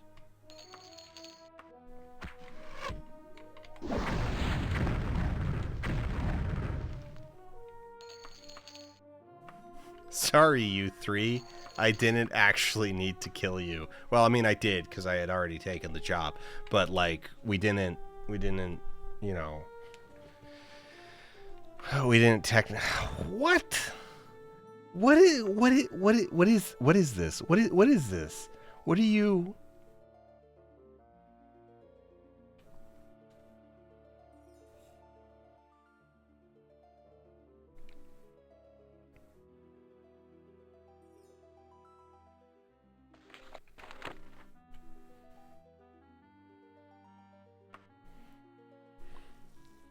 Destruction's up to 75. Thaumaturgy's still down at 47.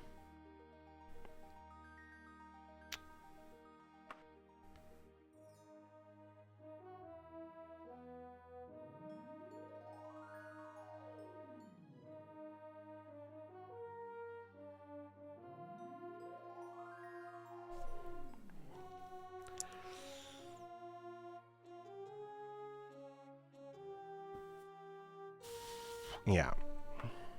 Okay.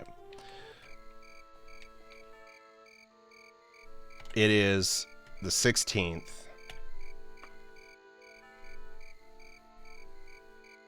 We need to travel. All right. We need to be back on the 30th. That is 14 days from now. We need to travel 7 days in any direction. That is 6 days. That is 7. And then back to Midbury. 7 days to East Tower Hollow.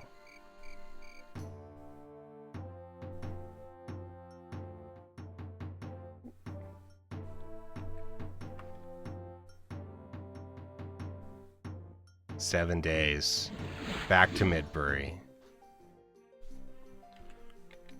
It is the 28th.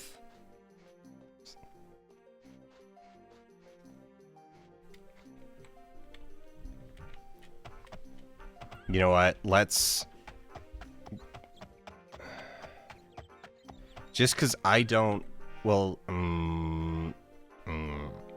let's go to the pawn shop. At the least. Let's go to the pawn shop at the least.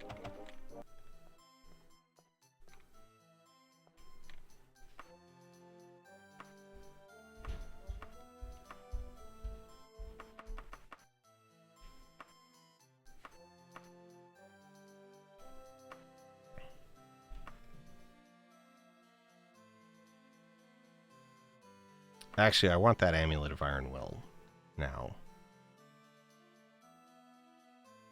Or wait, no, because we've got... Yeah.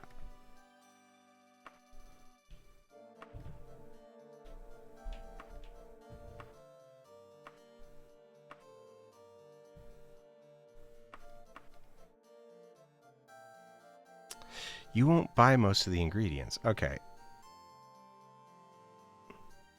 But you'll buy all of these gems. Yeah. Yeah, let's take that 14,000. Okay. Let's go find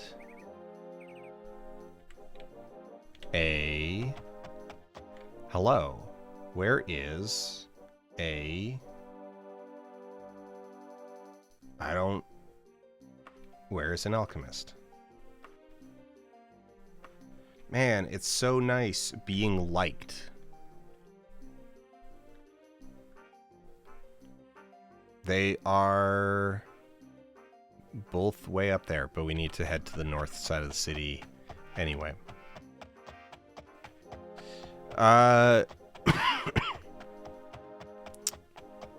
Honestly, not like terribly screwed. We just need to like dodge the police whenever we're in the province where we have the outstanding loan. The unpaid, the loan that we reneged on.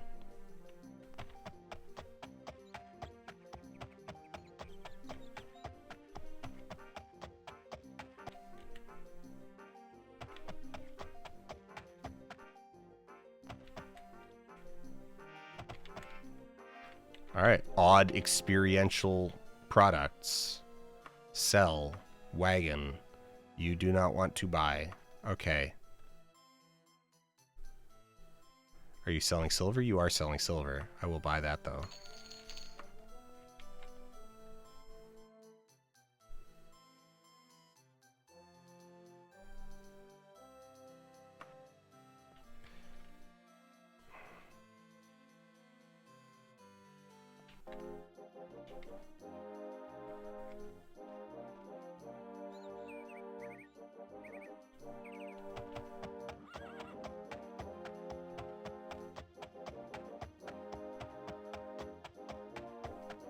I swear who did I sell ingredients to?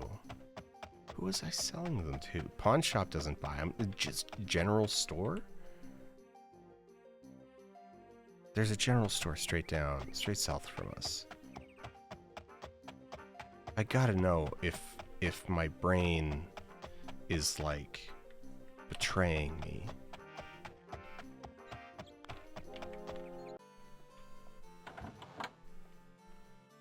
Sell ingredients. No.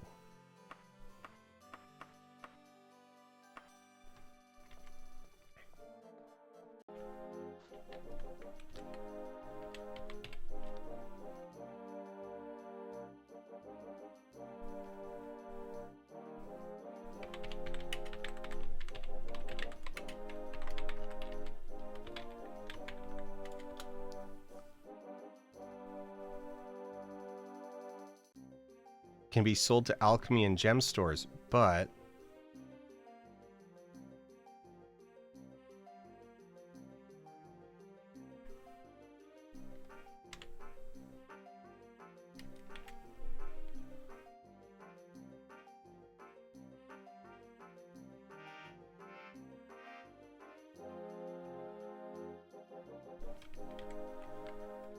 then why let's go to Agrain's Alchemical Solutions.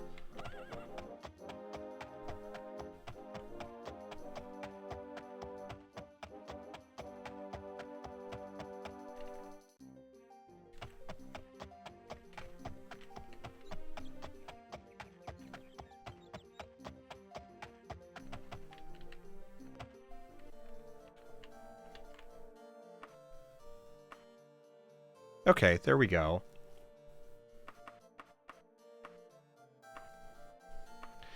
Bamboo, mummy wraps, yellow flowers, fairy dragon scales, basilisk eye, rainwater dragon scales, ginkgo leaves, gorgon scales, nymph hair we keep, ivory, griffin feathers, yellow feathers, werewolf blood we keep, black poppy, giant scorpion stinger, ectoplasm, red rose, holy relics, pine branches, pure water, yellow flowers, red flowers. No, nymph hair we sell, saint's hair we keep, daedra hearts, pearls, red flowers, unicorn horn, root tendrils, spider venom, yellow berries, palm, green berries, tooth, berries, orc blood, tooth, root bulb. We just need, okay, nectar. There we go. And then silver we keep, which there shouldn't be any in here.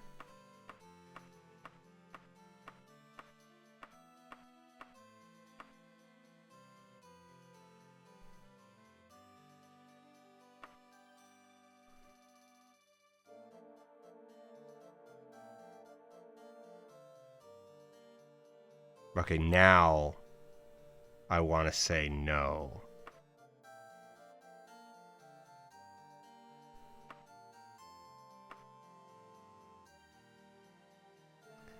And I want to enchant something with mercantile.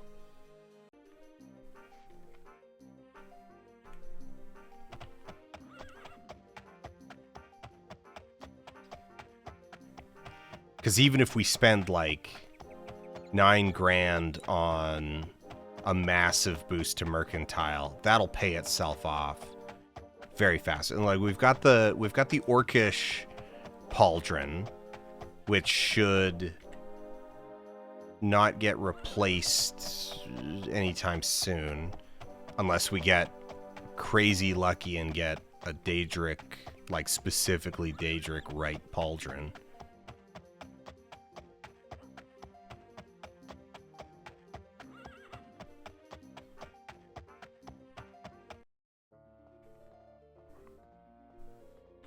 Nope. This way, this way, this way, this way. Make a magic item. Orcish, right, pauldron. Enchantment points 100. What? Okay, well, this helm has 675.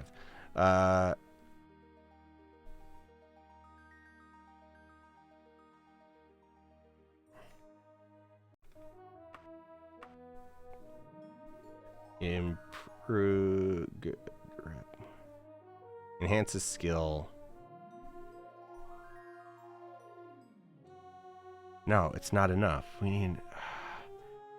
Do we do the flail? I think we do the flail. Just because. Because we need it. We need...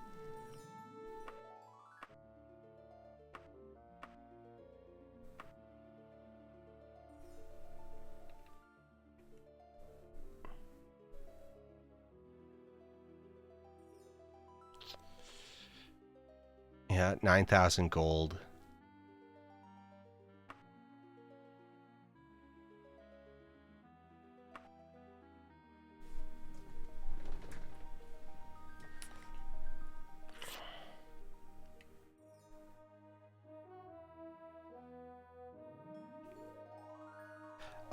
The soul gem sold by the guy was a Daedroth. He only had a Daedroth, which is 100 EP. So, what was our next best? 6, so that'd bring us to 775. We would need 6, at least a wraith or better.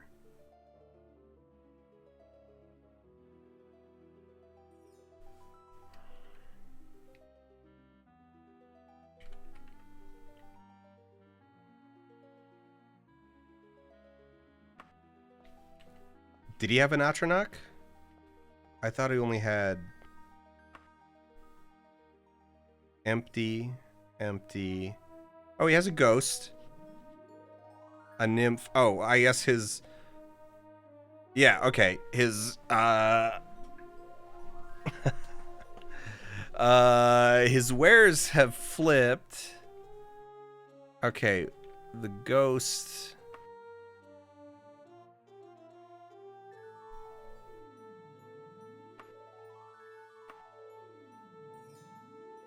Where did it go?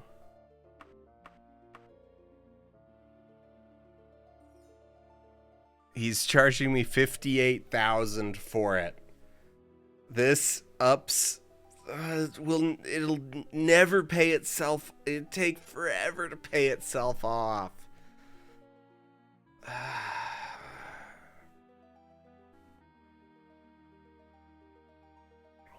It's better to just put it into the flail at that point.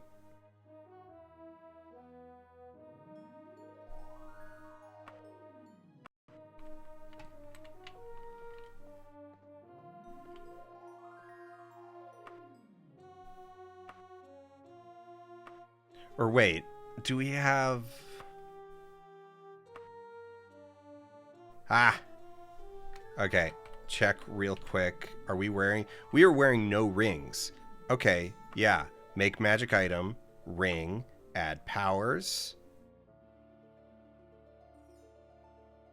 Enhances skill. Mercantile.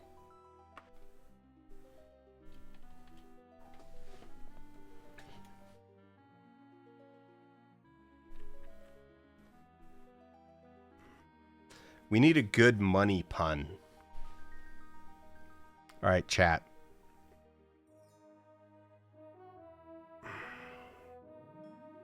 The Wheel of Dealing. Good start, but...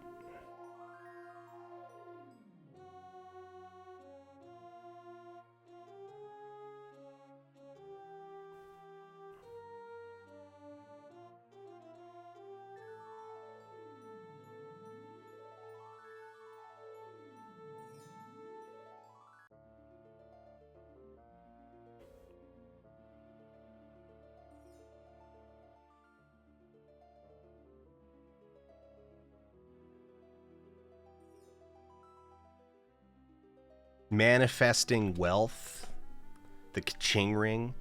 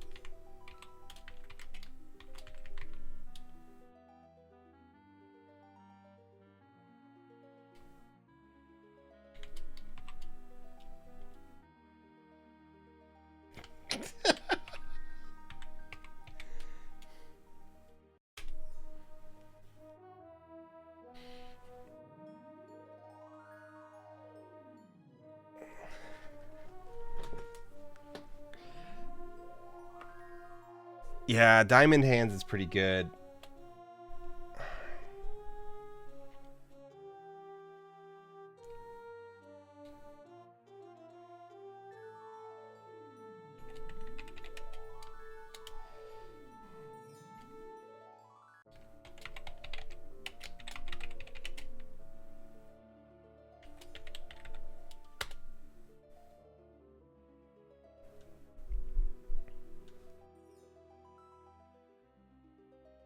Because we're selling.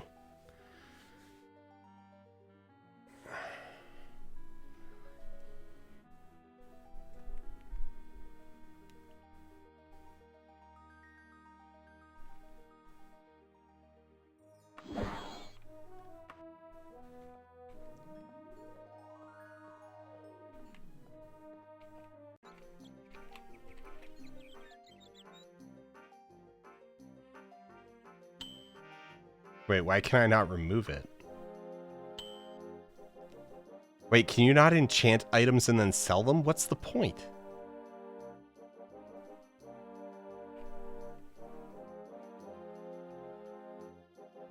Oh, wait, no, this is the...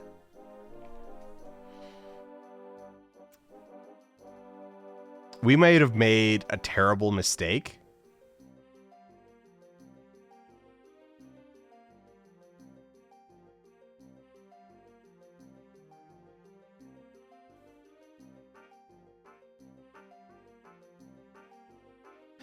I think we just enchanted a quest item. We just enchanted the signet ring.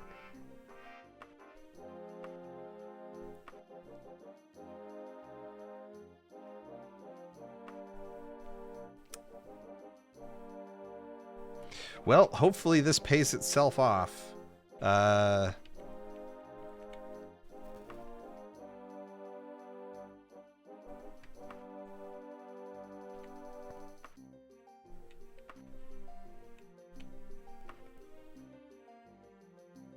All right, yeah, it's worth 15 points, 15%.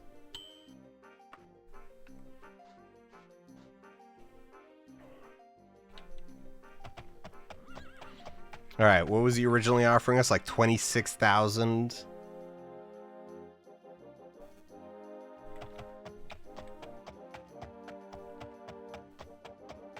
He was offering us like 26,000 for like 65,000 worth of reagents. So if we can get...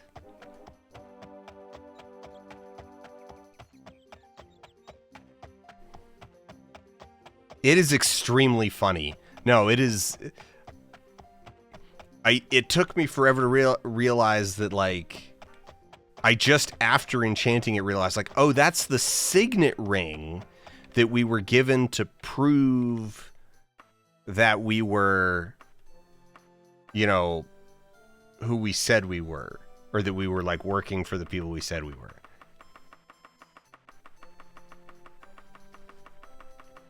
So, whether or not that, like, vanishes at some point is completely up in the air. Tin, iron, gold, brass, copper, lead. Yeah. Nectar, werewolf's blood, saint's hair. All right. 64,000. We were being offered 20 something.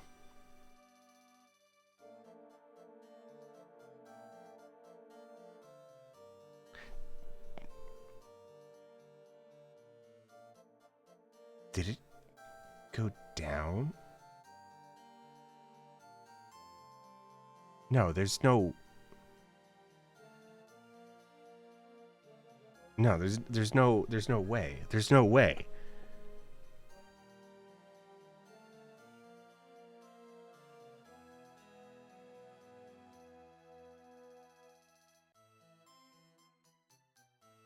It went up by like 2,000. It was like 21 and it went up to 23. So it went up by like 2,000 gold.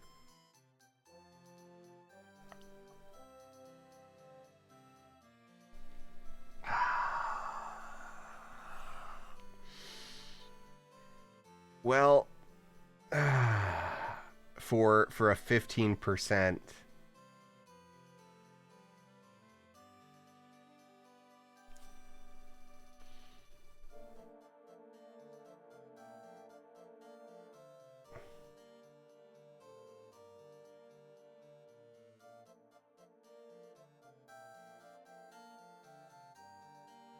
Should we sit here and grind mercantile?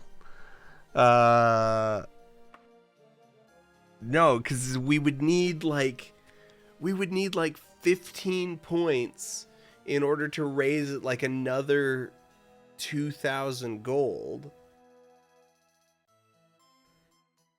Is that how that works? What does the wiki say about how mercantile works? Daggerfall.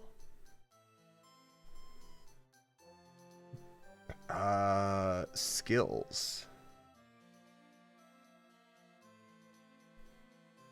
Mercantile.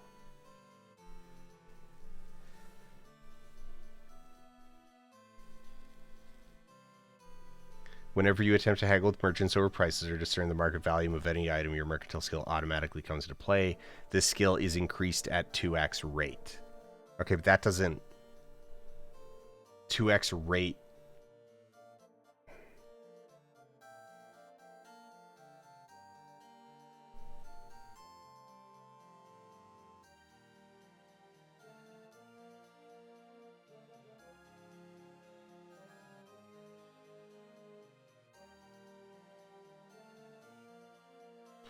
Score for a skill measures your proficiency in the field. The character is adept at a higher value than a novice. Each skill is said to have a governing attribute. There are no in-game effects based on this relation with the application of a skill is either passive or active, with the majority of invocations as the active type. This means the character is undertaking some action rather than just letting things happen.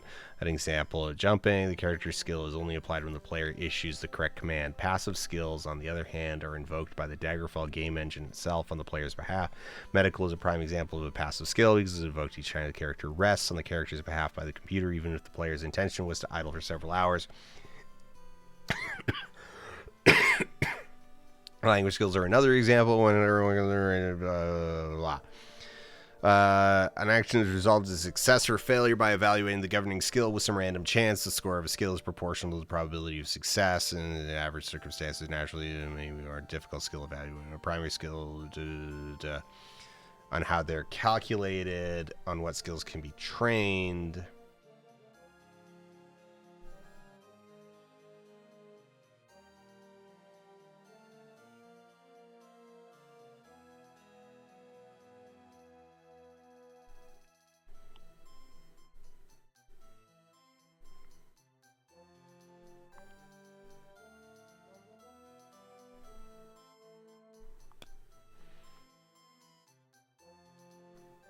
I do wish that this had just a bit more.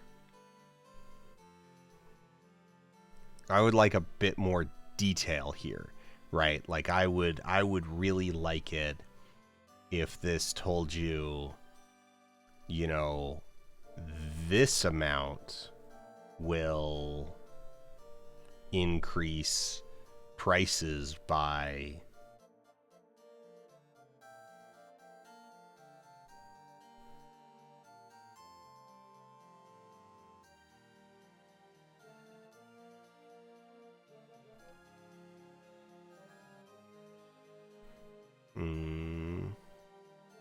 let's see.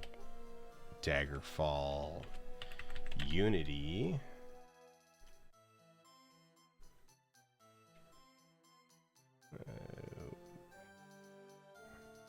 Oh no, it's on. Okay.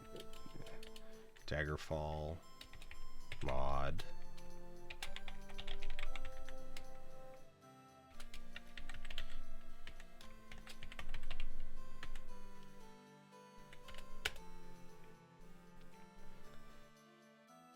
Okay, okay, wait. When buying or selling any object, your mercantile skill is pitted against the opposing merchants as defined by the following formula. Mercantile level equals 5 times shop quality minus 10 plus 50. Shop quality is an inherent trait in the shop building ranging from 1 to 20. This determines what message is shown when you click from rusty relics to fine incense. Your personality is also used in the formula and is pitted against the merchant's personality. Okay, all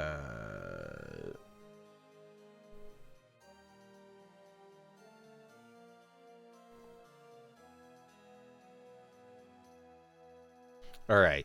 Delta mercantile equals 100 minus merchant mercantile level times 2 to the power of 8 divided by 200 plus 128 times player skills, get levels, get live skill value, your mercantile skill times 2 to the power of 8 divided by 200 plus 128 divided by 2 to the power of 8.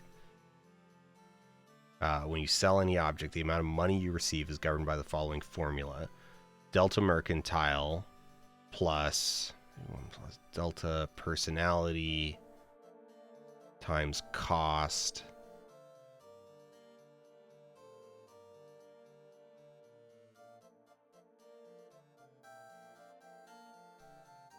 so I kind of want to put this into, you know what, I've got a Daggerfall spreadsheet already open.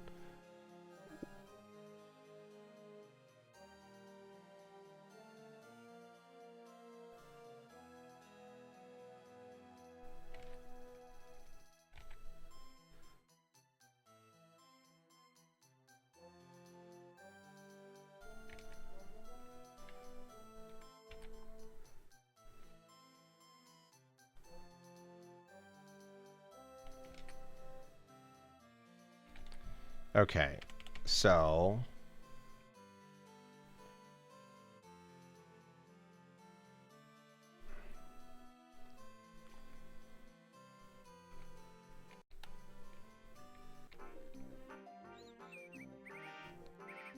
well, it also hurts that we're in like the nicest store possible. Here, let's go back to odd experiential. Better appointed than many. Now he's buying it.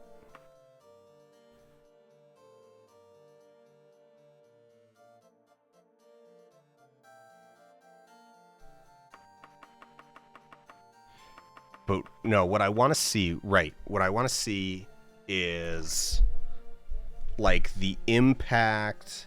I want to see the curve. I want to see the impact of increasing mercantile.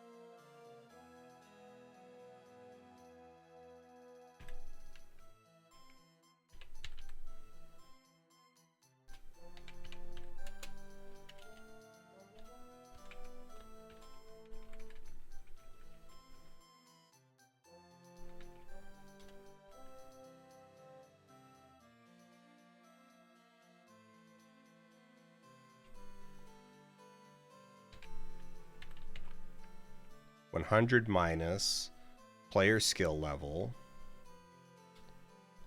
times 2 to the 8 divided by 200 plus 128. Why are we putting 2 to the 8 in there and not just like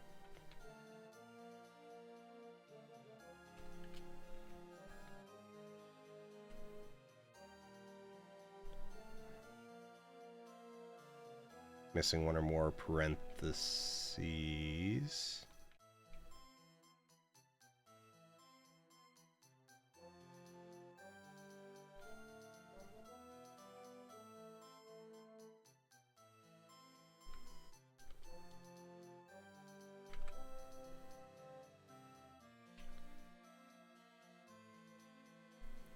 So a merchant mercantile of like, I don't know, 50. Player, mine is what, 35? Yeah, 35 with the enchantment. So 35.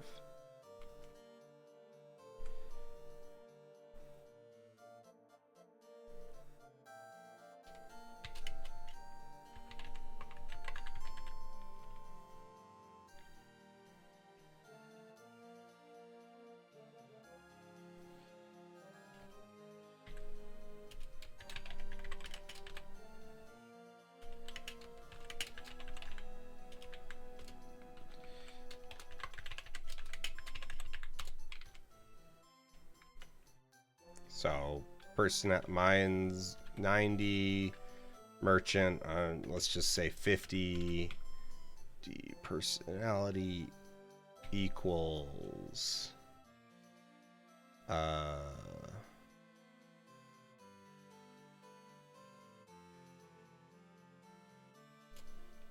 not quite, but close enough to start. Okay, the 128 divided by 2 to the 8 times 2 to the 6.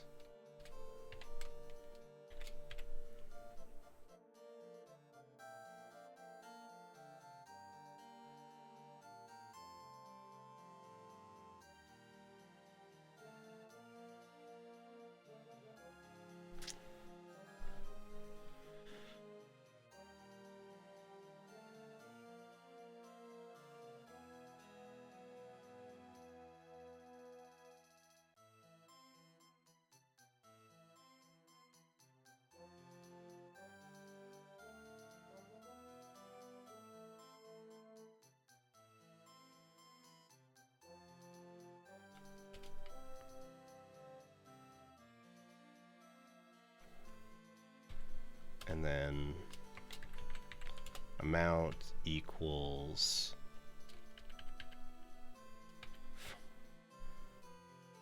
192 times delta mercantile divided by 2 to the 8 plus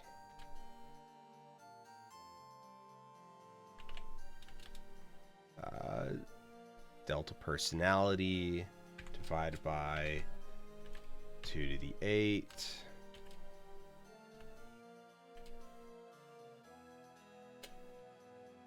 times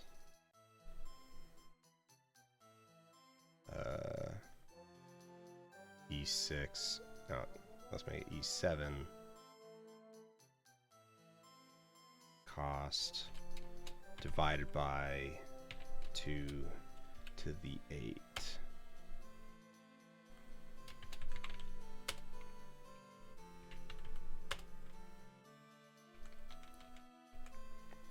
That's not right.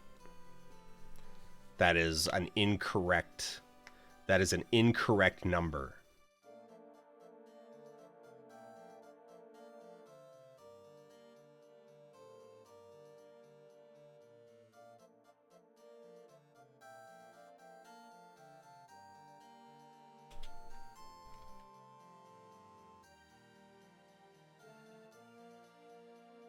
Oh, because that's not an exponent.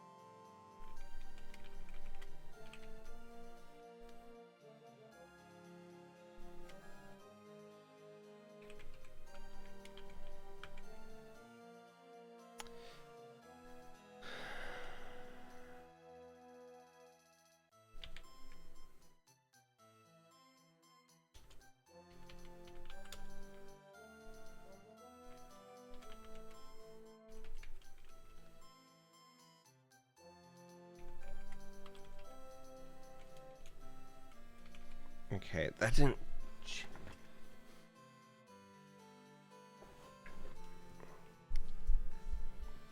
Okay, so what this... Okay, alright. What this would indicate... No. Is that...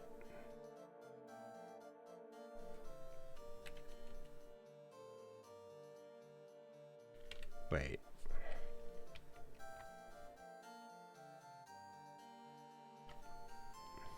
No, the merchant mercantile level, if it's higher, it should make the amount you get go down, shouldn't it?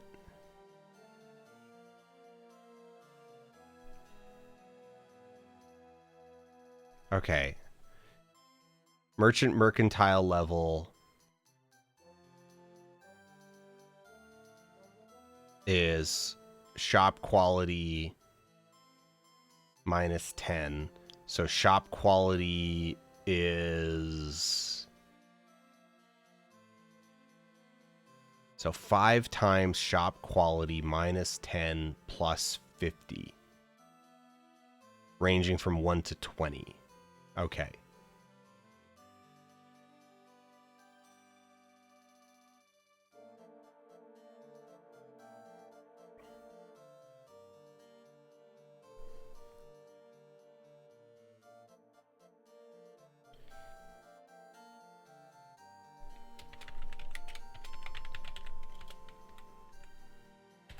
What was that?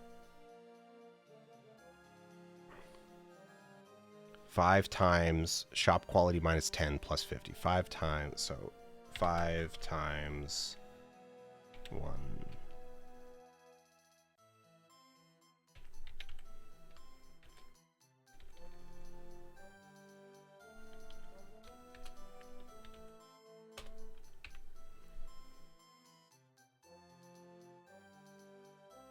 Is that right?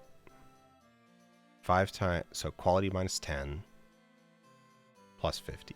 5 times quality.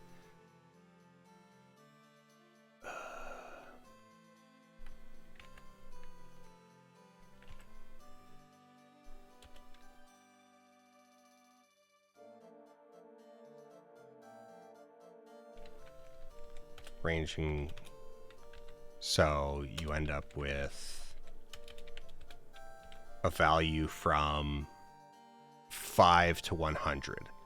So if we change this to 5,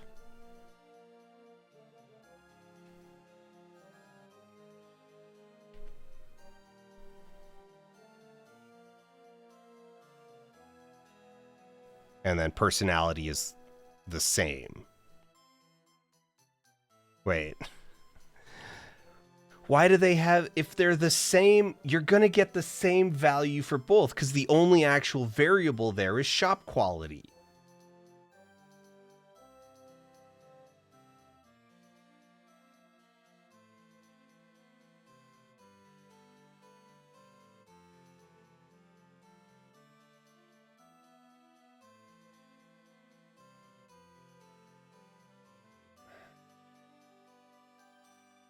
So, like, mercantile, like, these are going to have the same value.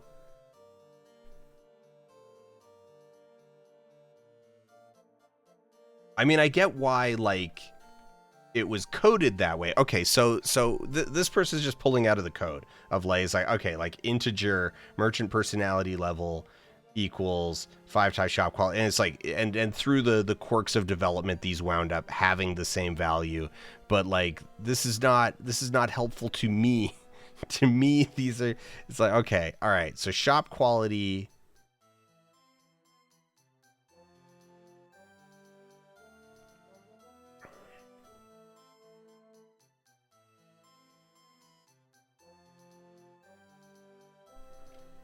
Okay, so if these are both 5, you're in an absolute garbage place. Well, wait, okay, actually, okay. Daggerfall, shop, quality.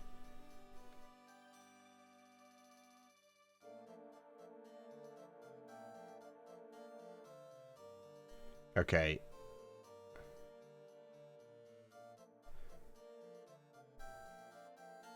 So, better appointed than many.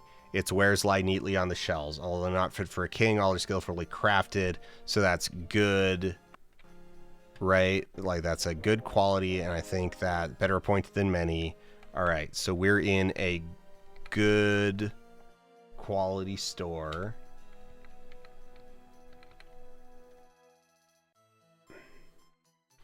So it's going to have a rating of what, like 15?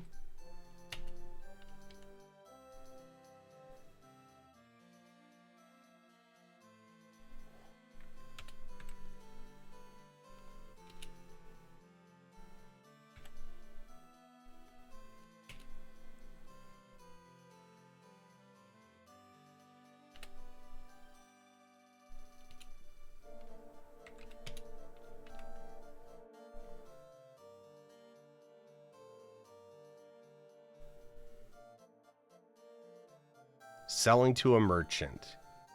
179 times Delta Mercantile divided by 256 plus 51 times Delta Personality.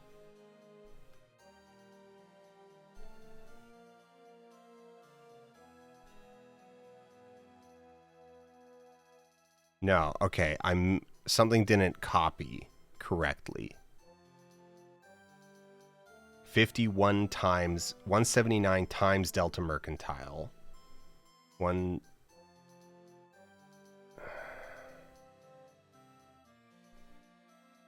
Did I copy it wrong?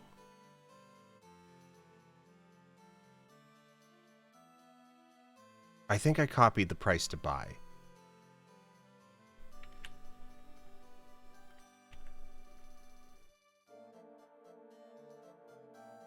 I must have. Okay. 179 times Delta Mercantile divided by 256 plus 51 times Delta Personality divided by 256 times cost divided by 256.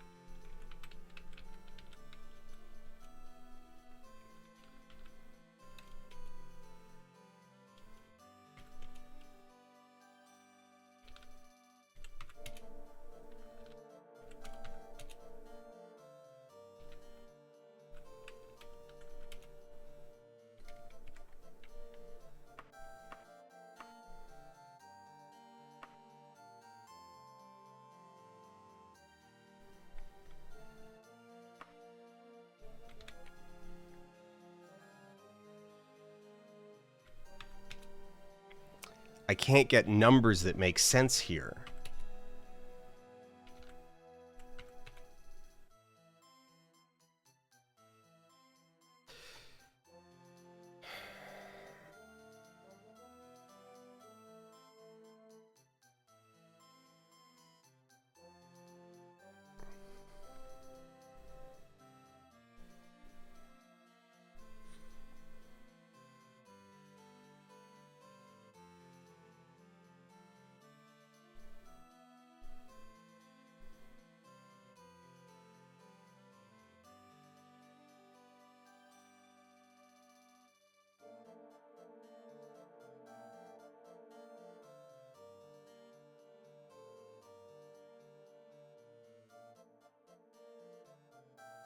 $100 minus player skill.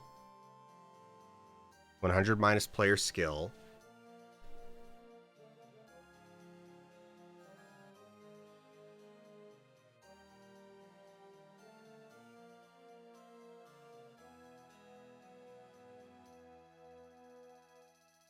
times 256 divided by... Oh, this is missing a... Okay. This is missing a final divide by 2... divide by 256.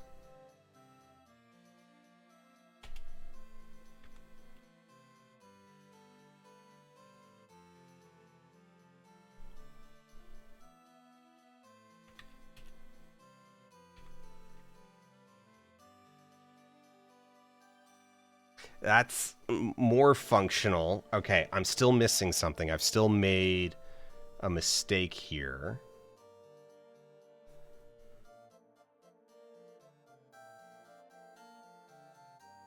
Unless...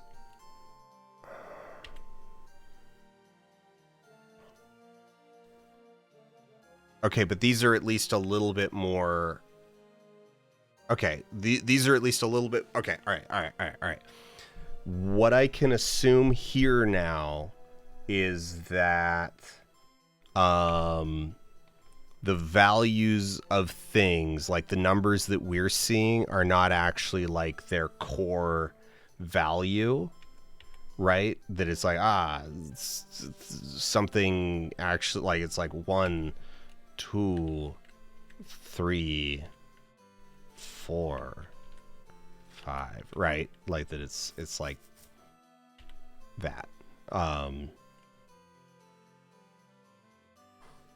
So a really expensive item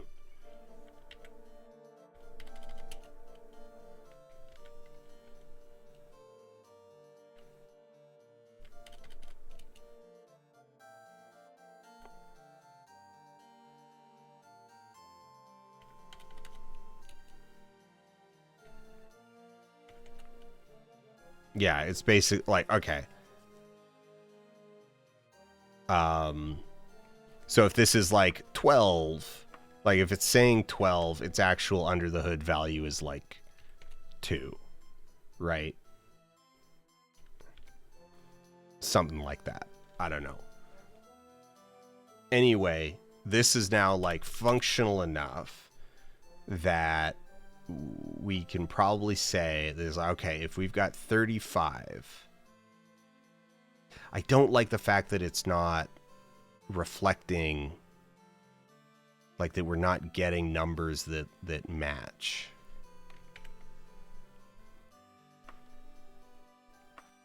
Dragon scales.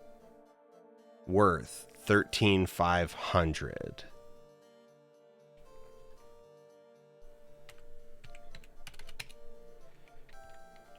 Cost 22,896.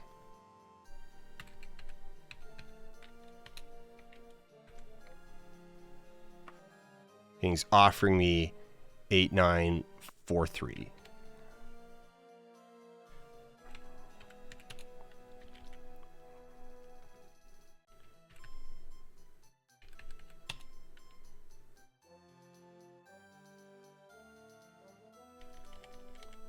No, it's still wrong.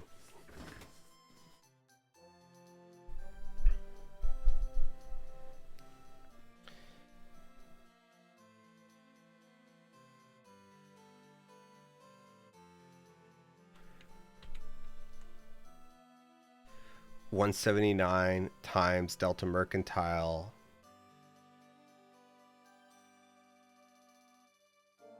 divided by 2 to the 8 plus 51 times Delta Personality.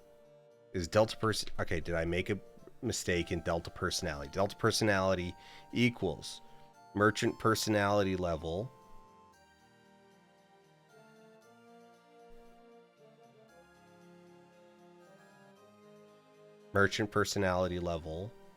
times 2 to the 8 divided by 200 plus 128.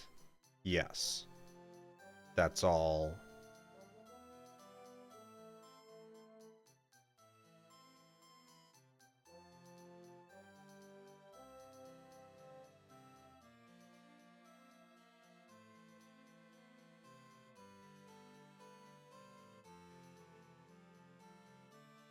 then 100 minus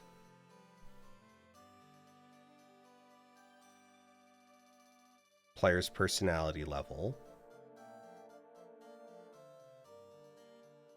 times 2 to the 8 divided by 200 plus 128 divided by 256 divided by 2 to the 8 times 2 to the 6. You know what?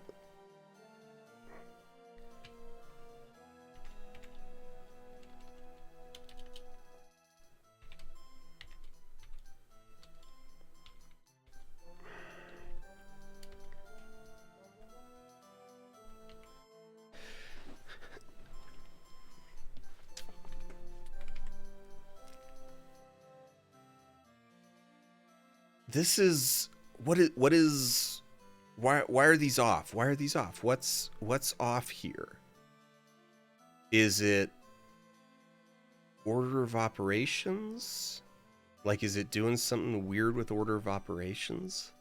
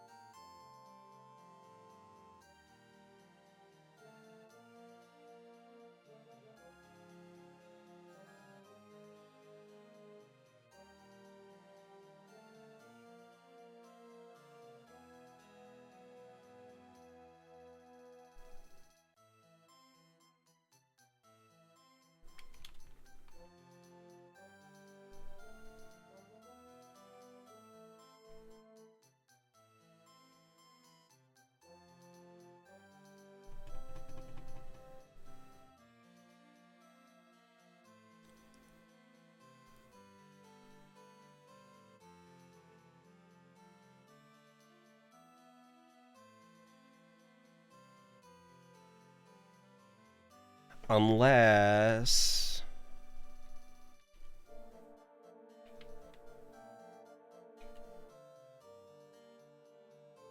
Wait.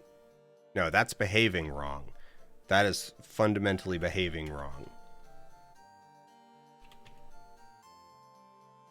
Yeah, no, this is... Okay, something's broken. Something's broken because the player personality going up should not cause this to go down.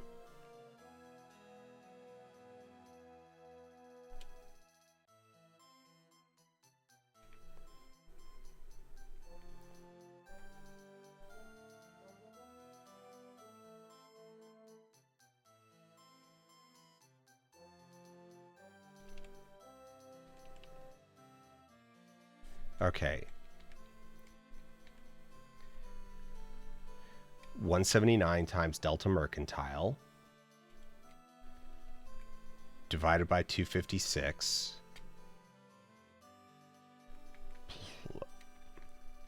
51 times delta personality divided by 256. Add those together.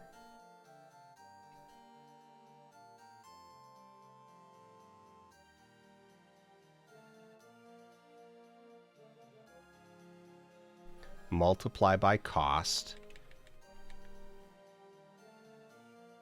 and divide everything by 256.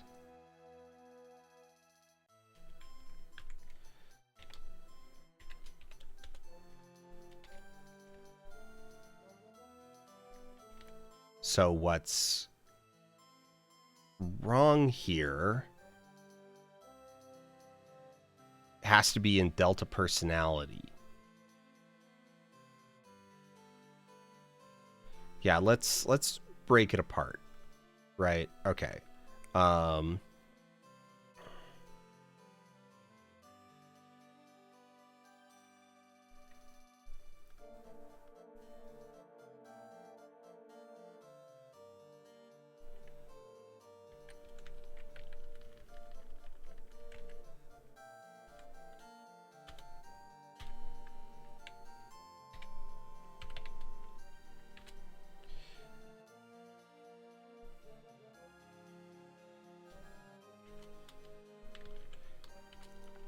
1i2 times delta mercantile divided by 2 to the 8.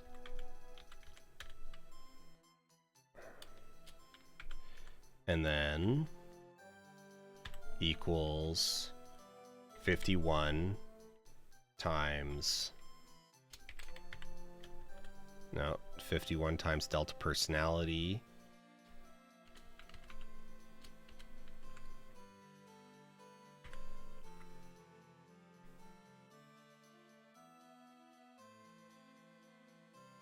divided by 2 to the 8.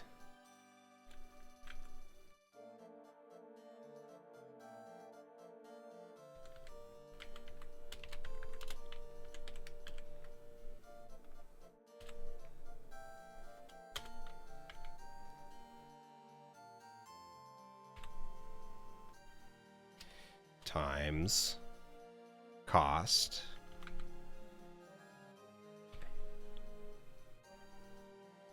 divided by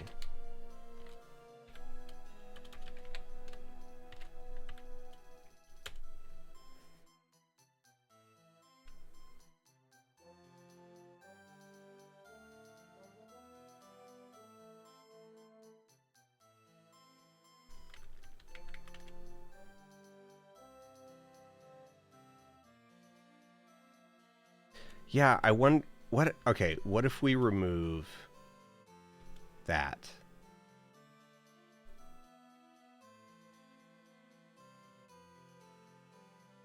The numbers look better because this amount is not exact, but it's at least in the ballpark of this number, but it doesn't match this number, and this is the number that it's supposed to match.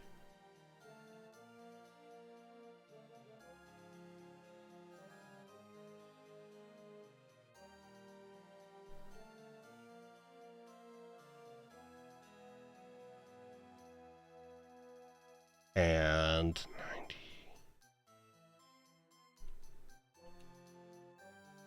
And it's still fundamentally behaving wrong because 13,751, 13,552, but that's gaining 10 points of personality. Yeah, this is all still wrong because, like, as the stats are going up, so 13,751, this is saying that if you had 50 mercantile, you would actually get a worse price.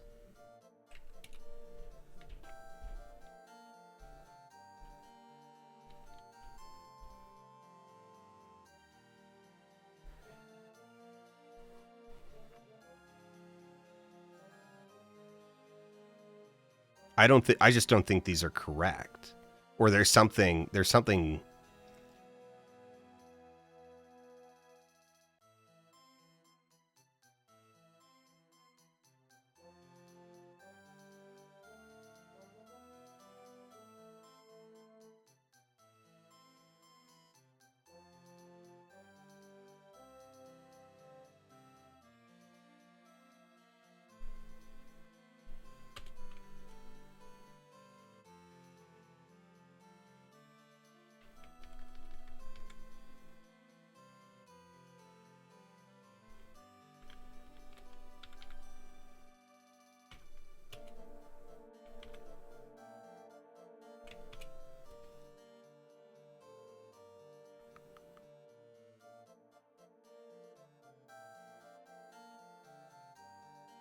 yeah, no, these I don't know if I can unravel this.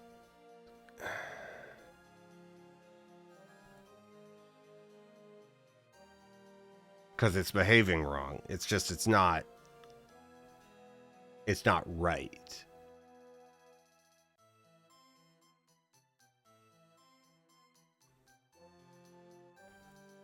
Yeah. Yeah. That's a shame.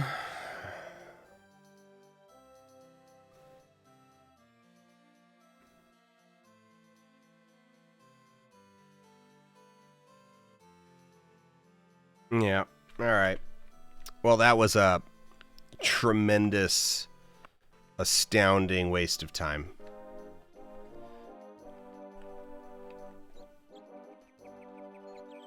Hey, Crystal, how's it going?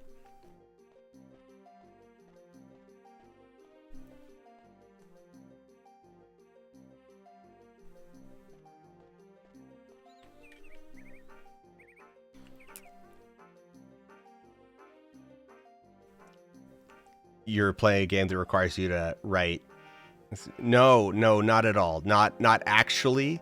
No, it's not. You've got it wrong. You are misunderstanding. You have walked in like this is like a sitcom moment. You've walked in. Two people are pantsless, and you think they were doing. They were doing the segs, but they were actually like there were bees loose in the room, and if you had arrived 5 minutes earlier before they got the bees out, you would have seen the bees, and you would have also had to like take your pants off to get rid of the bees, right? And you've walked in. That's the kind of moment that you've walked in on. We don't actually need the spreadsheet. There are extenuating circumstances that led to us being naked in bed with a spreadsheet.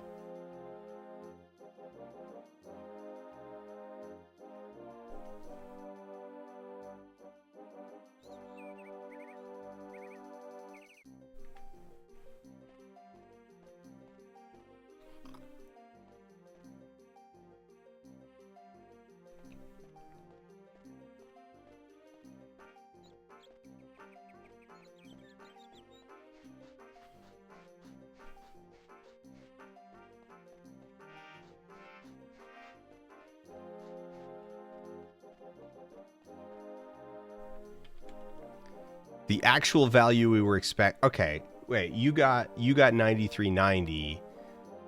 We're expecting 89.43.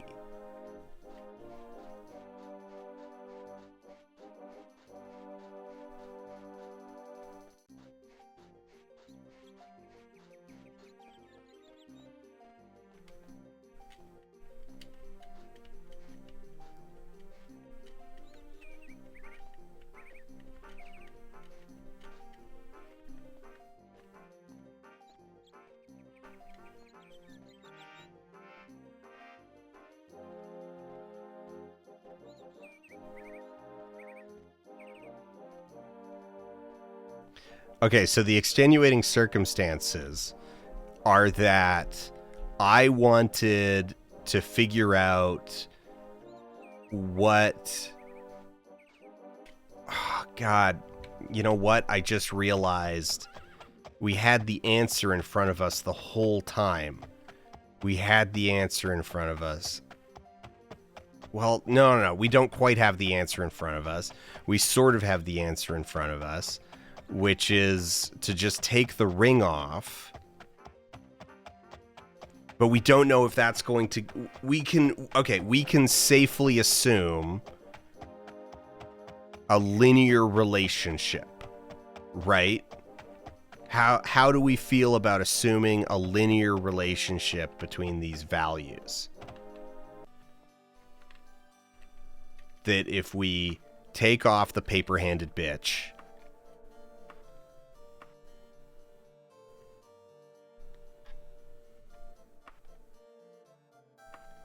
He's offering us 8,228.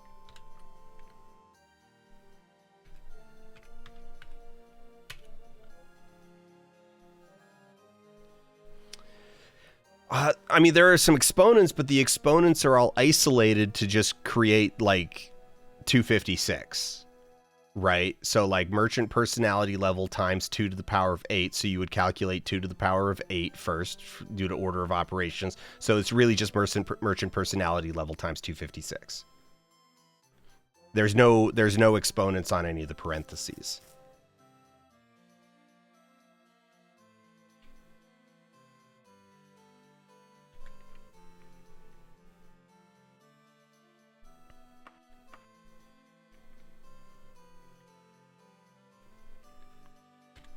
Okay. But we take...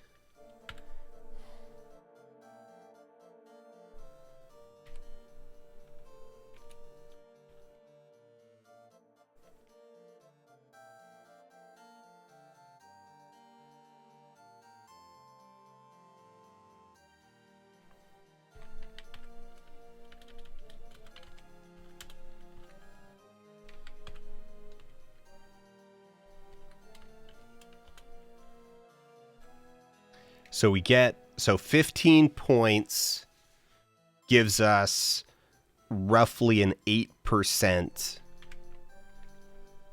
increase.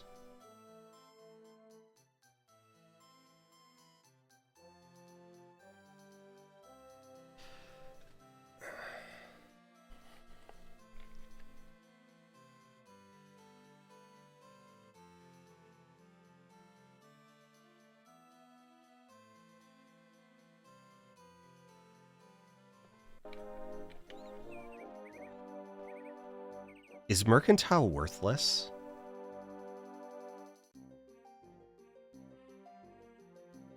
If it's 8% per 15 points.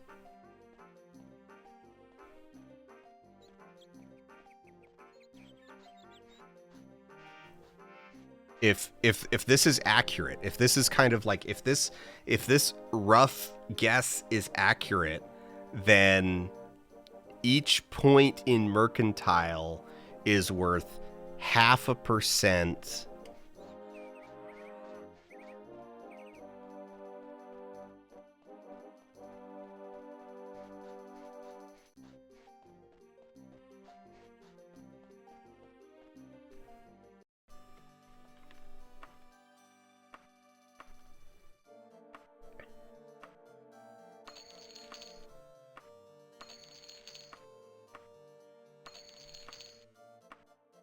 Three, 4, 5, 6, 7, 8, 9, 10, 11, 12, 13, 14, 15, 16, 17, 18, 19, 20. All right, that should be roughly enough. Well, no, let's just go to the...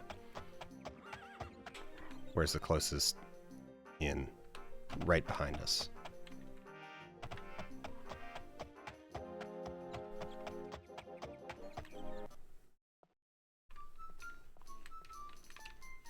Oh, right. I also have the inn... The varied inn mod that's supposed to make inns less insane and more interesting.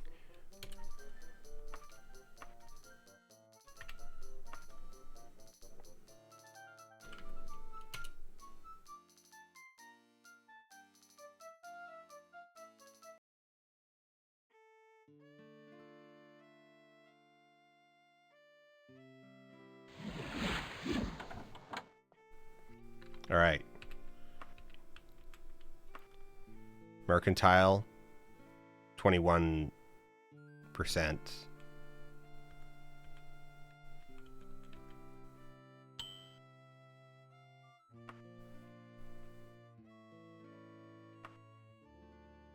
$36. All right. So we've gained 1 point of Mercantile. Where are the... That is a weird layout. Okay.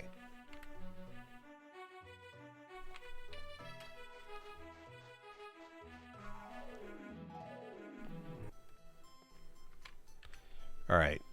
Ring off.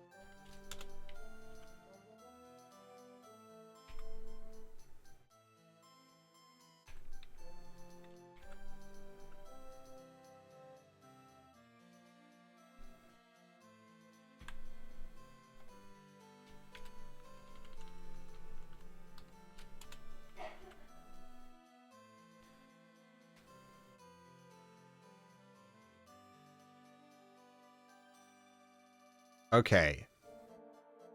So 1% of skill, like of actual hard skill up, gave us a 3.7% increase.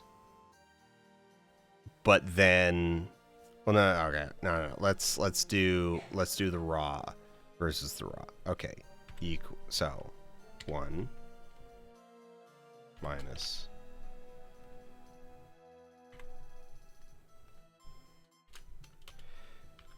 Yeah. All right. So 1 actual skill point gave us a 4% increase, but then 15 skill points from a magic item didn't even give us an 8%.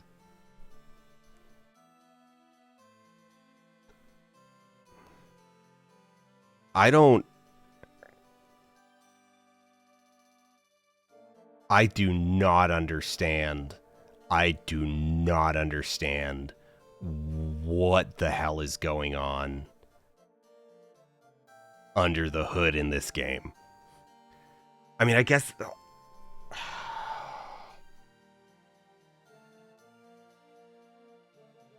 it.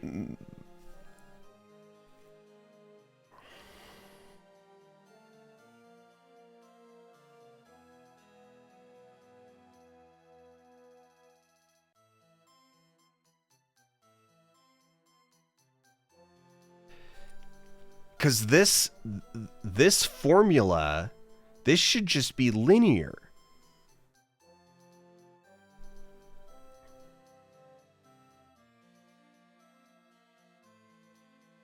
Like ultimately, this is a line. You know, there's a bunch of like stuff in there, but like, you know, it should be just a straight line of higher skill, more money.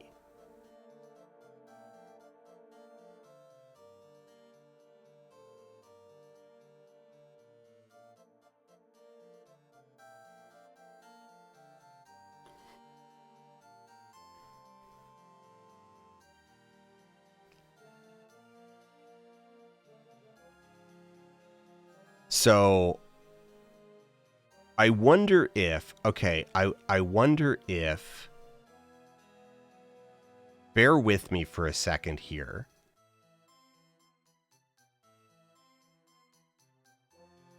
Enchanted skill points are worth less.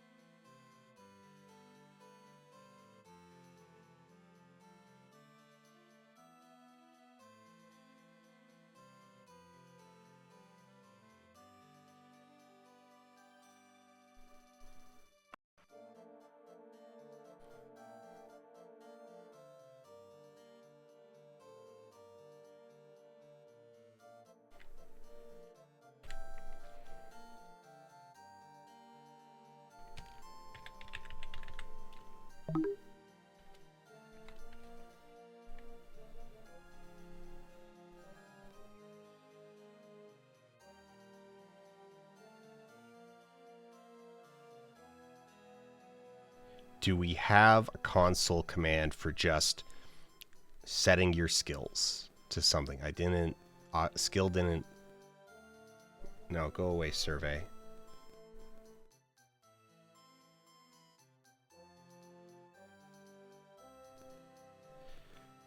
Toggle no clip. Toggle if debug information is displayed. Teleport. Those are all the teleports. Toggle God mode.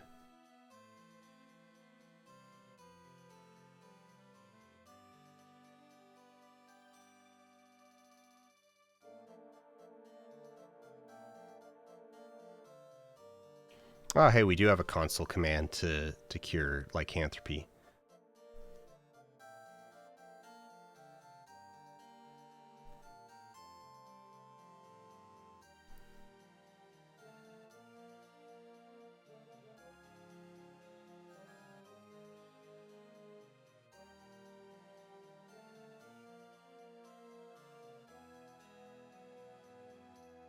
Yeah, okay. I don't...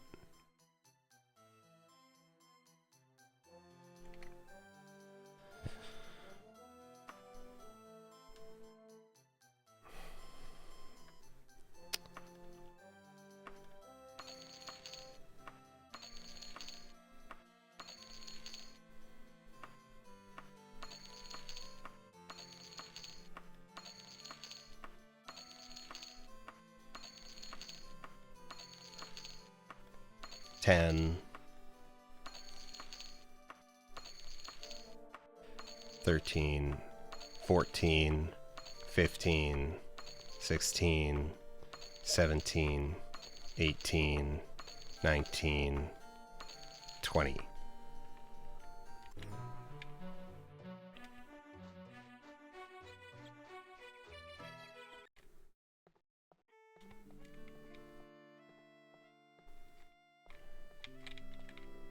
Where was that bar?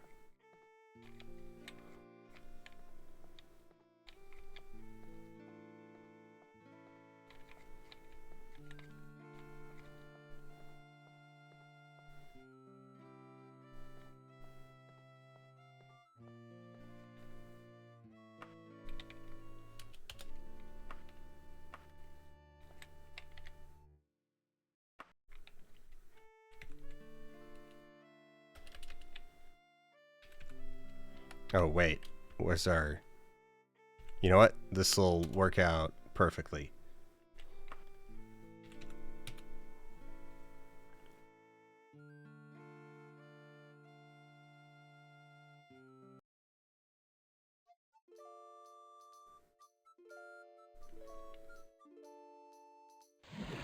All right. Mercantile up.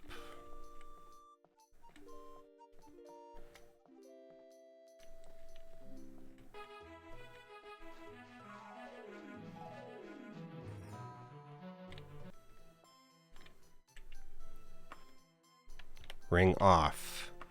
Sell. Ingredient. Wagon. Dragon scales.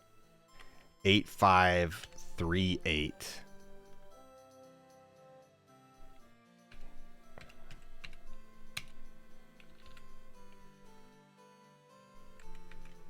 It went down.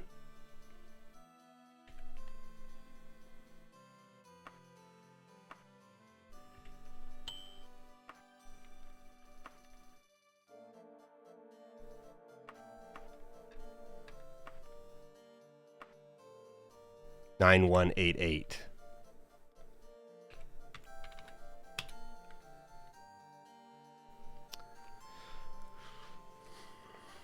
There's a variable.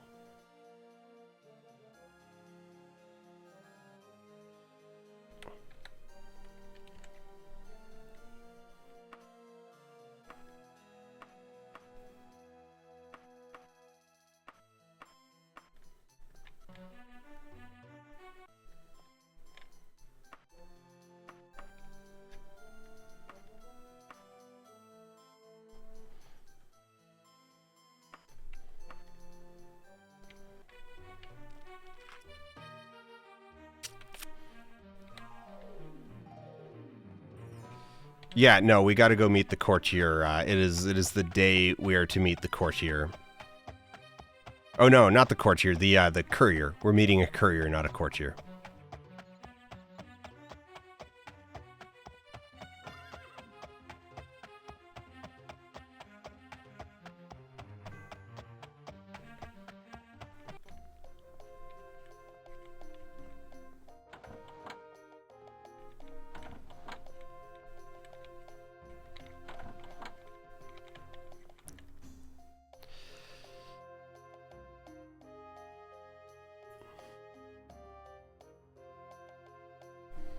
My goddamn ring's about to disappear, isn't it?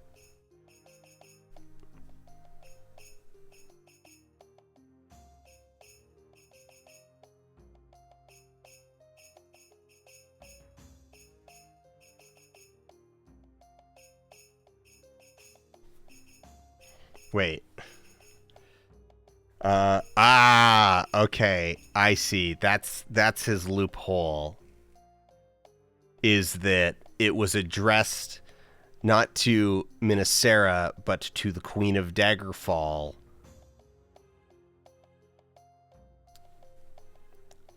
Even though he knows who it was supposed to go to, but it was addressed, strictly speaking, to the Queen of Daggerfall, and Kai gave her a bracer, and dude, you're admitting you took a bribe to work a loophole. I hate you. Yeah, there goes my ring. God damn it. I miss it already. We spent 9,000 gold on that. I hate you.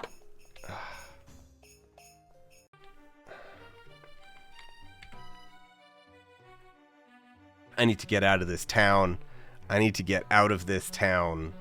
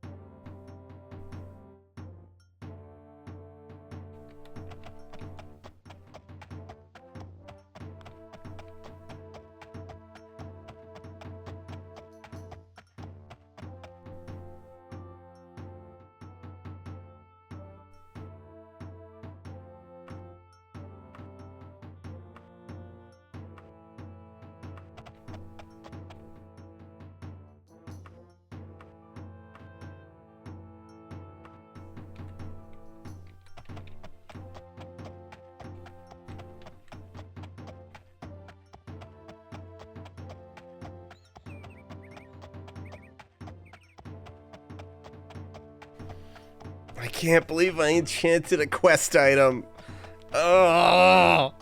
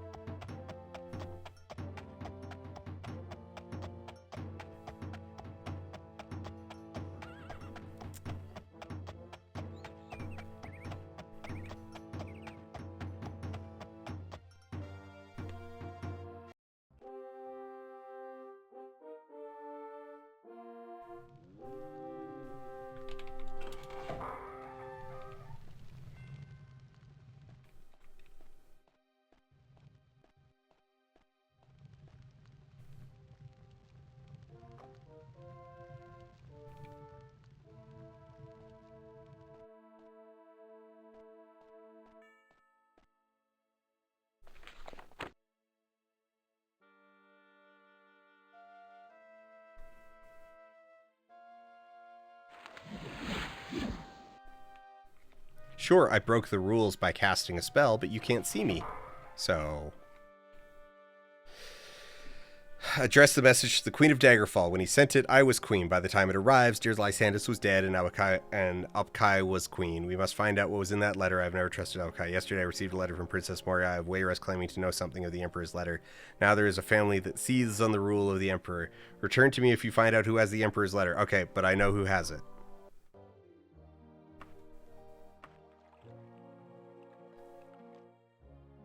Yeah.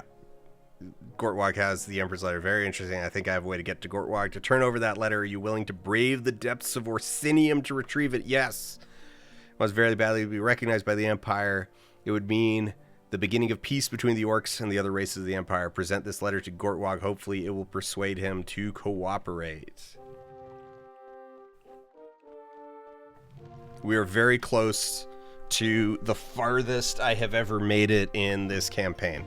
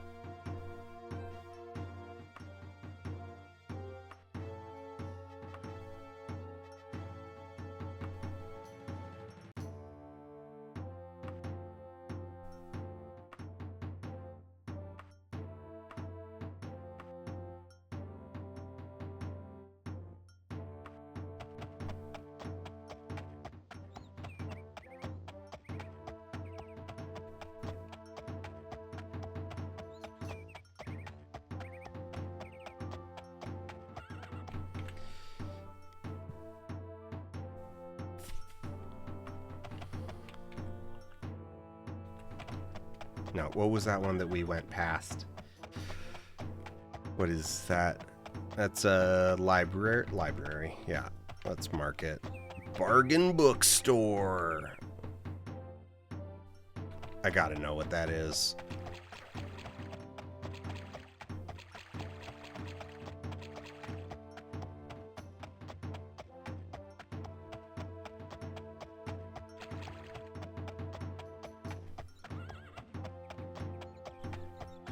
The Emperor's Hawk Shop.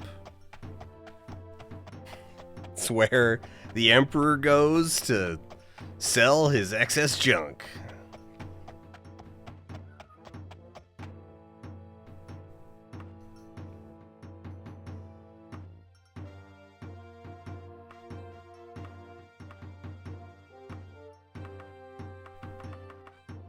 There you go. Marked it on my map. All right, we have all of them.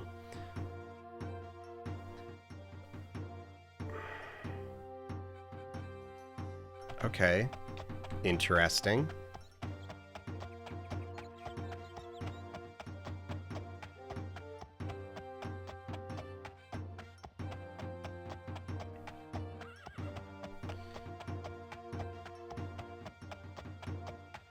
One thing that I am a little annoyed by is that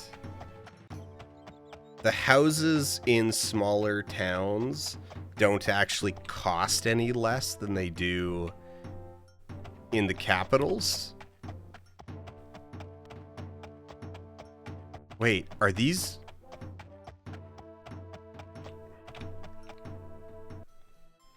Huh. Who the hell are you?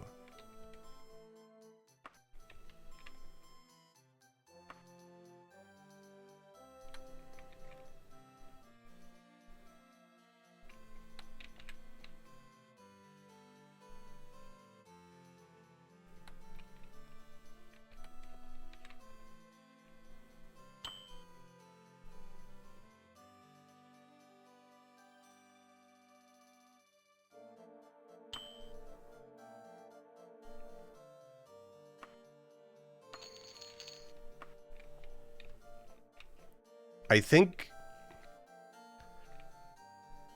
think both stores are the same store.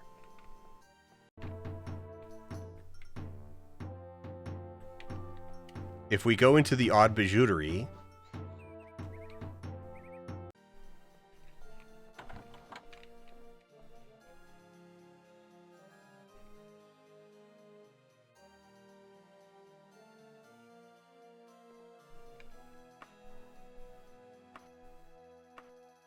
you are in it. Give me a second. The Emperor's Jewelers are south of where we're standing. Okay, well, okay, aside from that, okay, well. So he says we're in... And now if we go to the other door, if we go to the Emperor's Jewelers...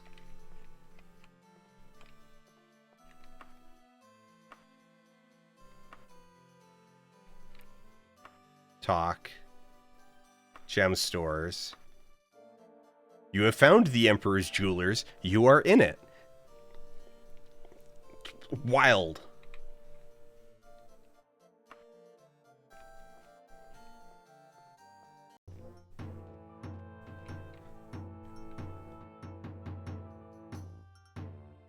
Anyway, we bought a ring.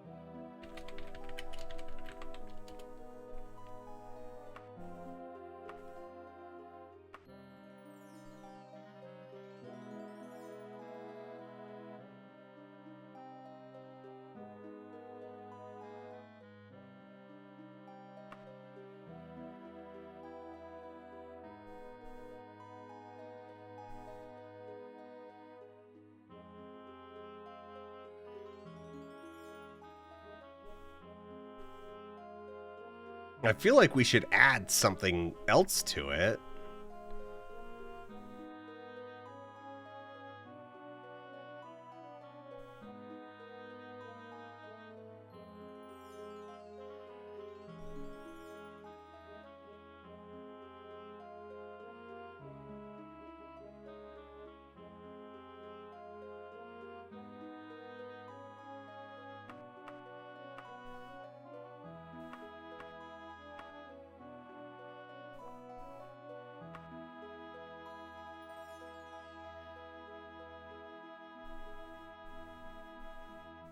Can we double stack it?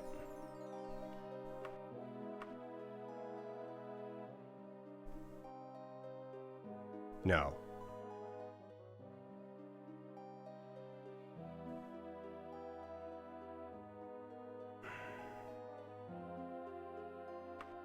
You know what? The ring itself was cheap. If we in the future decide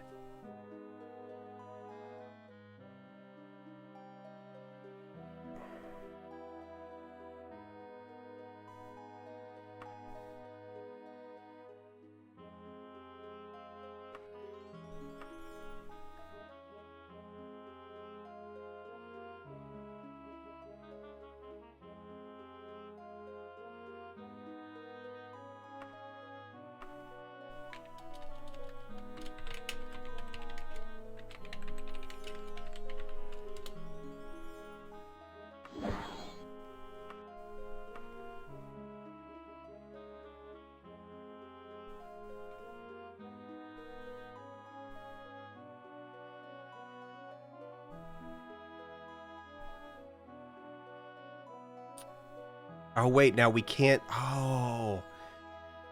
We would need another ring to do like a double skill.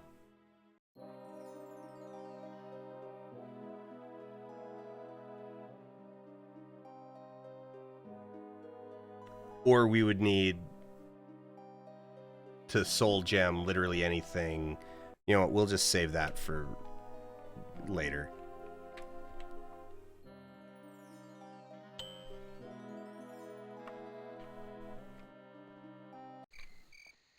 All right.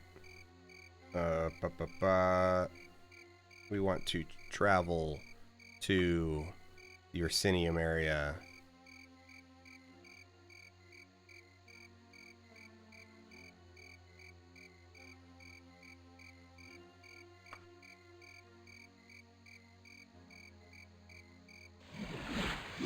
Wait, that was like a 2-month trip.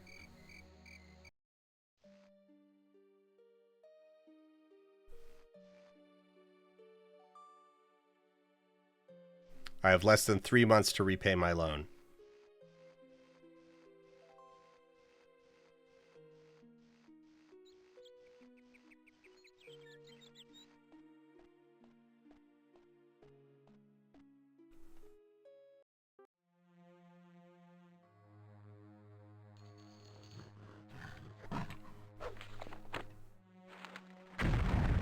You don't want to do that. Oh, man. Are you all gonna drop, like, mithril stuff?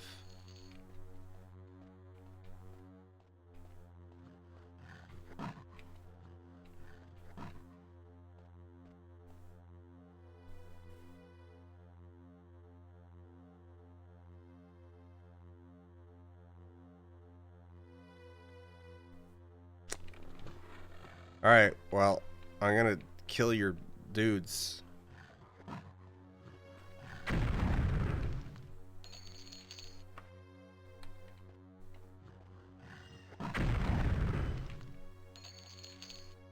Ooh, Ebony Greaves.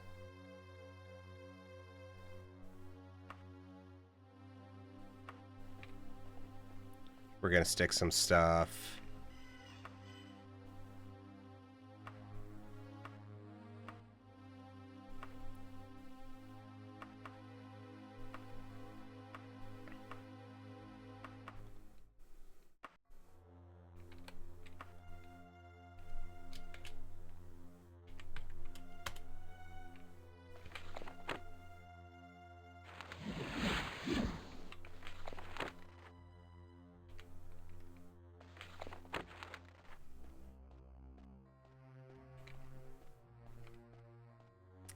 Hey, buddy. Yeah, you gotta go. 'Cause I gotta...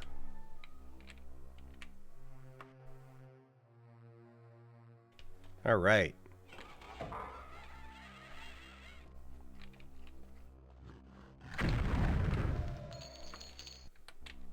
Hell yeah. Mithril.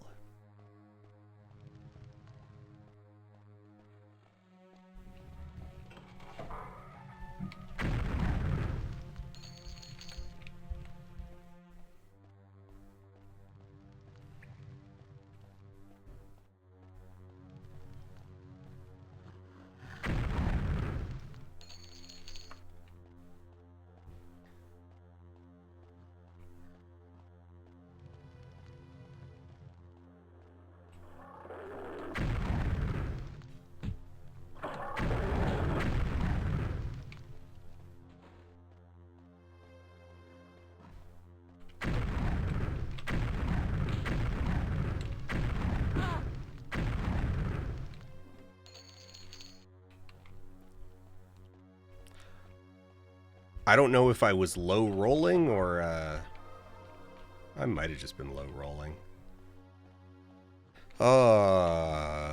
Now given that this is a story dungeon, at the moment I'm like, yeah, okay, so we're as far as I've ever gotten. This is as far as I got. I got bored in here. I was a child. I got lost and bored and left and never really meaningfully did the main quest again, despite probably playing another, I don't know, 500-600 hours of the game. Yeah, so this is gonna be the death pit.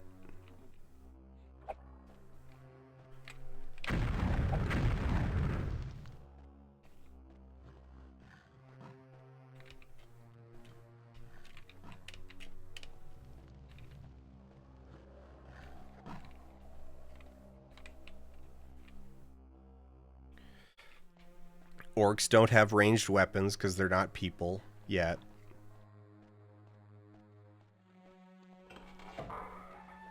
I mean, what are the odds that it's just up top there? Odds are good. Odds are good that it's actually just up top there. So let's not...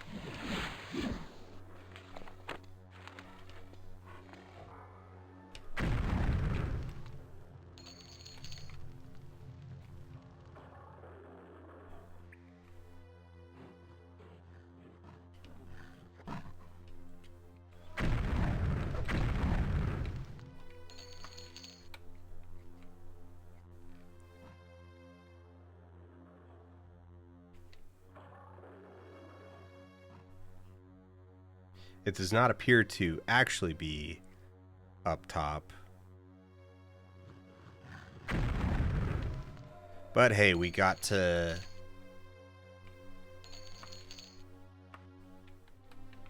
meteor some orcs.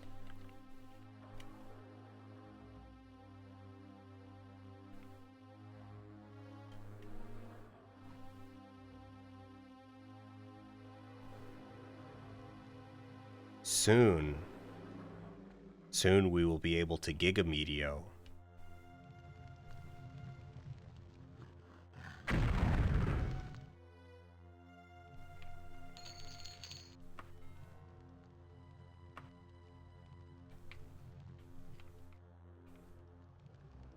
And by that I mean soon it'll be worth making an even bigger explosion spell named Giga Meteo.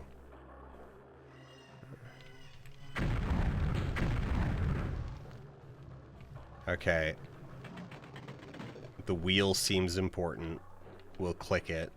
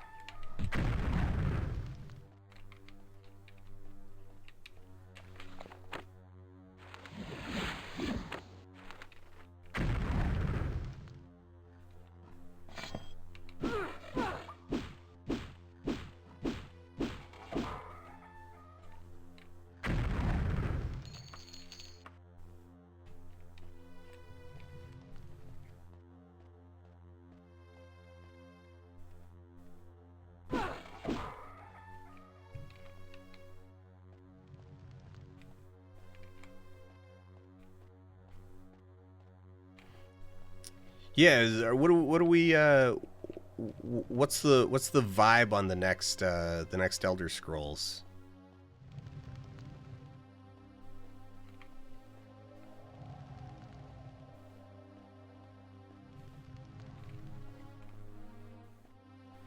I would presume it's going to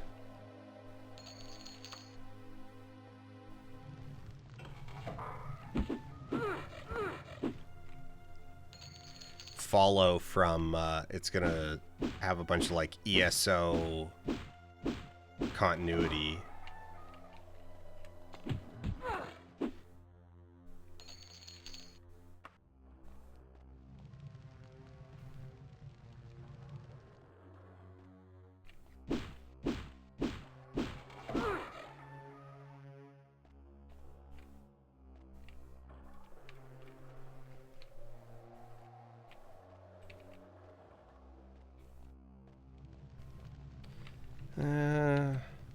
Do we fly up that pit?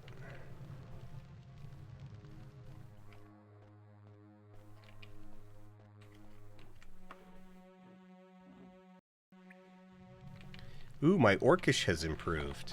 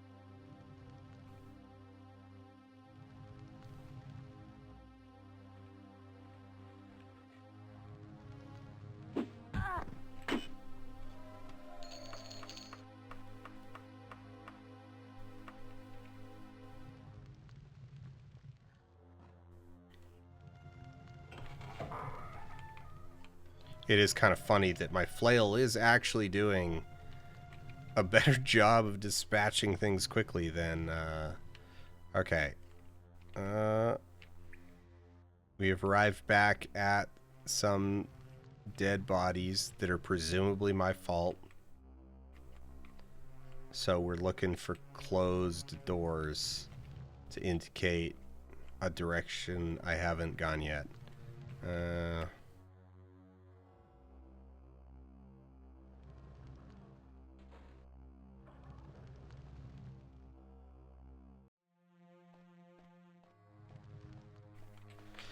Yeah, Daedric's the best, but I mean, this is doing okay, 40 to 400 damage.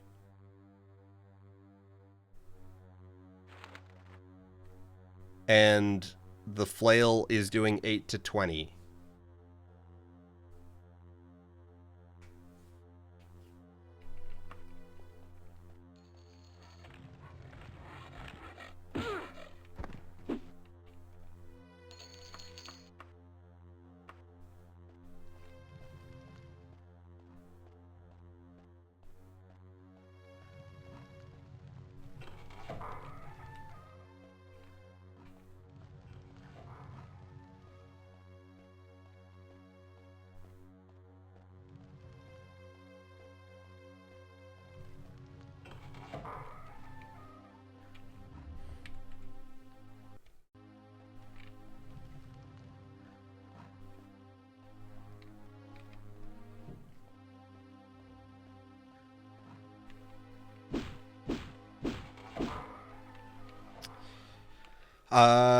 It scales with stats. It doesn't scale. I don't think it scales that intensely.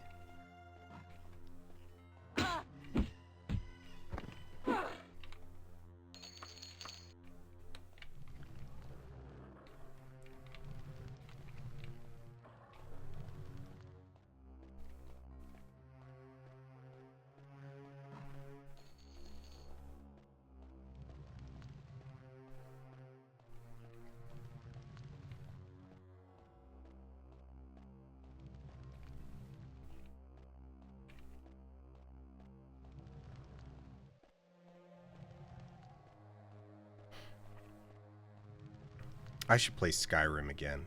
I like Skyrim. Okay, let's look at the map and hope it's filling out. It is glitched. It's glitched and not displaying anything. I would assume I would assume a mod we've installed is interfering. So that's cool. And we're kind of boned then.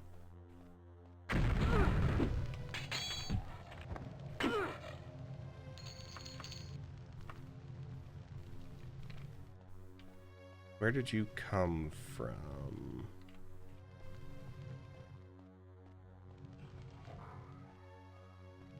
Okay, I hear a door off to the right.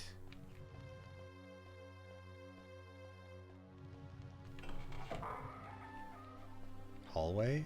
All right.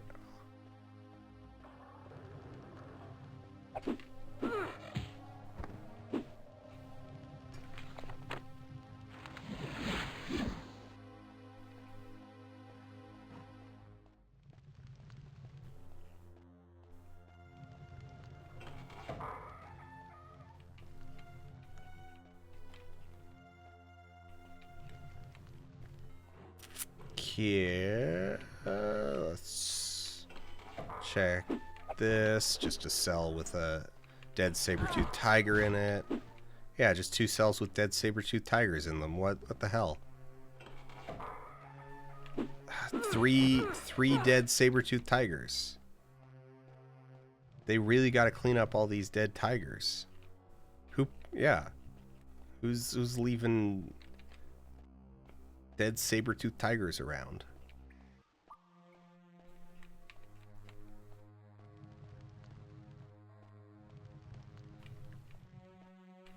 Okay, so that's a dead end. Seemingly. So...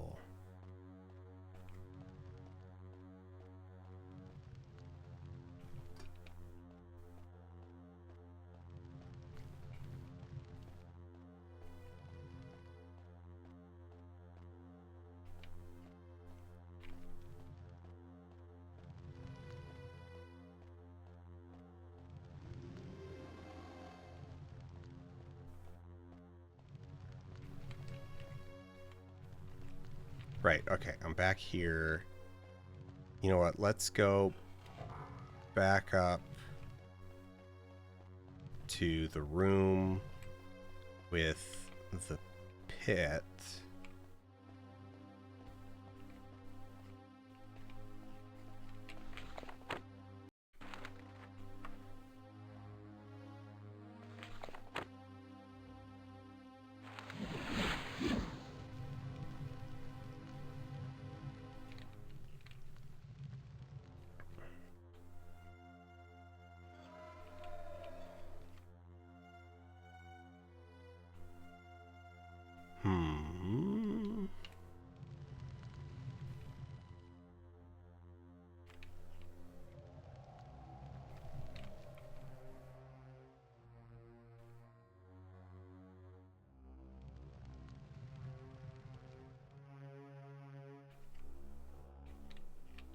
Okay, no, these doors are open.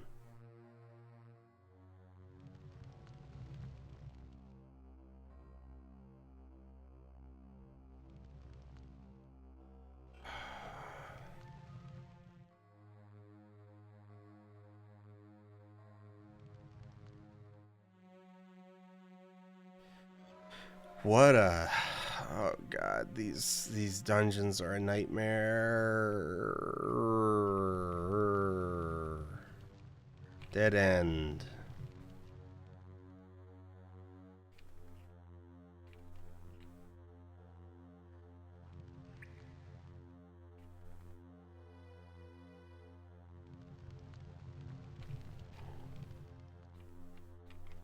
No, I remembered this dead end.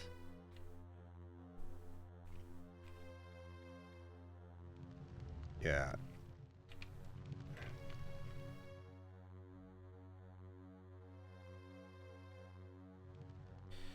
Yeah, I usually play stock. Like in Oxygen Not Included, I've got like, I don't know,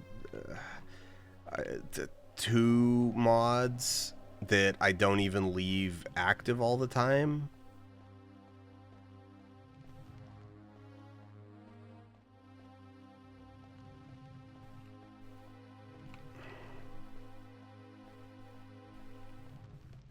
Okay, we are going to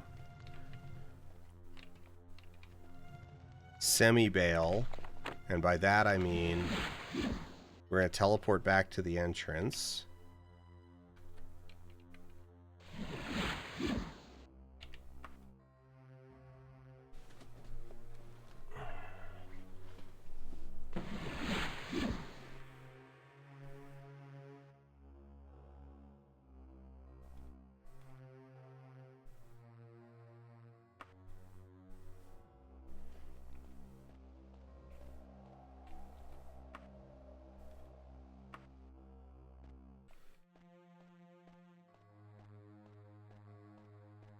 Did you hear correctly that Clay has a new project? Depends on what new project that you're talking about.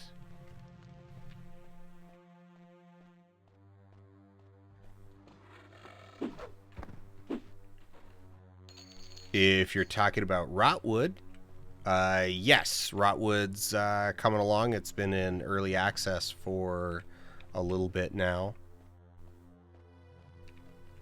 If they have another new project even more recently announced than that, or implied than that, then I might be out of touch. I might have missed some news.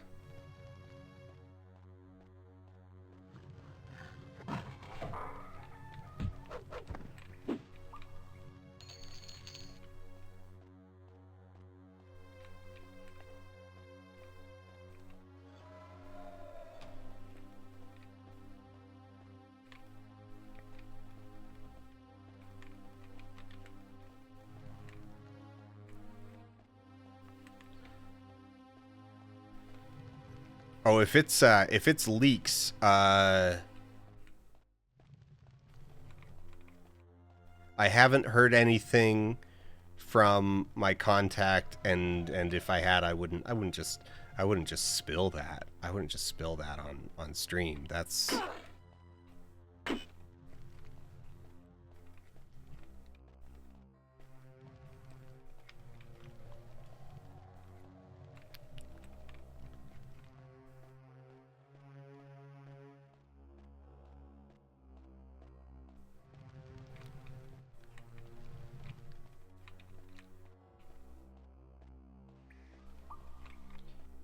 okay. Nothing there. Like that's dead end. I clicked on like every wall.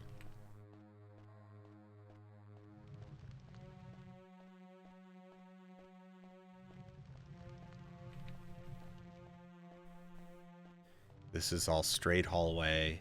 Well, not straight hallway. This is all hallway.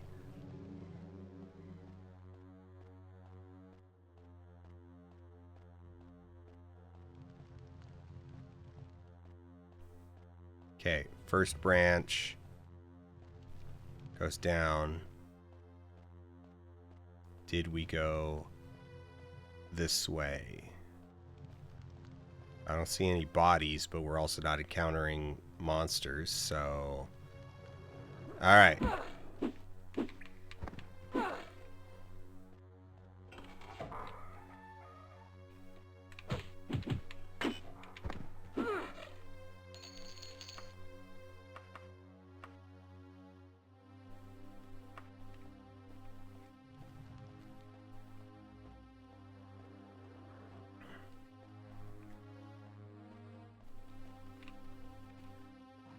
Great. Ugh. And I bet my map still isn't updating. Map still blank. Joy.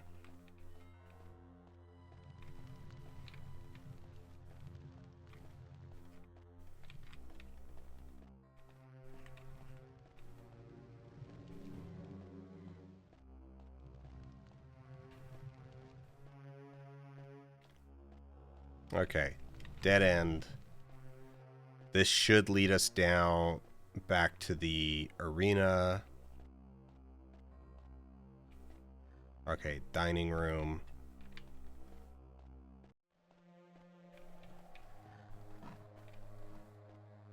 No secret doors.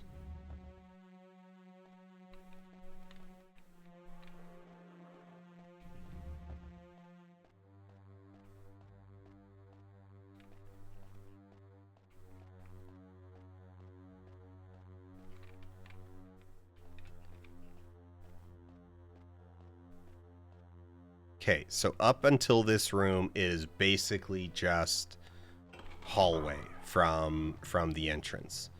Now, we haven't been down this way at all. Okay, let's...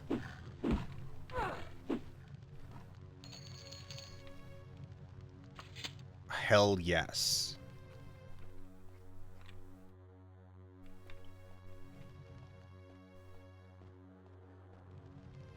Alright, from the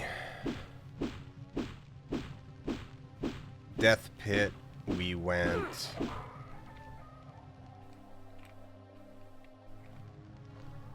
right.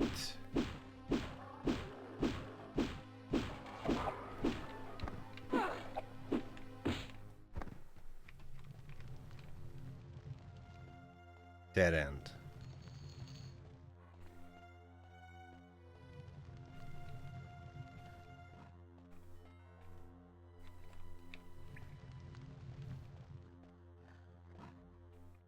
Alright, going down.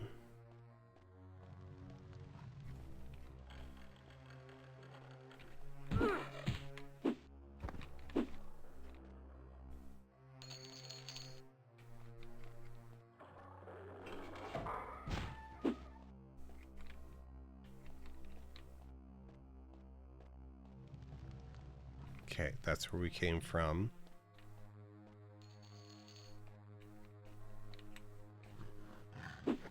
This is kind of a unique room.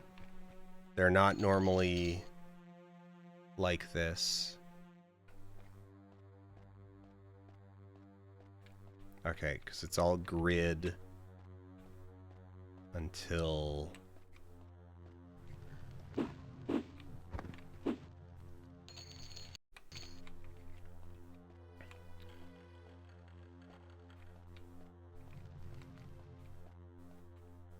this block.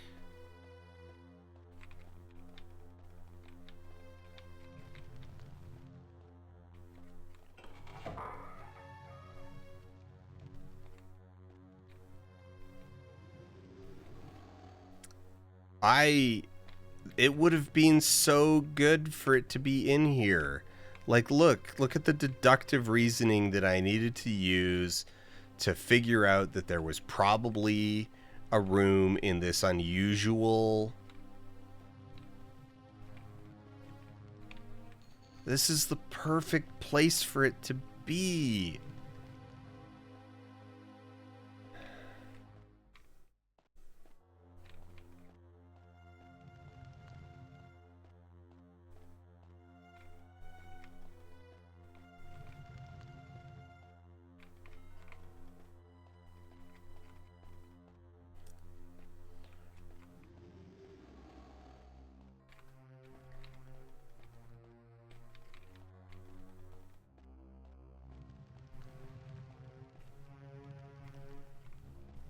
Okay.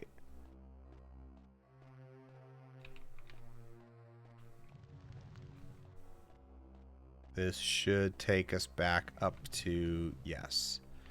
Alright. Next, around to the bottom. Doors open.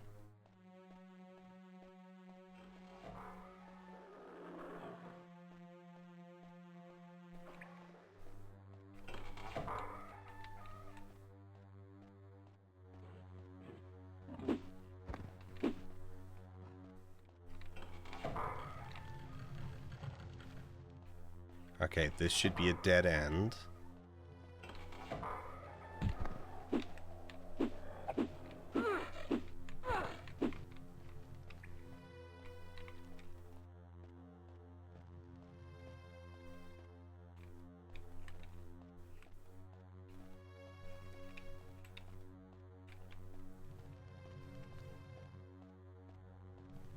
I'm assuming like most of the story quests, when we find the room, it will be actually like pretty obvious.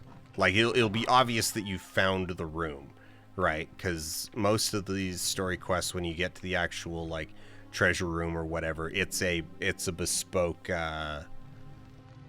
know, it's a one of a kind place.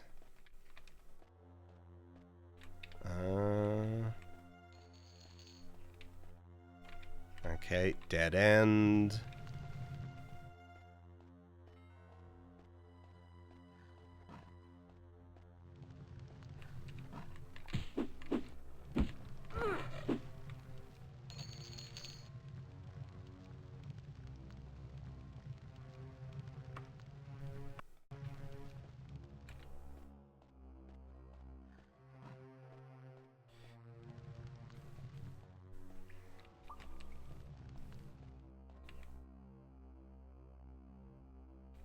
Have I played Undermine? Yeah, I've done most of the story quest. I'm enjoying it so far. I did need to turn off looping music, which I normally leave on. Like ever since we made sort of the video about, you know, where it's like, oh yeah, like players just kind of like turn off all of the game sounds in order to maximize their, you know, maximize their gamingness.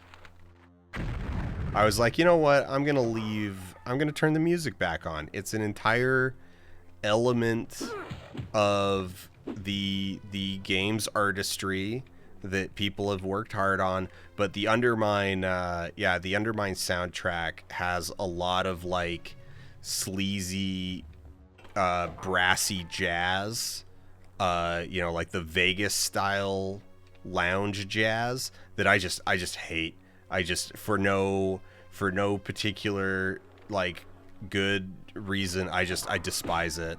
It drives me insane, and so I had to turn off looping music.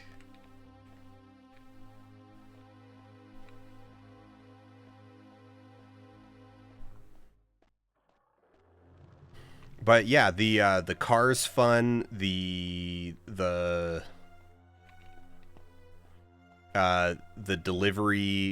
delivery quest, like, kind of, I don't know, it's really fun to have sort of this like eternal world quest that you can just do endlessly whenever, even if it's only worth doing kind of like a third of the time, because it's fun. It's fun zipping around. Yeah.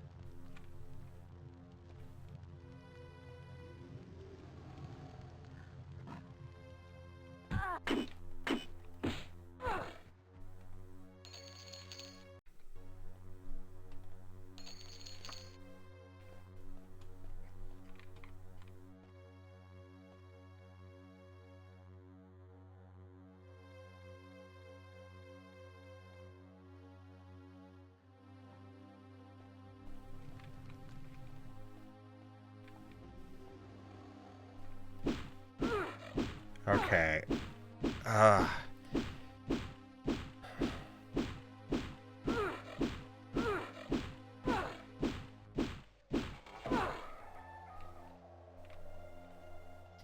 Alright, hallway to a secret door.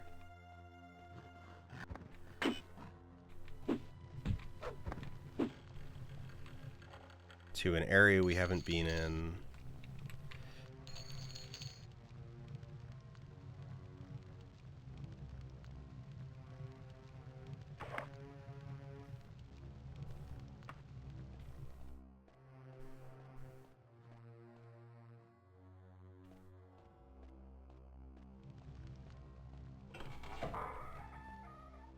Uh,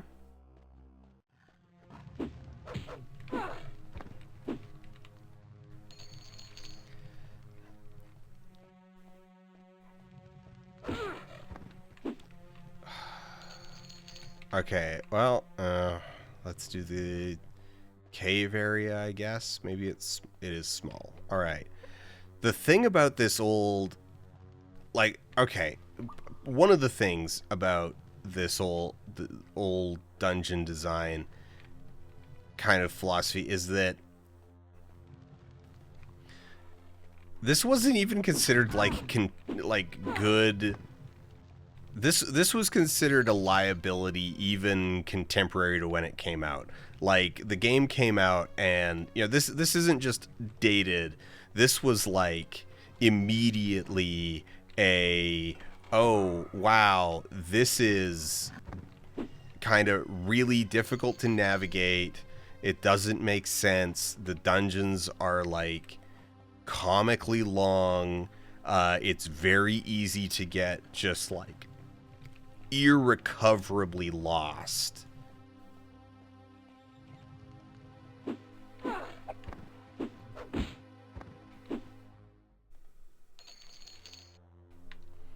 You know, people were saying that about this game in 1996. So when, you know, so at the time people were like, wow, this kind of a mess. And now in 2026, 2025, when it's like, oh, we know what signposting means. We know what a dungeon that kind of helps you navigate it as a game space. We know what that looks like. We know how to make a space that you know has maze-like qualities.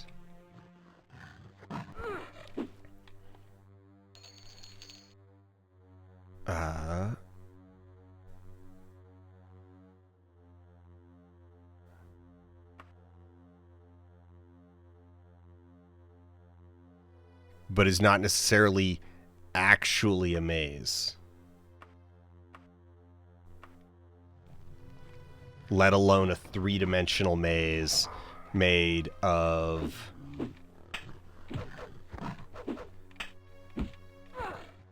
barely differentiated hallways that weave and twist without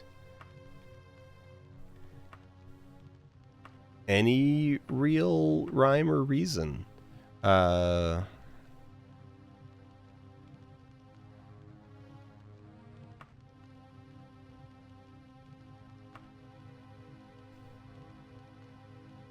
3 kilos.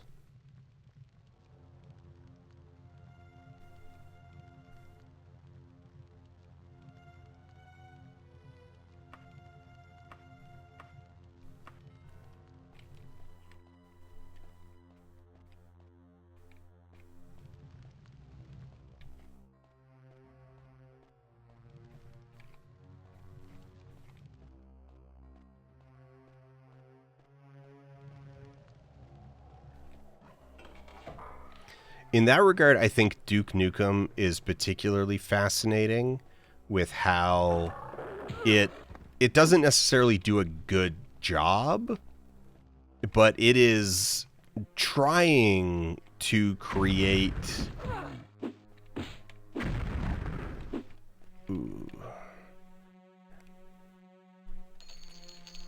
like it is trying to create real spaces.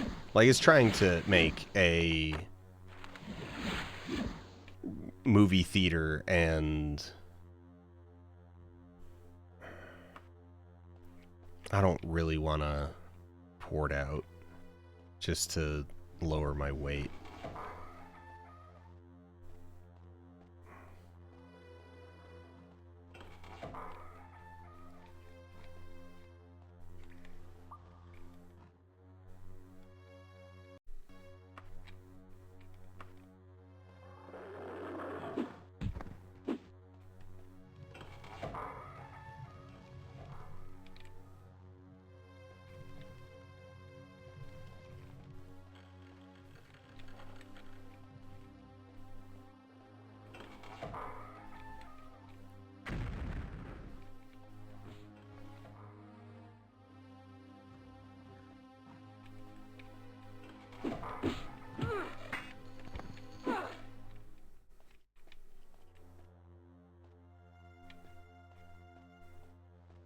Okay, so tiger room.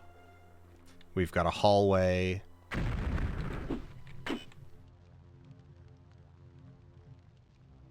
You know what? You know what I should do is I should save because it's been a while. Oh God, I can't keep track of.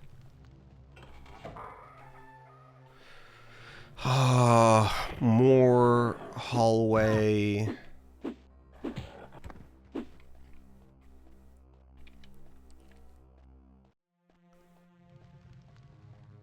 You know, there's a lot to be said about just a series of rooms, but dungeons that are mostly rooms. I'm gonna take the brave stance. Dungeons that are mostly rooms are superior to dungeons that are mostly hallways.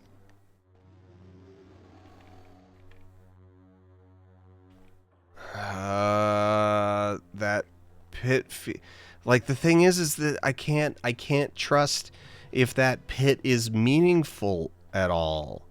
Because it's like, this might be sign. It's not. There's no guarantee that that is signposting literally anything.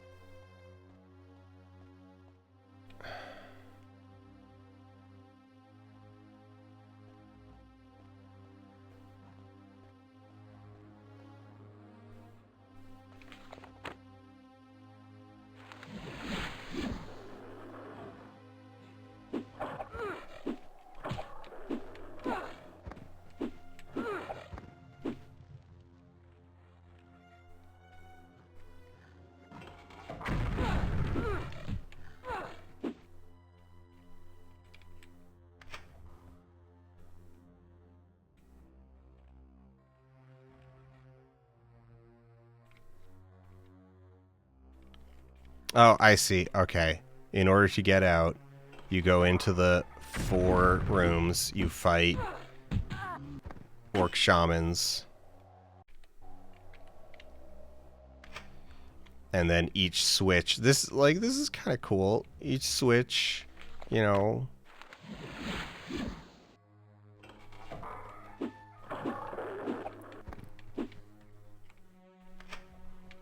raises a stair segment. I don't see them reaching the top.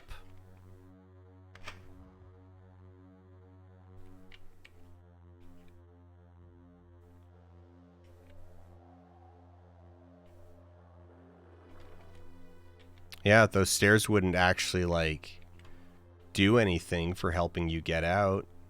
They would mostly just taunt you.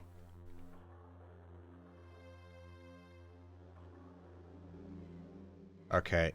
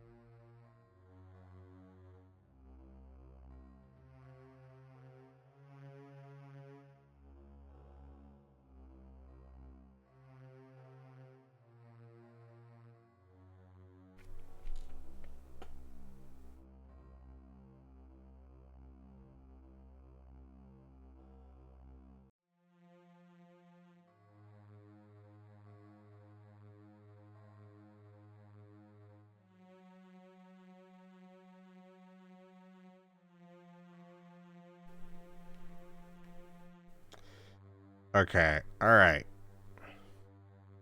We're just doing it this way.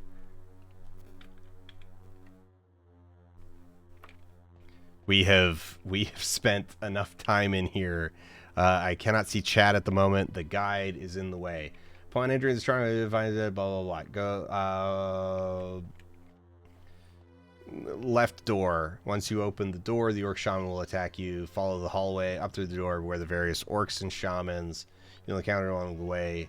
In the bowels of the stronghold, you may even encounter some Daedroths. Follow the hallway further upwards. Follow the hallway until you come to an intersection and then go south.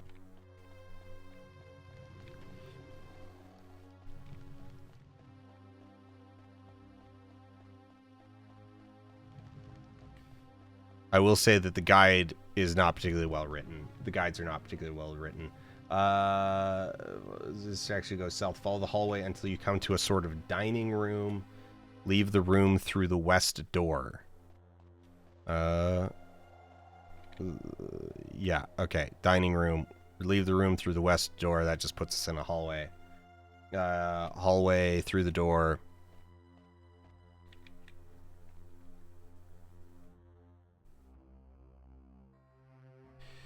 Walk down the hallway until you come to a door. Go through it. You'll find yourself in a huge chamber with a truncated pyramid. Yeah. All right. We're in the combat. Proceed further. You must reach the level above the truncated pyramid. Easy.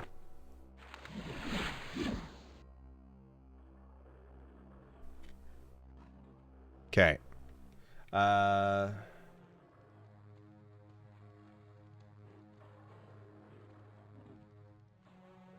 Go from the platform, go up the west staircase and head down the south path. Okay, west staircase. Okay, yeah, we haven't been this way yet. West staircase, south path.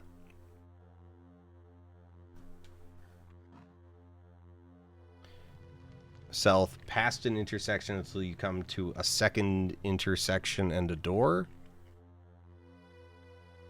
The door will be locked open with either lockpicks, magic, your weapon.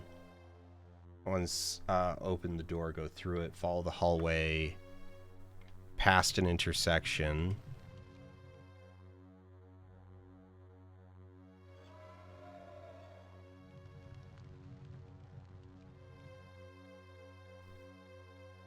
Past an intersection.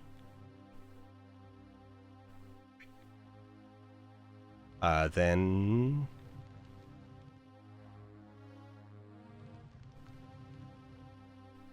south. Go through the door at the end of the hallway. Walk through a short cavern passage. Yeah, we were just kind of in this area, but we're coming from the other direction.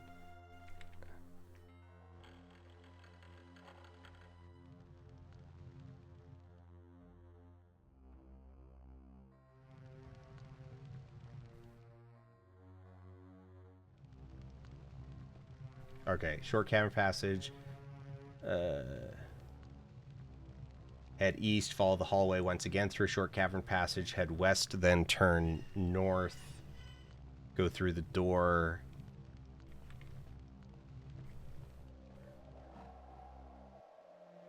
Go through the door at the end of the hallway.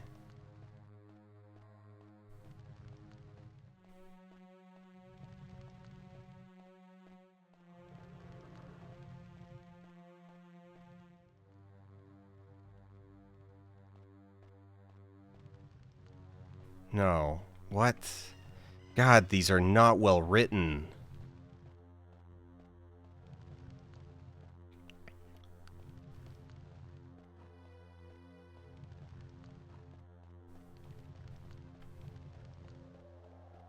Okay, we're backing up to the start of...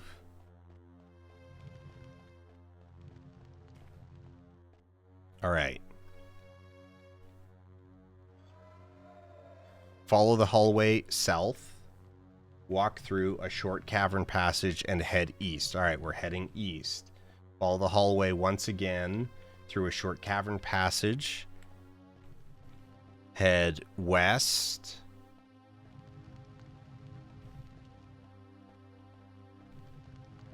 Then turn north.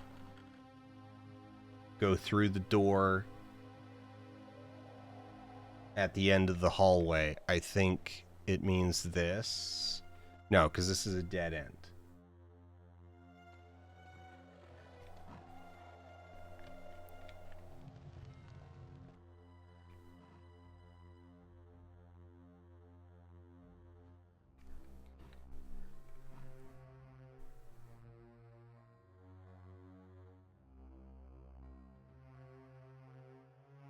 Okay.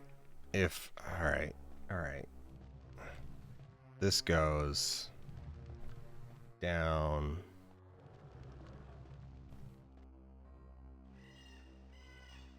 Yeah, ignore that. Get to this intersection. Take a right.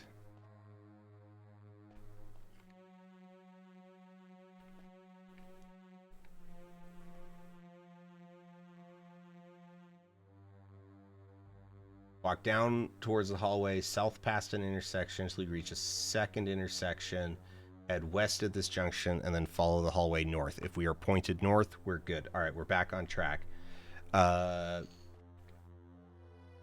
west through the door, and the texture of the environment will change. Yes. Head south at the intersection. And follow the hallway until you reach a door. And then go through the door. See, it needs to be consistent about, like, don't give directions until actual doorways. Like, either you're narrating every... There we go. All right.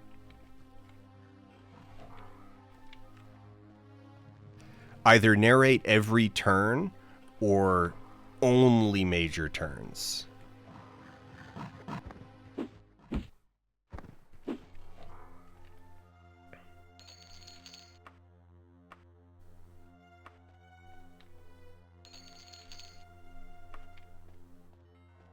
Okay, are you here to fight? You are here to fight.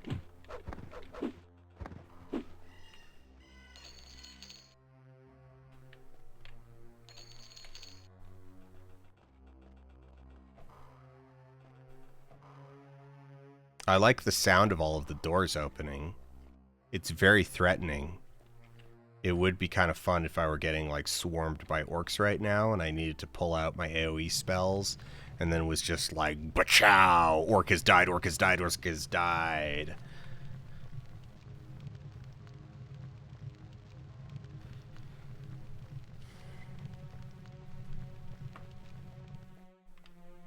Okay.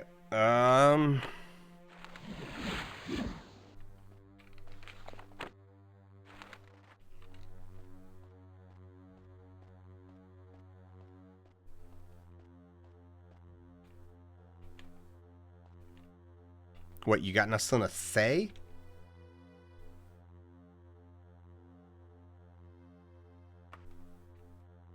All right, bro. Whatever floats your boat, bro.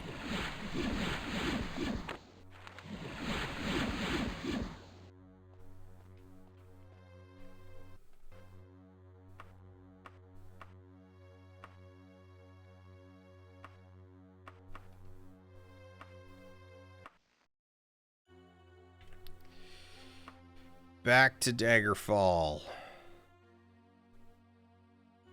Okay, I think...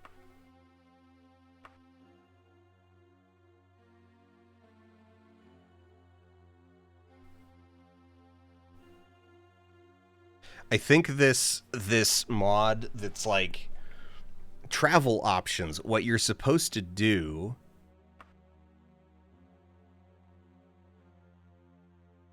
is like find destinations with ports. So 7 days to travel there, and then from here we travel to Daggerfall by ship, and instead of taking 2 months, it takes 17 days. We don't have enough available gold because we moved it all into our wagon.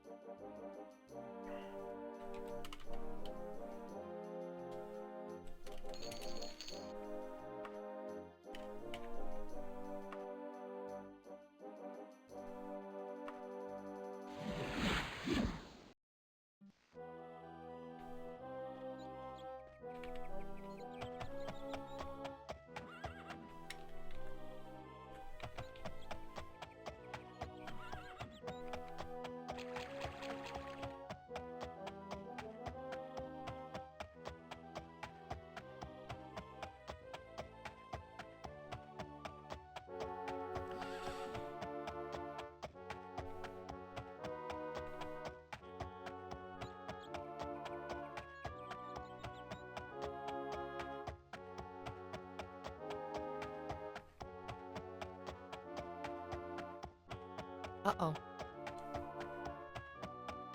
All right. Into the castle. Talk to the guard. Tell him, yeah, we'll behave ourselves. Then immediately not behave ourselves.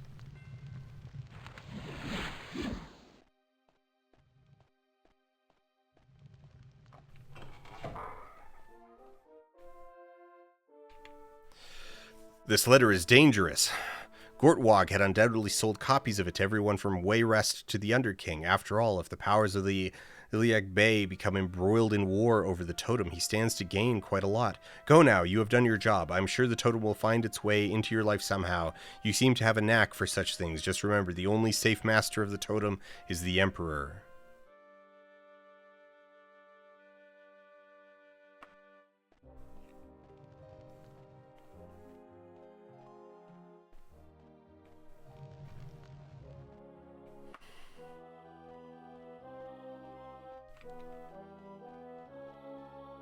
Again, we kind of know a bunch of that already.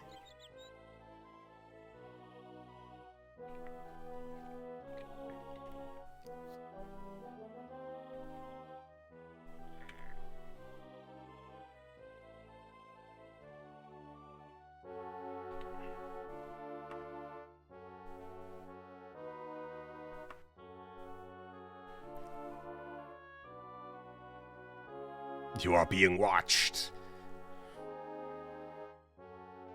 Is it because of my sick fashion sense? I bet it is.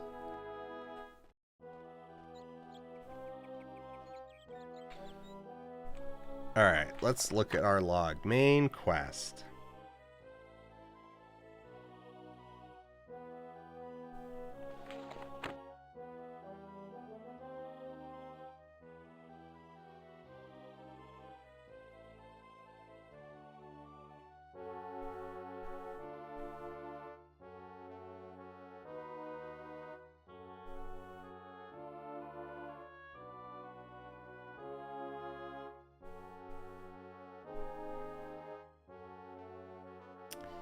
Orcish Treaty ended.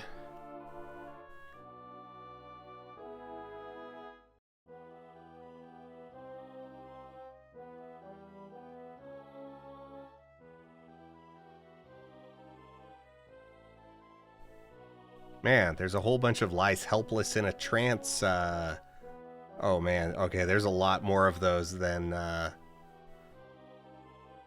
oof. Alright, I might have done a lot of those.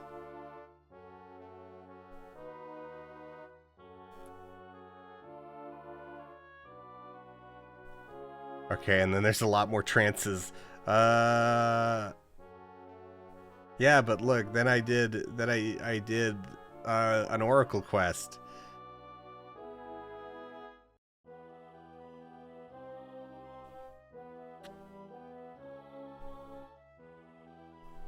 Okay, who do I have letters from at the moment?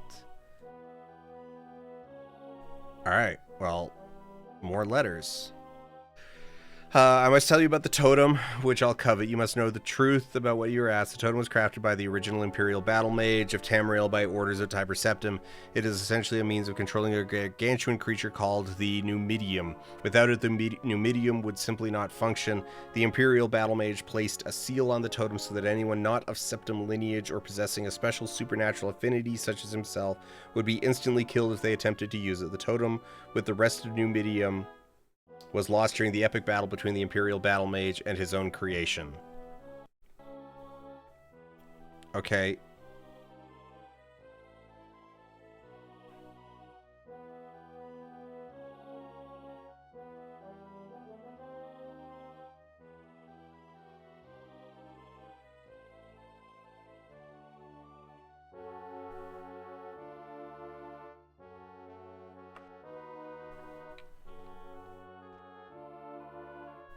More letters. All right. Numidium was Tiber Septim's secret weapon in his bid for supreme power. 1,000 foot tall. Wait, it's 1,000 feet tall? It's 1,000 feet tall?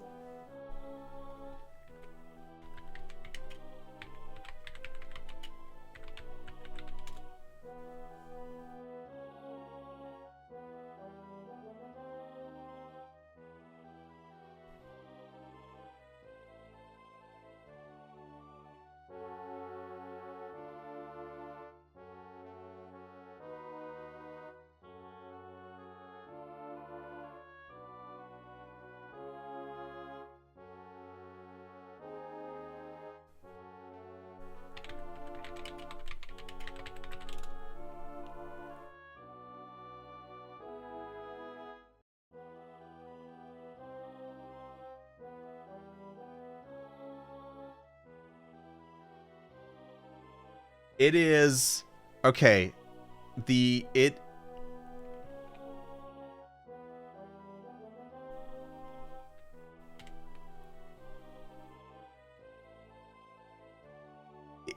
comes up to here.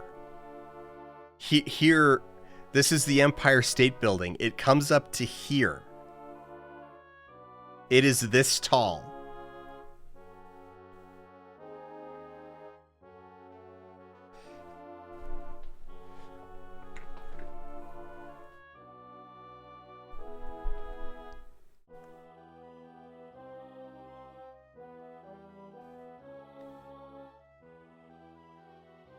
Like, the thing is that this thing is so big as to be kind of useless. Like, it's effectively a nuclear weapon, right? Like, you can't use this with any precision.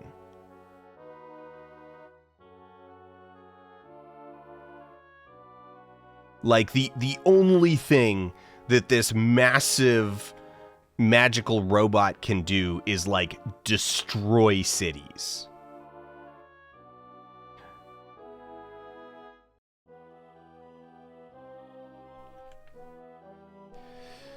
Powered by a gem called the Mantella. The Mantella was infused with the life force of Tiber Septim's Imperial Battle Mage. You use his name, Jagger Tharn. Call him by name. He's not Voldemort. And with it, Septim crushed all who stood in his way. After the complete and total defeat of all of his opponents, Septim began using Numidium to crush the neutral royal families of Tamriel so that he could, like, literally crush. In this case, I think he means literally crush, like just stepped on. But also, I feel like this would not be a secret. I feel like this would be the thing that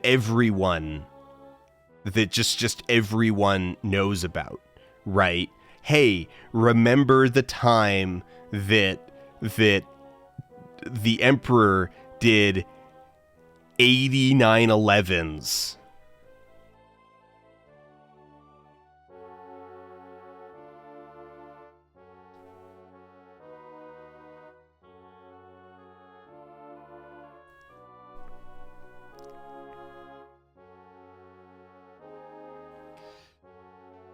And, like, where would you hide this thing, right? Like, it's large enough that a mountain isn't even necessarily big enough to put it inside. Yeah, something the size of a skyscraper in a world where, like, a lighthouse is tall.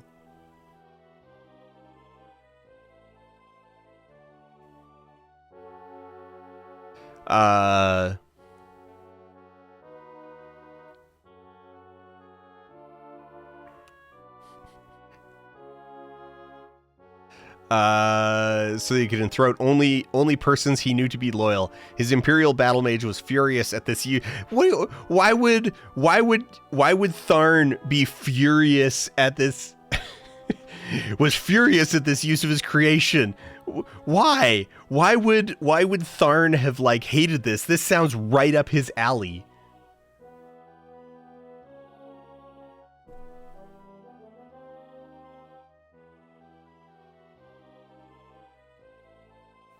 It has to be, like, there's no way that later writers didn't interpret this as just as, like, yeah, metaphor or exaggeration on the part of the letter writer. But if we take this at face value,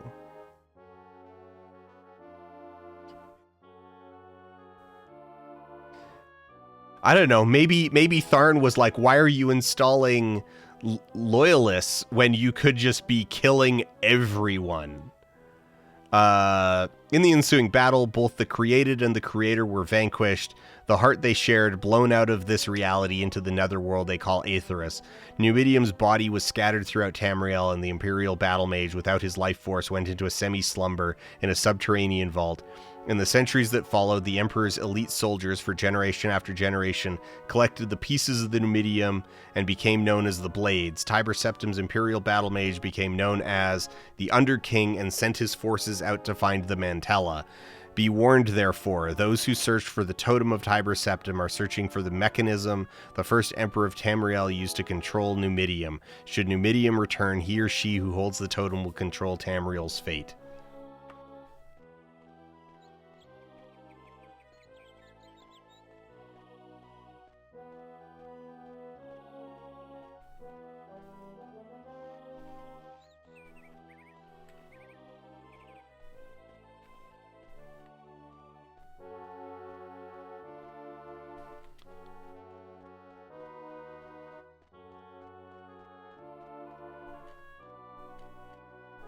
Yeah, this has to be, it's got to be Uriel's battle mage, not Tharn. Yeah.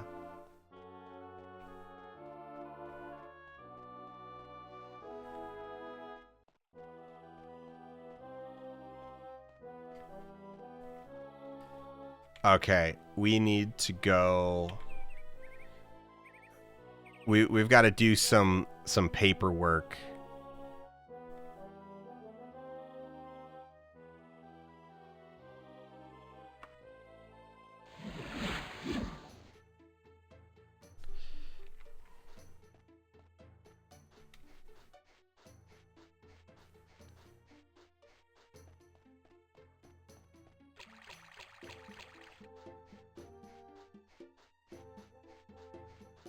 Yeah, we're gonna go pay a loan.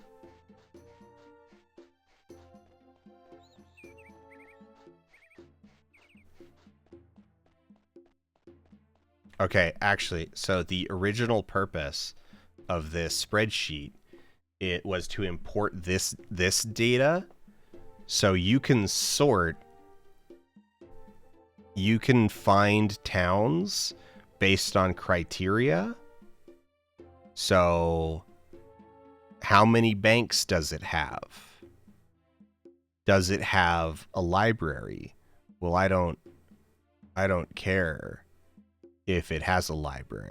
I just don't. It's just not a thing that I care about. So we're just going to say, like, okay, show me everything with libraries. Does it have a mages guild? Yes. Does it have a pawn shop? Yes. Greater than 1. How big is it? Well, I don't want large towns. What's the smallest? Are there any 8s? Why, yes. There are some 8s.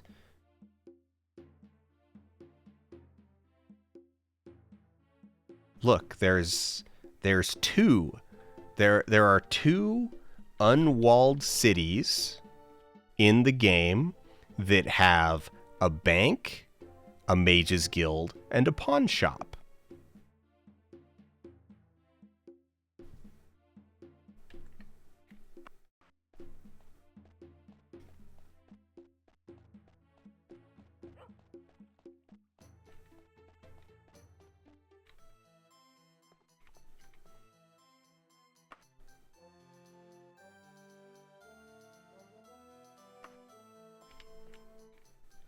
Okay, no.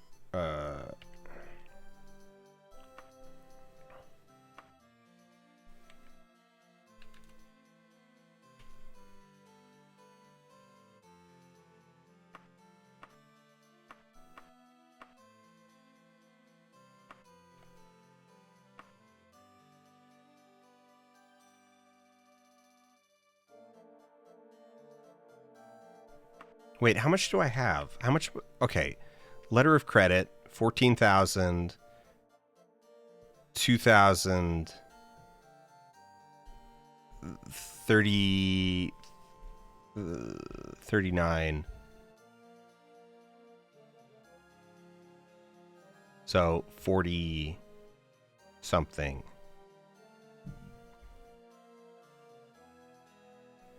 In letters of credit. Gold pieces in your inventory. Plus 976.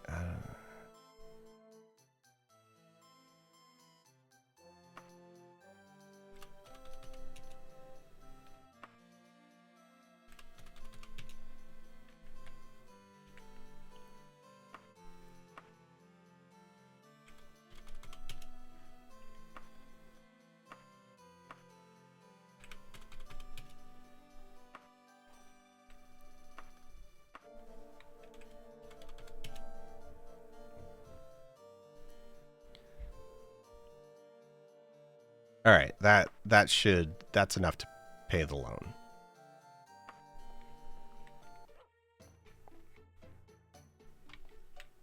You know what? Let's go take. We need some traveling cash.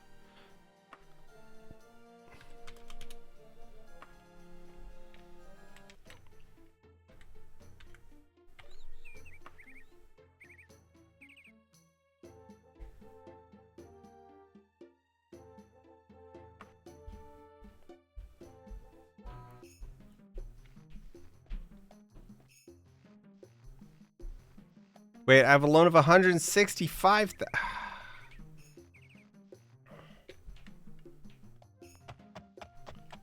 Why is the game running like crap all of a sudden? Is snow that demanding in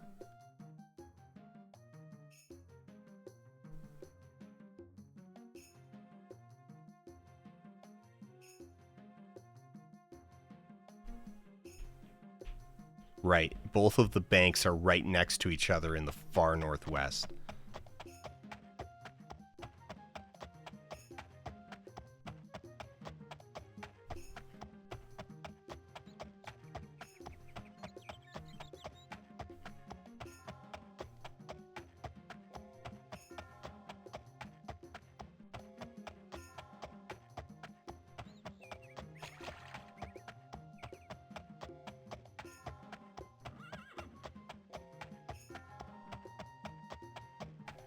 All right, we're gonna pay the loan, and then I'm gonna call it because it's almost 10, and that means I like skipped dinner.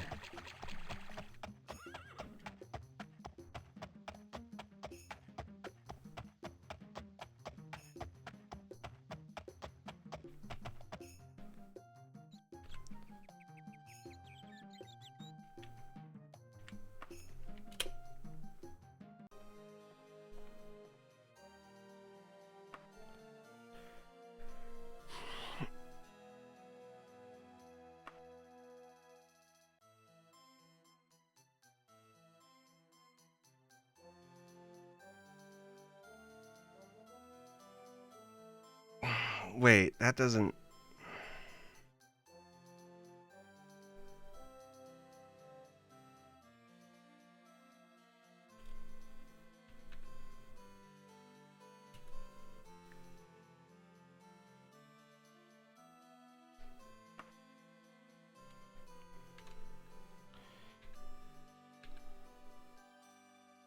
Will it take out of my...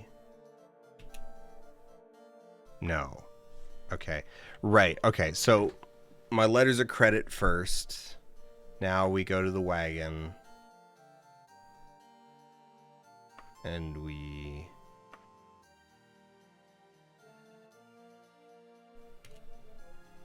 find our gold.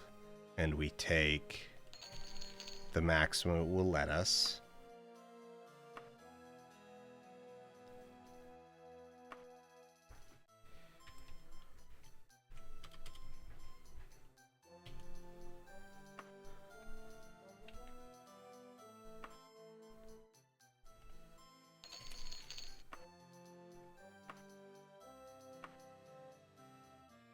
Sorry, I have a daily transaction limit.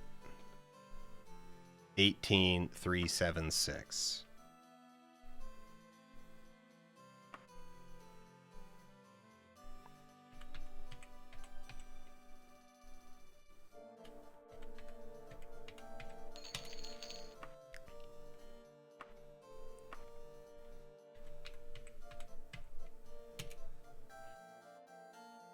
Loan amount due 0. And we've still actually got a pretty decent amount. I'm gonna close out my account here in Wayrest. Just take that as cash. And then we're going to head home.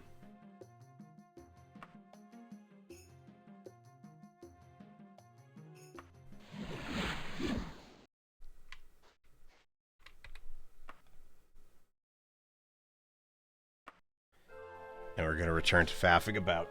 All right, everybody. Thanks for hanging out for a while. Yeah, it turns out that aside from some of the quibbles about it, Daggerfall is fundamentally a very fun game.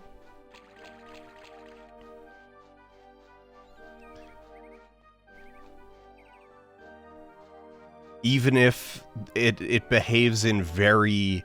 And maybe not... I shouldn't say even if. Probably even a little bit because it behaves in extremely strange ways sometimes. Right? You know, sure, we did not and might never figure out... Actually, no, that's not true. I came up with... I immediately thought of a... All right. What we do is we cheat. What we do is we cheat in order to, like, raise some skills. So that we can figure out if 15 points in a skill from a ring and 15 points in a skill from hard work give you the same results. But also at the same time, I think I think that rating, the skill of the shop has a variability to it, right? Because it's 20 points. It was like a 20-point scale. I think the thing that was not being accounted for in the formula was that it's actually like each quality is a range, right? Like a nice shop is not a value of 15. It's an average of 15. So, but all that's going to explain is the little wobble from day to day, right? That's just going to explain why one day we went in, like why we gained a point, went in the next day, and the price was still lower. Because it wasn't like significantly lower, it was just lower.